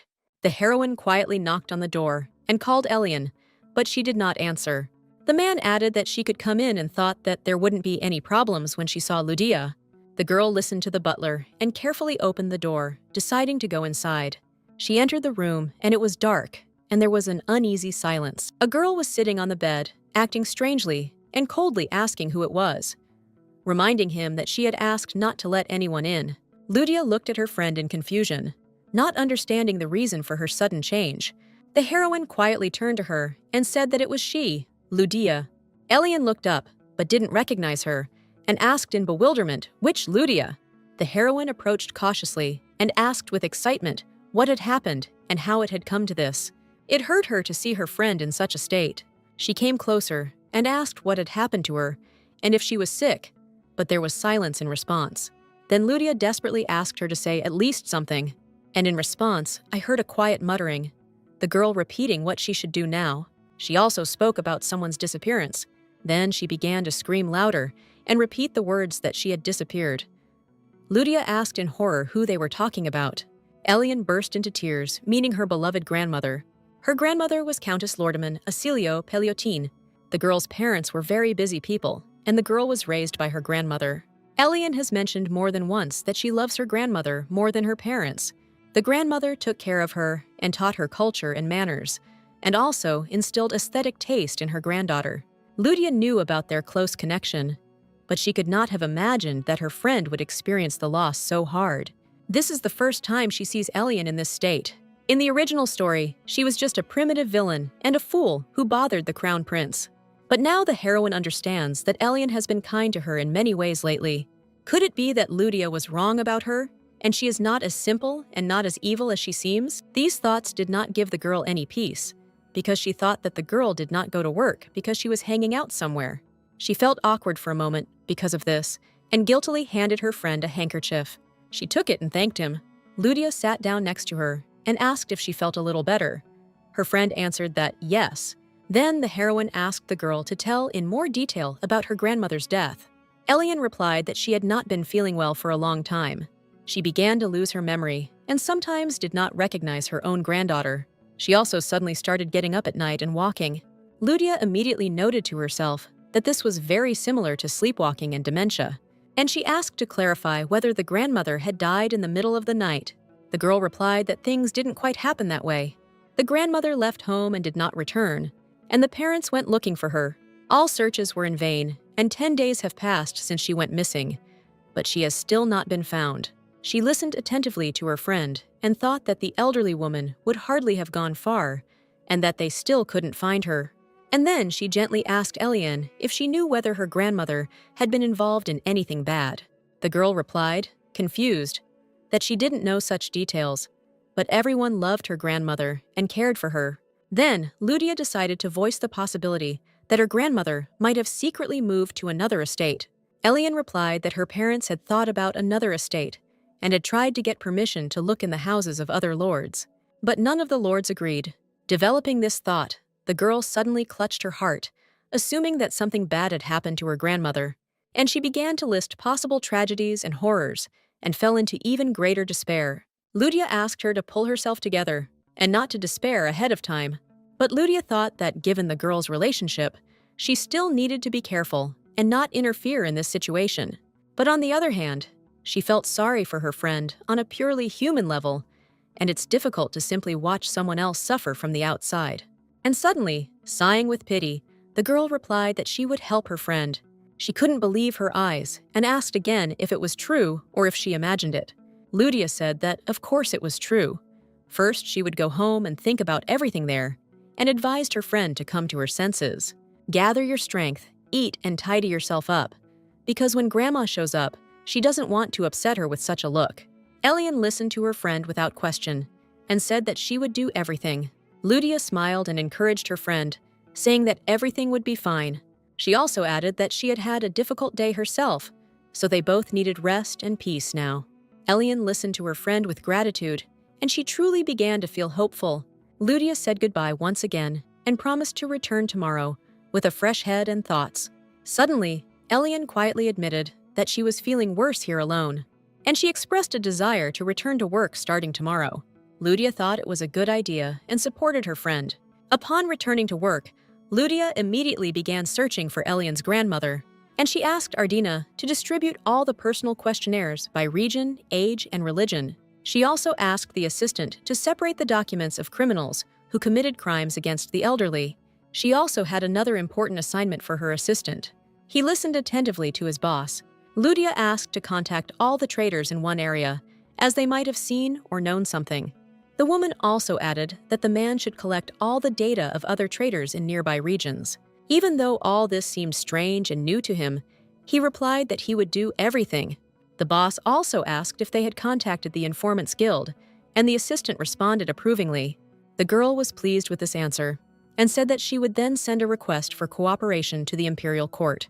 Lydia demanded that her staff step up and act quickly, as every hour counted.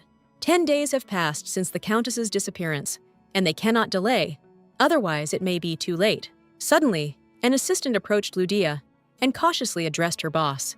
She was excited because she wanted to say something. Ardina turned to Lydia and asked what they should do if the Countess was found in poor condition. There was tension and silence between the girls. The boss sternly asked her if she had to answer such questions. The assistant explained that this was important because they had to be prepared for any outcome. Lydia replied sadly that they could only hope that this would not happen. It was the dead of night, and all the prisoners in the prison were in their cells. But some prisoners could not sleep. One of them kept muttering to himself like a madman that it wasn't him. Here a strange prisoner called out to him. The elderly man looked at the young prisoner attentively and intently. He asked if he was by any chance the son of Count Brinsis, Demior Brinsis. The young prisoner tensed up and feared that his identity had been revealed. The man also asked if he knew his name. The prisoner replied that he knew. He was Boldard, the right hand of the Duke of Castrumbel. The man was glad that the prisoner was sane and clear-headed. Then he called the guard. He asked to open the door to the cell and told the prisoner that he had an important conversation. Bulldart offered the boy that he could restore his name and position.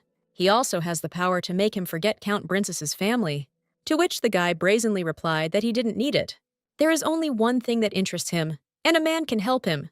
The intrigued aristocrat approached to better hear what was being said, and he asked to voice his request. At this time, an unexpected visitor appeared in Teferi's magical tower. The sorceress boldly addressed the uninvited guest and asked what else had brought her to her. And doesn't it seem to her that their relationship ended 50 years ago?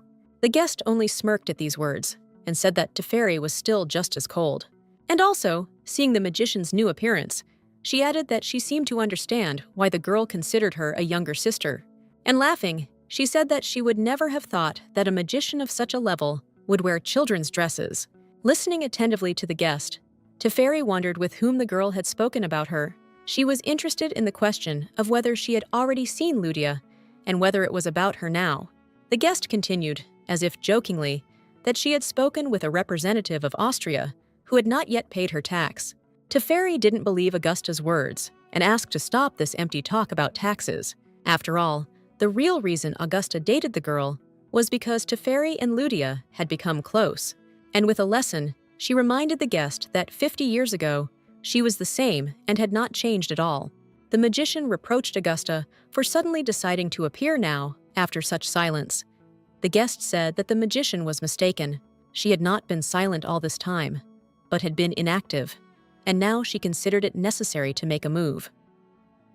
Teferi looked at her in amazement. Augusta smirked and told him not to look at her like that. It was just a gentle warning from her. Teferi replied that she needed to be careful and know who she was warning. After all, her Akalar clan is aware of all the dark deeds she does in the shadows, and Augusta should not cross the line. The guest reproachfully noted that it was obvious that the magician valued the girl. Teferi warned Augusta to be careful, as Ludia enjoyed special favor with the imperial family, and one careless step in her direction could turn out to be costly. Augusta ironically thanked the magician for being so worried about her and warning her about the danger. Here, Teferi sternly reminded the guest that she had forgotten the strict rules that they were not allowed to interfere in the affairs of people. This also includes wars and murders. Augusta looked at him indifferently and asked if the great magician was worried that she would kill this girl, and she began to reproach Teferi for becoming too attached to the girl. Here, Teferi ordered her to be silent, and she demanded that they not forget their place and obey her orders unconditionally. And even though Augusta was her wet nurse and raised Teferi, she must behave respectfully. Augusta had no choice but to submit to the great magician. Teferi also added that if something happens to Ludia, Augusta will be the first one the sorceress will ask. The guest was shocked and did not expect such a turn of events and wanted to answer the magician, but Teferi didn't want to listen to her anymore and cast a spell, because of which Augusta lost the gift of speech and could not speak. Teferi turned to the nurse with all her severity and coldness and ordered her not to touch Ludia, because she finally found some entertainment in this world again, and Ludia is hers. It was very painful for Augusta to hear this. She could not say anything, but only cry. Ludia, preoccupied with the case of her grandmother's disappearance, was pondering her next steps and was in the research center. An assistant approached her and reported that he had carried out her instructions and sent out requests to all the nobility with whom they collaborated. Ludia was glad that everyone accepted the request. All that was left was to send the request to the imperial family, and she would do it personally. She remembered that Ben regularly trained at the training ground, so if she came here, she wouldn't attract unnecessary attention. By this time, the Marquis appeared and was delighted at the girl's arrival. Ludia also expressed joy and greeted the officer. Then they went to the Marquis's office, and he asked what brought the girl to him. Ludia nervously replied that she simply had free time and was nearby, so she came in. The Marquis replied with a smile that they still had a little time before the Crown Prince arrived. The girl became embarrassed and realized that the old officer had seen through her right away. The Marquis, seeing the girl's embarrassment, decided to joke a little, saying that he had known Ben for a long time and could even understand what he was up to. The man also added that everyone in the imperial palace knows the prince's appearance well, no matter how he disguises himself. The confused girl now realized that even when Ben was disguised, they were still found out. But the man reassured the girl that he had ordered all the knights to remain silent, so that no one from the taiga would find out. The girl thanked the officer, but at the same time, she was ready to sink through the ground with shame. Here, their conversation was interrupted by one of the officers, who secretly reported something to the Marquise. After this, the man stood up and said that it was time for him to go. The girl asked in surprise why the Marquise was leaving so soon and if everything was all right. The officer smiled and said that somehow the crown prince already knew the girl was here. At this time, Ben was already heading towards Ludia. He was impatient to see his beloved after a long separation. He literally burst into the office, almost knocking down the door. The crown prince approached the girl and asked if she had come to see him. The girl modestly replied that this was exactly it. Ludia said shyly that she wanted to ask the crown prince for something. The man sat down and asked with interest what she wanted to ask him for, and that he would do everything in his power. The girl awkwardly said that she needed several permits to search the estates, and whether he could do it. Ben was very surprised by such a strange request. He expected something more romantic. Ludia understood that even though he was the crown prince, his power was limited, and the search of estates requires the approval of the judiciary and the imperial police. The man asked her to explain the reason for such a strange request and said that she could tell him everything. The girl was embarrassed and couldn't gather the courage to tell everything. Before her eyes immediately appeared the image of an exhausted and unhappy Elen, who was suffering because of the loss of her beloved grandmother. Finally, she gathered her strength and began to say that she wanted to help one person, but she could not continue. Then, exhausted by tormenting thoughts, she slumped in the chair, exhausted, and replied that she herself did not understand what she was doing. She began to speak incoherently and could have simply replied that it was not her problem, but she could not ignore someone else's grief. Ben listened attentively to the girl and admired her, but she said that her friend was not particularly close to her and she didn't even really like her. And yet, despite everything, she wants to help. Ben decided to clarify and asked the girl if she thought that searching the estates would help her friend. Ludia replied that that was exactly it. He understood everything correctly. Here, Ben suddenly interrupted and called for an assistant. He approached him, and the crown prince said something quietly in the man's ear, so that no one would hear. The man nodded his head and made it clear to the heir that he would do everything. Here, Ben happily turned to the girl and suggested taking a little walk in the fresh air. Ludia was very surprised, as she did not know what was happening, but she still offered her hand to the crown prince and agreed. They came out into a beautiful garden that was nearby on the property. The lovers strolled leisurely and enjoyed each other's company. They had simple, sweet conversations. Ben said that he once wanted to destroy this garden, but was glad that he eventually did it. The girl listened with interest to the stories and plans of the crown prince and was embarrassed by their closeness. The officers around watched the lovers and talked about them. They had never seen the crown prince with a girl before. The girl looked at Ben and caught herself thinking that being with him made her believe more and more in what was happening to her. Here the man stopped and turned to his beloved. He sees that she is very puzzled and tense, and maybe it is because of the research work in the mine. The girl looked at Ben with embarrassment and replied that no. Then she shyly looked down and watched as the man held her hand. Ben immediately apologized for taking her hand without even asking the girl about it. And then he wanted to turn to her with a question and permission. Ludia looked at him coquettishly and said that it seemed like they already had such a relationship that there was no need to ask about such things. At this point, Ben himself became embarrassed. The girl then added that a man doesn't have to ask about such things, and if he wants to take her hand, he can do so without hesitation. And in the end, she flirtatiously said that what he wants to do, she wants to do too, and vice versa. Ben replied that he completely agreed with the girl. He also admitted that the days seem so short that he sometimes feels lost in the reality of what is happening. And sometimes he remembers their meetings and conversations and cannot understand whether it was true or a figment of his imagination or a dream.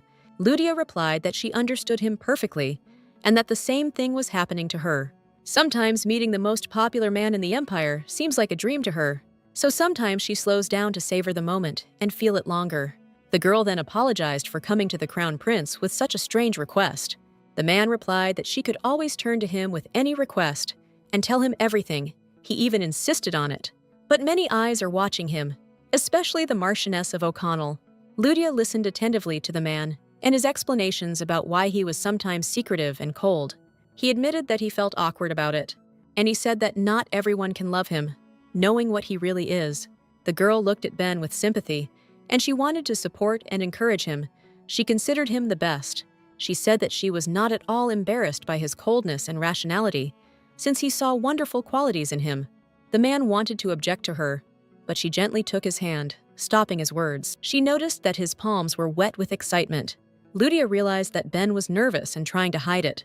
Then she calmly said that he was not as cold as he thought he was. She reflected that a man, by his very nature, strives to be a protector and supporter. And in moments of responsibility, he became cooler and more rational in order to cope. Lydia looked at him with warmth and admitted that she liked him just the way he was. She gently pulled him towards her and hugged him, trying to calm him down. Ben felt a quiet happiness and relief around her. The girl softly added that she wanted to see him be honest with her. The girl pressed herself against the crown prince and quietly said that he did not need to wear a mask around her. The man hugged her back tightly, not wanting to let go. They stood there for a long time, hugging and silent, feeling calm next to each other. Then they sat down on a bench and shyly avoided looking at each other. Lydia thought shyly that this was the first time in her life she had hugged an adult man. She was so embarrassed that she couldn't look up at Ben, but even if it were possible to go back, she would still hug him again. Soon Ben broke the silence and quietly addressed her. Noticing her embarrassment, he himself became embarrassed and carefully touched her hand. Then he approached her and quietly asked her to close her eyes.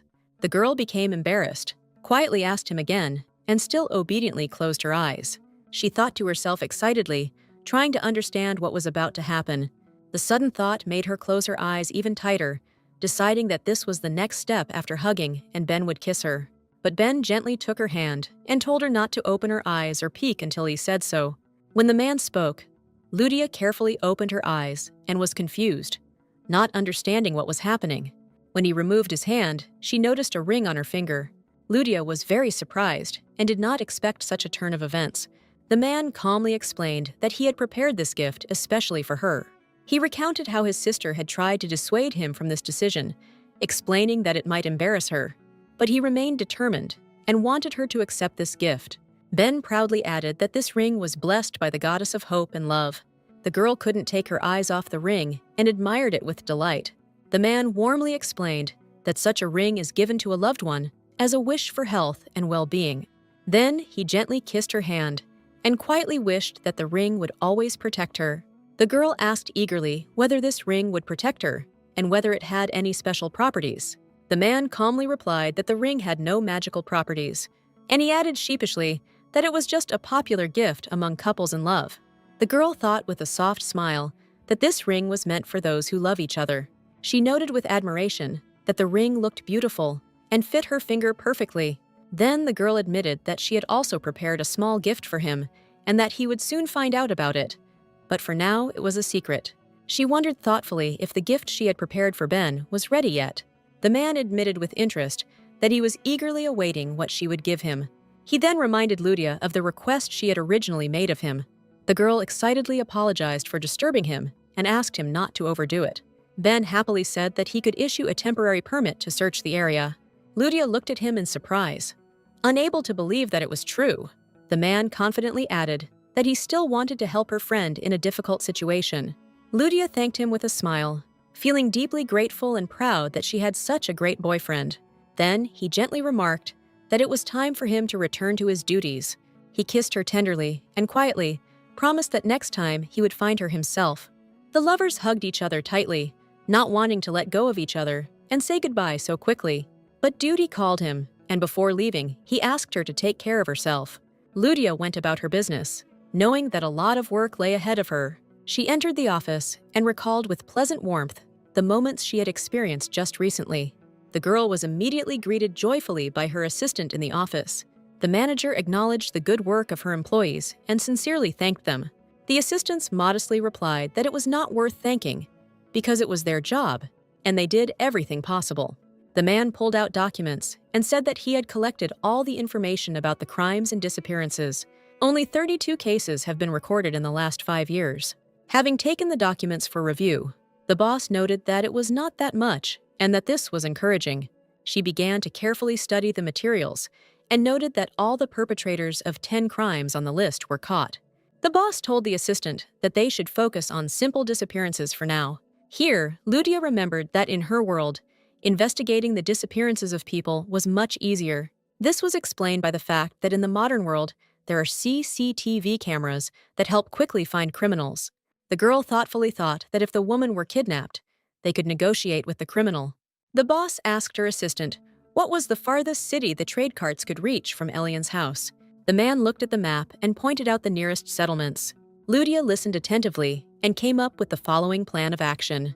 She confidently said that it would be better to start the search from this very place and asked the man to prepare everything for this. The assistant calmly replied that he would do everything necessary without delay. Ludia thought that if the woman was from home, then she should look in that direction.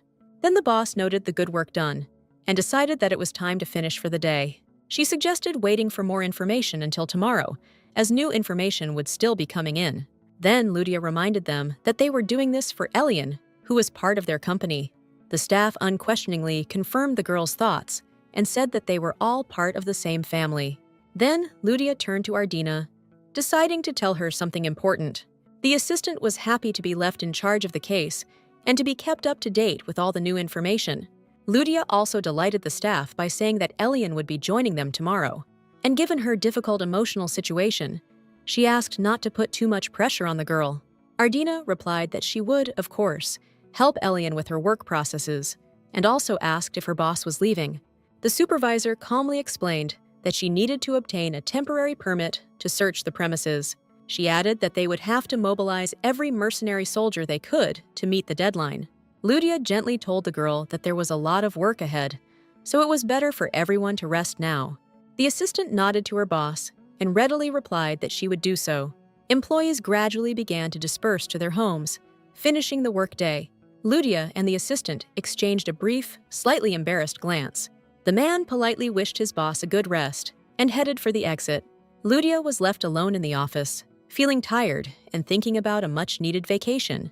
She was already imagining the peaceful rest and quiet days she would spend with Ben. Several days passed and Ludia was resting at home. It was already late morning, and the maid tried to wake the girl, but to no avail. Ludia didn't want to get up, and she felt that she hadn't yet recovered from the stressful days.